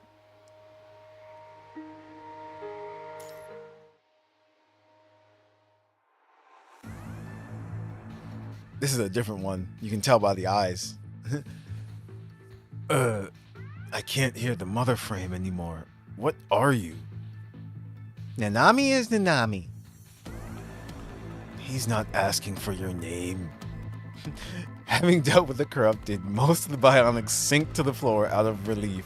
Some, however, decide to ask of Nanami's affiliations, to which they are met with little success. Some of the bionics just often ran when the corruptees appeared, but I think we saved most of who we can save, yeah? Look at what you've done! What? Before Nanami could even respond, several more bionics join. They glare at Nanami with murderous wrath. What are we going to do without the voice of Mother Frame? We won't know where our main forces are attacking. Wait, you're still trying to fight? What? Of course we are. You aren't siding with that construct, are you? I like how he has a name tag too, if you notice. Number 1001. I'm not siding with her, but no good will come out of fighting for both sides. Good. Ha! You call yourself a bionic. You let these humans off, even when they made us into weapons and sealed us underground. We woke up to find ourselves stabbed by our own creators. The next thing we know, we're all forced underground via our inbuilt commands. We will never forgive these humans who treated us so. I think this info is not even in my lost data files. What was that? What was all that about? Huh, I see. You're one of the newer batches, huh? Oh? Y'all come from different production batches? Of course. Without a production line, how else could we keep up with the humans? Your platoon must have been filled with these rookies. Pah. But whether you're an old bear or a new bear, you were all controlled by the mother frame until now, right? You don't understand. The mother frame shares the same goal as ours. We can feel what our mother frame feels through our receivers, but we are willingly fighting for her ourselves. Willingly, huh? That Martin must have lost his related data files, but everyone else here should know about what happened to Amberia, our mother frame. The older bear model scans around before resting his sights on Nanami. Our mother frame, Amberia, is also a construct like you. Amberia is a construct? When the punishing virus broke out, Aru had some dying or terminally ill people sent into their labs for research. They painted as an effort to fight against the virus on the surface, but secretly they're building their own weapons. Ah, so we just learned the history of Amberia a little bit. Wait, what? Why help them if they attack you? I know, right? It's true. After endless sacrifices, the Aru created what came to be known as humanoid hybrid constructs. The very first prototype was our mother frame, Amberia. huh? So Ambria was a weaponized construct? Indeed. With the body of a mutant, every movement of her brought about destruction. But that is not her most terrifying realization when she woke up. She isn't the master of her own body. The higher-ups in the Aru are. Oh, shoot. No wonder why. Okay, see, that's kind of funny. Like, it's messed up. Like, we're learning even more how deep it actually went. They really did just... She was really unfortunate. They messed her up.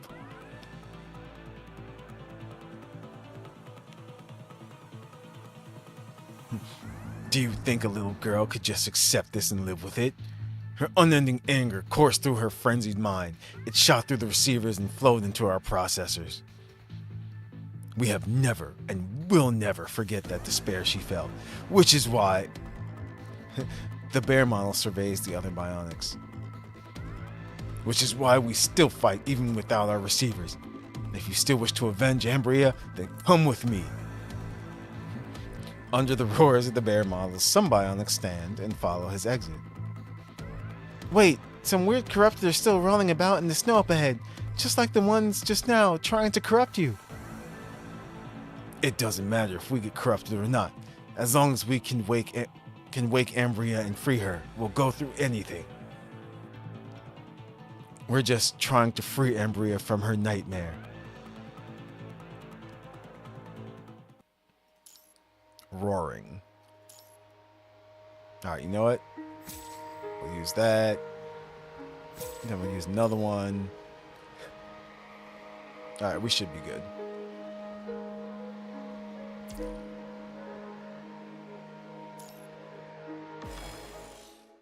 This is just Nanami's adventure at this point. That's what they should have just named this, Nanami's adventure. Or they should have a separate, like, mode entirely. Nanami, what do we do now? Ever since the angry bear model and his supporters left, Nanami has been as still as a rock. Feeling like an eternity has passed, Martin decides to pat Nanami on her shoulder. Oh no. Wah ha ha ha. What are you on again, Nanami? This helps me get my spirits up. Alright, guess we're still trying to make peace then. So, wait, what? Nanamama is being controlled? No. The one that he was mentioning, Ambria, was the one that was being controlled.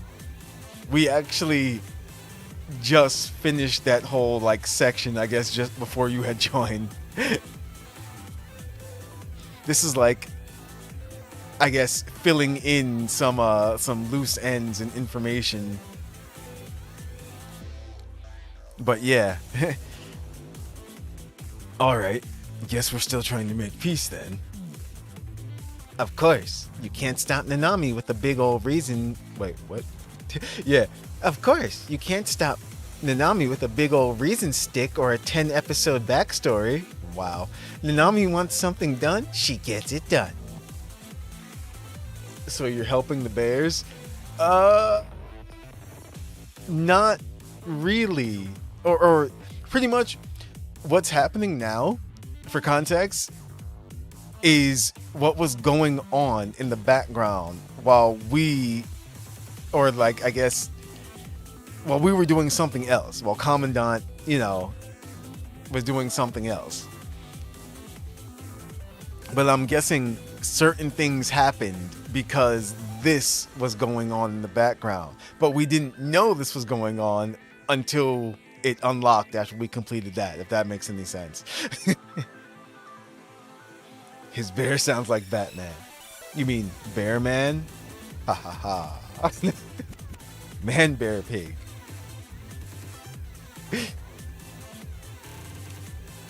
I get where the bionics are coming from. But it just ain't right fighting in this place. Not to mention the corrupted. Bat Bear. Punishing virus, huh? We bionics don't really know what's going on about it. The bionics rarely come into contact with the corrupted. Even if knowledge of the virus exists in their databanks, their experience tells them that this is nothing to be feared. You'll be deader than a linguine. What? Yeah. Huh. You'll be deader than a linguini if the virus gets a hold of you. That's even ickier stuff than Ambria's mind control or whatever. Which means we should catch up to those who just left, right? Or do we go find the corrupted instead? It'd take too long. Nanami is going on with her original plan. At this, Nanami looks around the settlement. Finally finding a suitable Nanami rock, she climbs atop it and uses it as a pedestal. Wait, what? Better than Cocoa. Oh no. If you can make any bionic machines, you would make a scorpion robot. Did we fight some of those? I think we did, actually. Not in this part, but I think we have.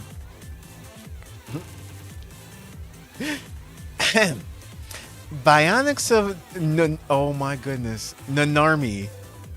Nanani Army. Nanarmi. I love how she just mashes words together. Bionics of Nanarmi. Looky here. What on earth is a Nanarmi? I love how Martin's like playing the straight man and all this. Other bionics. Yeah. Nanami's order draws the attention of all the bionics. Oh, Martin here's hit it. Wait. Oh, Martin here's hit his head and forgotten the whereabouts of Ambria. But y'all here must know something, right? Yeah, we do. And? I'm gonna go convince Ambria to stop the bionics from attacking humans. Then we can all go figure out what the corrupted are up to. But our mother frame, Ambria, she's always been in the slumber. I don't even know if you can converse with her. Not to mention... We're staying behind because we're sick of fighting. But those who left were right. We feel the same anger inside. So, you can't just ask us to work against them. But all the bionics are fighting for Ambria, right? If Ambria wants everyone to stop, they'll listen, yeah? Well, yeah. If Nanami can't pass Ambria's diplomacy check, I'll think of another way. But now, let's get the dice rolling first. I mean, she seems young. I don't know. Yeah, it's true. They do have like bios and everything. I don't remember actually looking at Nanami's, but yeah, she has to be like baby. Hearing Nanami's firm and confident tone, the bionics form a ring to discuss amongst themselves. Martin is dragged inside. Shortly, Martin is pushed out. What? Nanami, Ambria is sleeping in an underground place nearby. Let's go. Well then, Nanami, roll out. The heavens call me, the earth calls me, humanity calls me. Right ahead, Nanami. Roar. Wow, so many machine animals. They are the guards hiding outside the base, Nanami. Oh, don't worry. Leave it all to Swordmaster Nanami. I will hit them with the blunt side of my weapon. I don't see a blunt side on your weapon. It's a freaking chainsaw. What the heck? The heavens call me, the earth calls me, humanity calls me.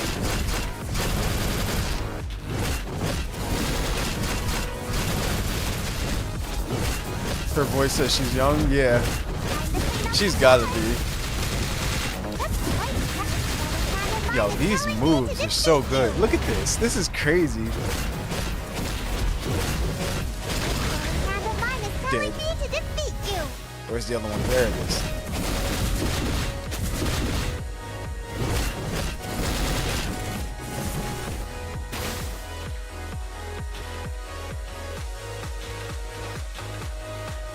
Oh, talk to the stray bionic machine.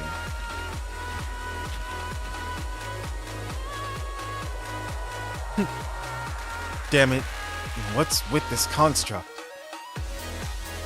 You actually knocked everyone out. Alright, surrender now and I'll spare your butt. Stop fighting against humans. I will never betray Ambria. Roar. New enemies incoming, Nanami. That's quite proud. This glowing hand of mine is telling me to defeat you. These poor guys never stood a chance. The heavens call me, the earth calls me, humanity calls me. Roar. What's that sound? It's the full attack. Ambria just sent all the bionics to attack the human base. What?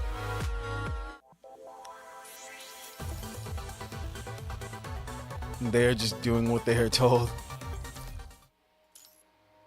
Resonance of anger.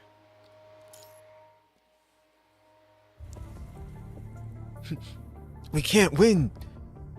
These are bionic machines built purely for war. We're just some spec ops constructs. Shut your trap and just fight. Roar. It's just like that one time. It's just like them Tails. These bios are gonna wreck the Aru. Where's them forest guards at, eh? Must be the work of them hybrids. Damn you bobbing pieces of bionic trash. We made you. We're your master. Go at them. Don't mind the losses. Mindless slaves for war. Yup.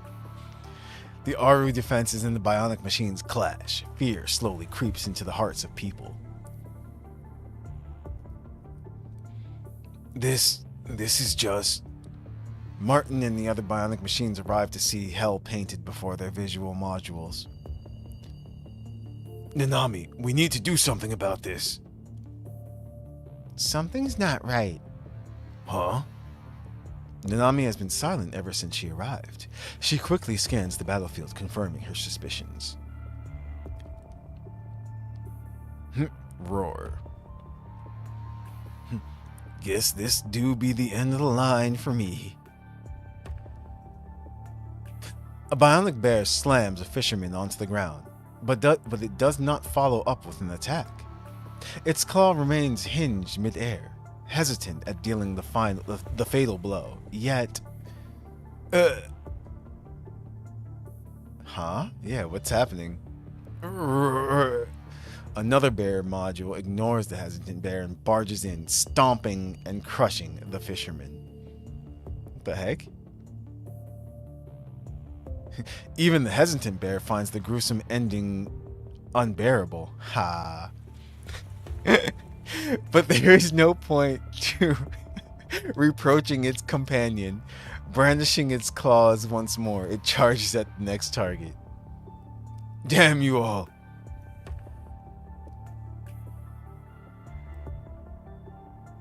That one was a corrupted, Martin. Similar scenarios occur everywhere in the battlefield. Hearing Nanami, the other bionics enter into disarray. That means some of us have been corrupted. If that's the case, then will the others... No. It likely won't spread any further. I think I know what the corrupted are here for. So, what are they here for? They are here to instigate hatred. Someone is controlling the corrupted to do so, while they sit somewhere safe to watch. Oh, that's gotta be Lamia. Yeah. Nanami is getting real angry. The black figure.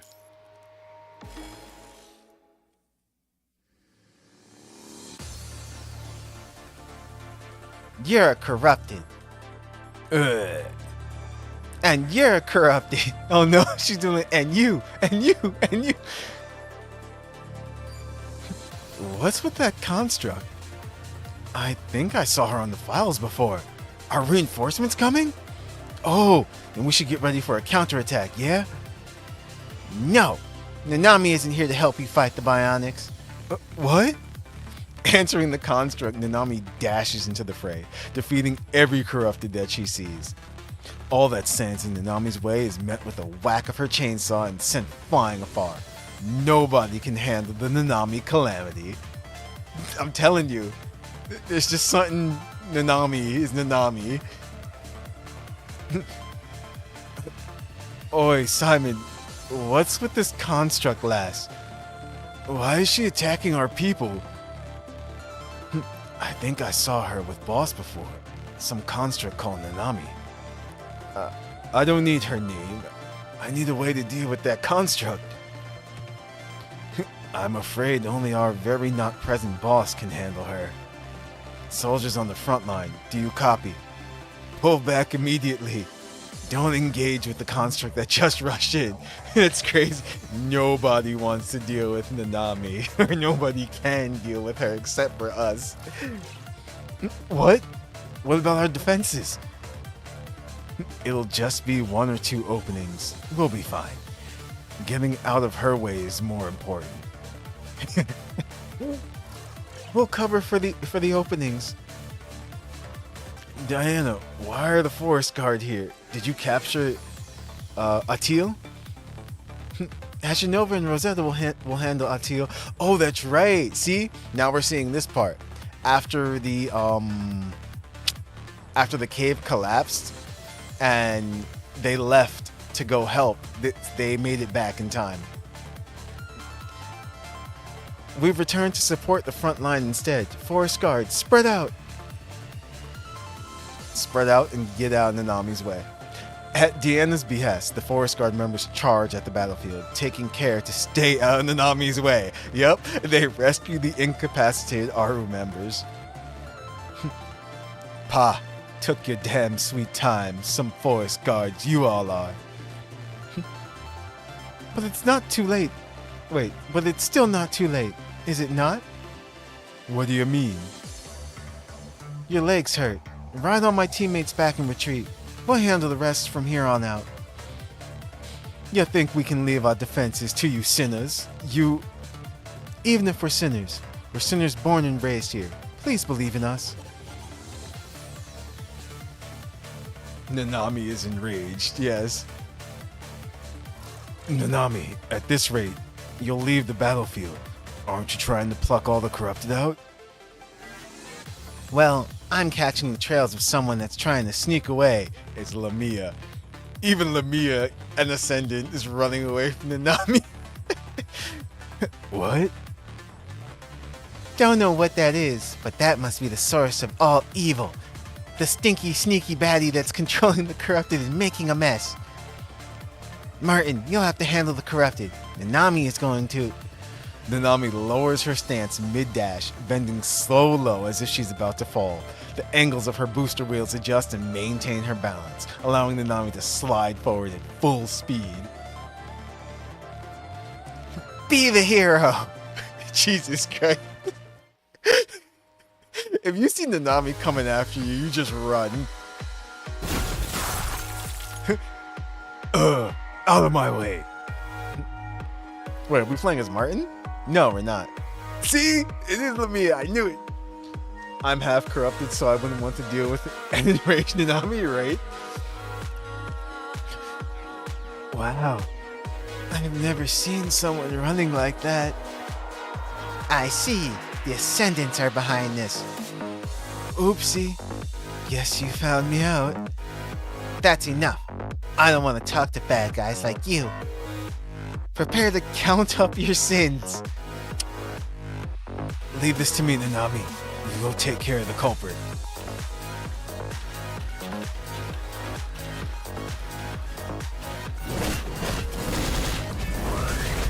Yeah, no one wants to mess with Nanami. You and your damn lasers. Get out of here. Line them up. Glowing hand of mine is telling me to defeat you. Time to clean up the car. She's stupid strong. She really is.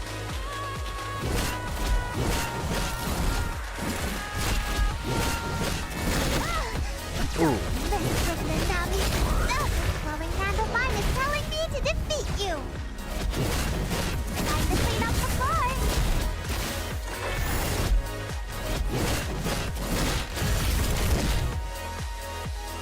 Damn. Just charge forward. She's too scary, and I've never been scared of a girl before. Wow. You tried it. The Nice heavens try. call me, the earth calls me, humanity calls me.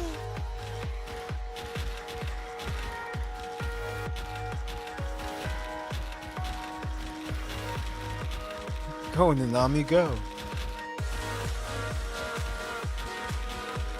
Why is Laplace here? Right? What a bunch of rebellious clowns. Why did you let the corrupted do that? What's your purpose, Ascendant? I don't know about others, but this is essential entertainment for me. You're the only one left. I'm not going to fight you, weirdo. The weirdos are having a fight. Hero Dash, yes. Look at your butt. You're the weird one. What? Okay. Oh, man. Whoa. Okay, okay. Nami, stop it. Time to clean up the floor. This glowing hand of mine is telling me to defeat you. This glowing hand of mine is telling me to defeat you.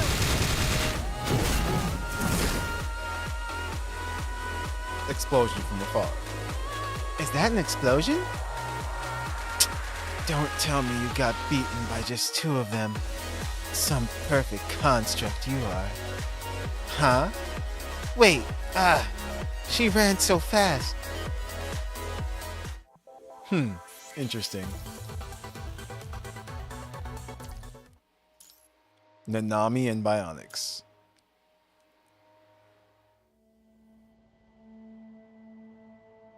Roar. Keep fighting. Don't you ever fall back. With Lamia's retreat, the corrupted began to withdraw. The battle, however, has still yet to cease. The corrupted were but a catalyst for hatred. The war has its roots in something deeper. The wounds of war grow, the roars and war cries too. It's too late. Martin and the others might have done all they could to eliminate the corrupted, but they have no way to stop this war. After all, who would listen to these outliers? They can but only stand far, bearing witness to the transients before them. Or, perhaps, someone might have held an answer to ending this war, an answer that is not defeating the opponent, nor running and leaving the problems behind, but instead facing their mistakes, the mistakes made in that loathsome and horrible past. And that is when they hear the voice ringing throughout the battlefield.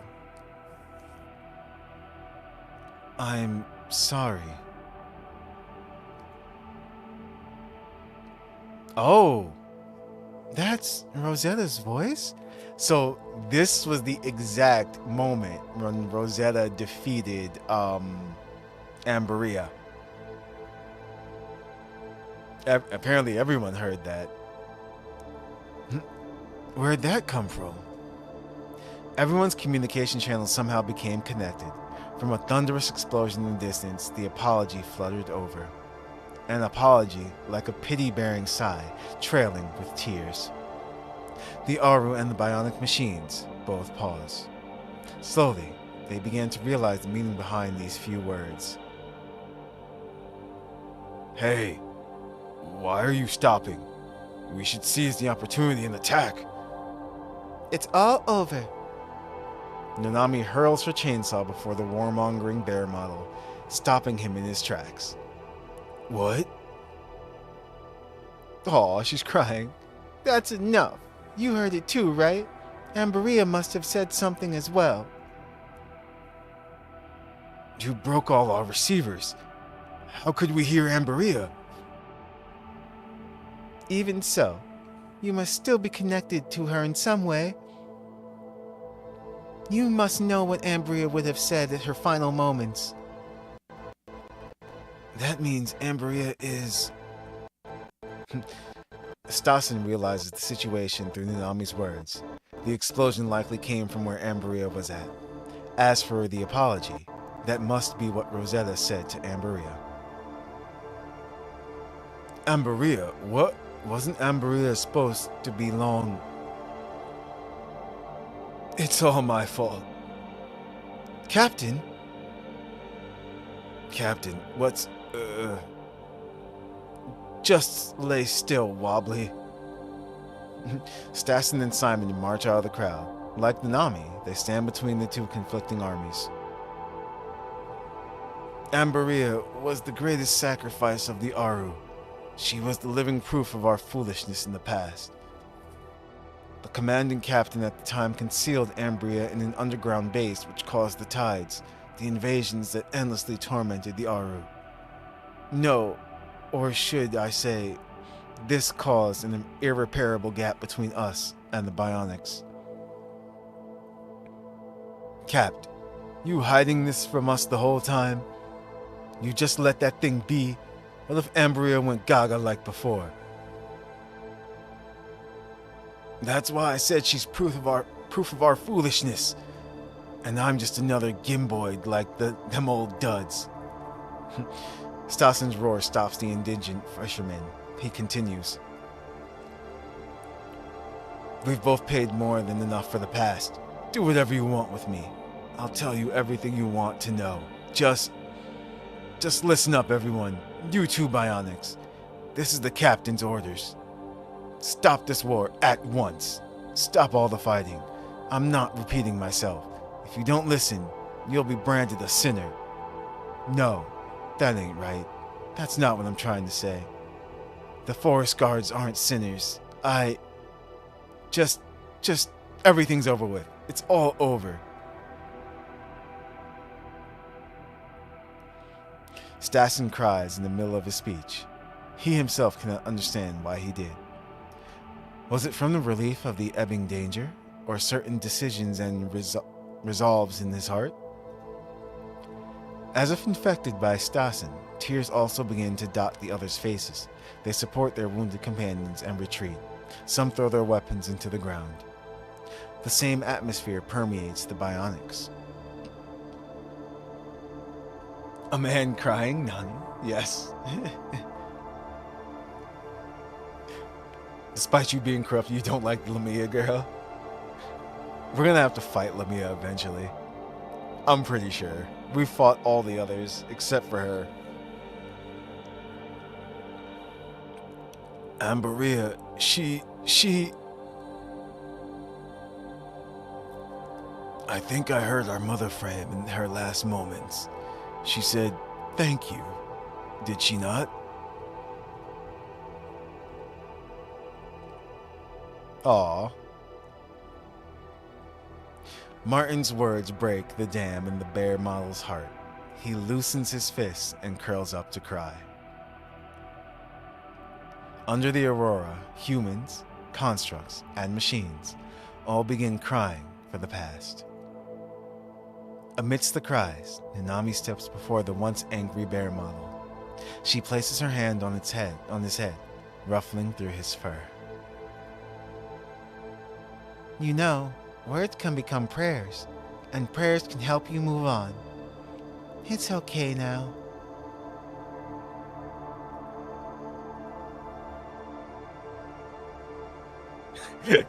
And then she's back. Oh no! They're all doing it. Wahaha! Waha! Ha! Bravo! Muchacho perfecto! Haha! The sun rises like a fiery jewel above the ice-strewn sea. Nanami leading and along with the Bionics perform a series of unfathomable poses to welcome this sight. Speaking of Nanami, what should we do now? What? Hey, that's Nanami's question for you. Why did you all come with Nanami anyways? You're not living with humans like the other bionics. Well, the humans will probably say nothing about it, but it still feels kind of weird living with the humans after the Amberia stuff. So... Do you all feel that way? Everyone here does. I see. Okay then. Follow the adventures of Pied Chainsawyer and Nanami. I'll bring you to your wonderland. Really? Thank you, Nanami. Displaying the Nanami flag, known as a chainsaw, she leads Martin and the others behind. Yeah, Nanami hops and the Bionics hop. Wow. Just like a parade. But it's time for Nanami to make her move too. AzureNova, the next time we meet will be... Really? Interesting. Huh. I wonder. Interesting.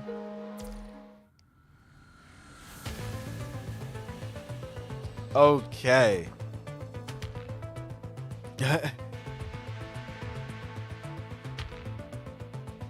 Wait, what? But men don't cry out as possible. It's unbelievable. Unacceptable. Crazy is contagious. Look at Harley Quinn. I know, right? That was awesome. I really like that. And that was the that was actually just the hidden story, the hidden part of that. Cool. 100%, 100%, 100%. Okay, so we have this loss. We have EX3. And you know what? I'm going to count the hidden too, because you know they're going to make us do that. Oh man, this is going to be... Look at all this. This is going to be a long one. And this is what we're trying to get to, because we need to get here in order to do chapter 14 of the main story. Guessing by just this picture alone, I can see why they want us to do this. And I think I know why. They're gonna go into they're probably gonna go into what happened with Selena, whatchamacallit's friend, Isla's friend. Angry, corrupted noises. That's what she said. Really? Okay.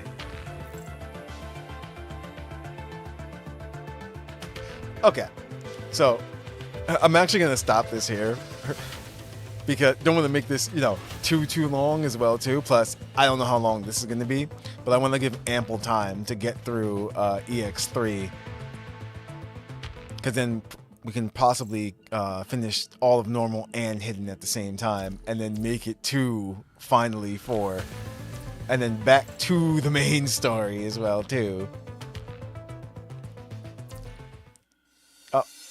Daily login.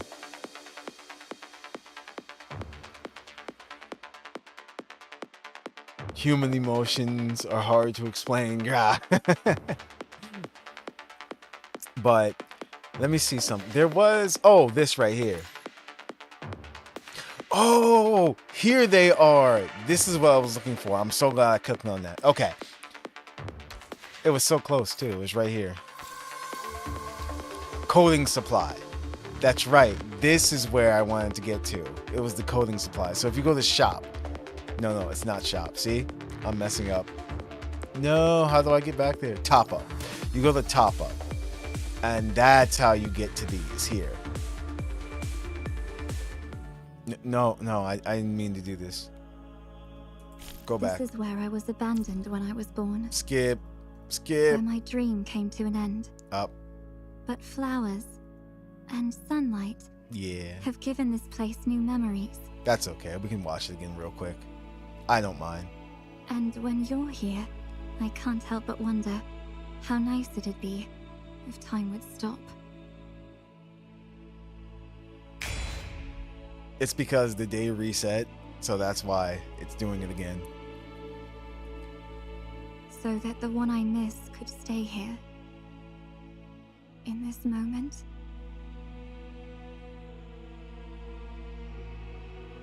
Okay, there we go. But anyway, this was bringing me to what I was saying about the outfits. This is one of them as well too, that got added recently. Solitary Dream. But these, yeah. The March Hare. Even though I don't have her yet, but this is the store that I wanted to get to because it has the weapons and everything else as well. The clothing supply.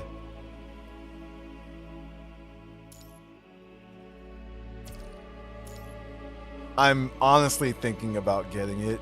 I really want it. Like, she looks so damn cool.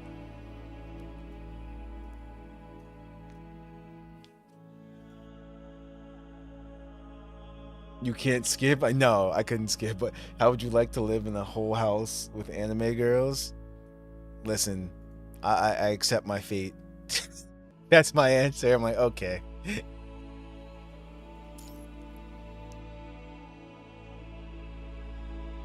This is a nice clothing. I might have to... Especially since I already have her.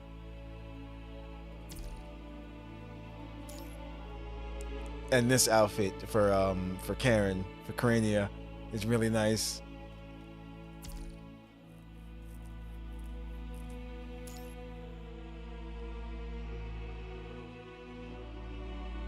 Simp, yeah, not saying no. Listen.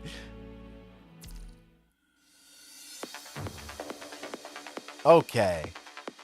Actually, I did want to show you guys this too. Where is it? Is it the commission? So close. Let me collect these real quick.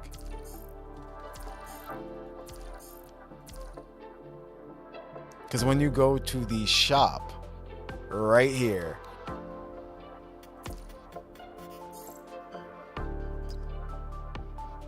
I am 5 shards away from us getting Isla Calladio. Yep.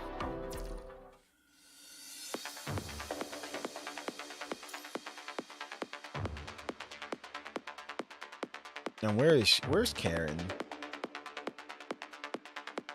Whom I don't have yet. And I also wanted to check, do I have Nanami? Like, oh, here she is. Yeah, see? I don't have her. I only own 4 shards. I missed her banner. But we'll have her soon.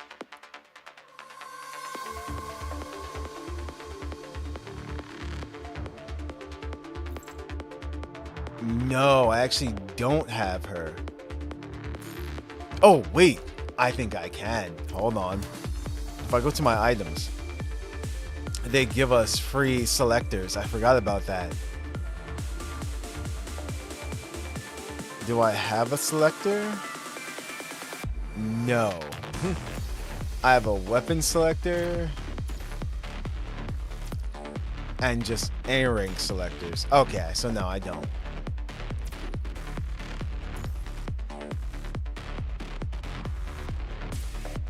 Because that version of her is an S rank. Okay. Let me just use that real quick.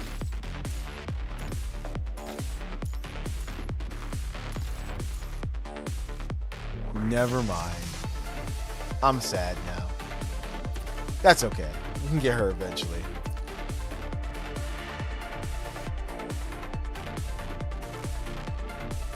Always have a selector.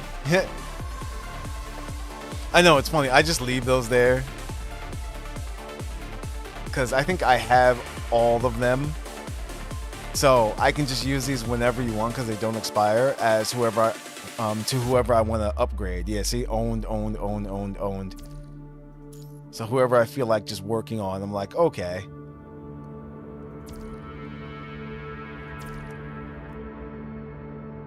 But yeah. I really enjoyed that a whole lot.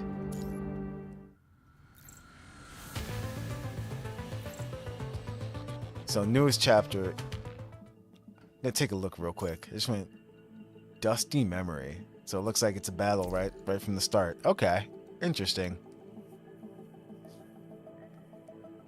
And it looks like we're headed back to Kowloon Theater. Yeah, something's going on here.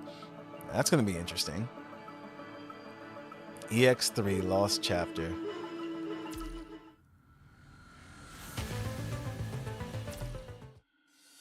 Alright everyone, I hope you guys enjoyed. Of course, as always, there'll be more PGR. It's like we're definitely getting through it. Look forward to tonight's stream, which is gonna be something. We're playing a game made by the same people who did Dark Siren, if you remember us playing that. So yeah, that's gonna be fun this evening. So hope you guys enjoyed. It's like, don't worry, the next PGR stream, it's like we'll be upcoming as well soon too. And until next time, Nova out. Have a good night, everyone.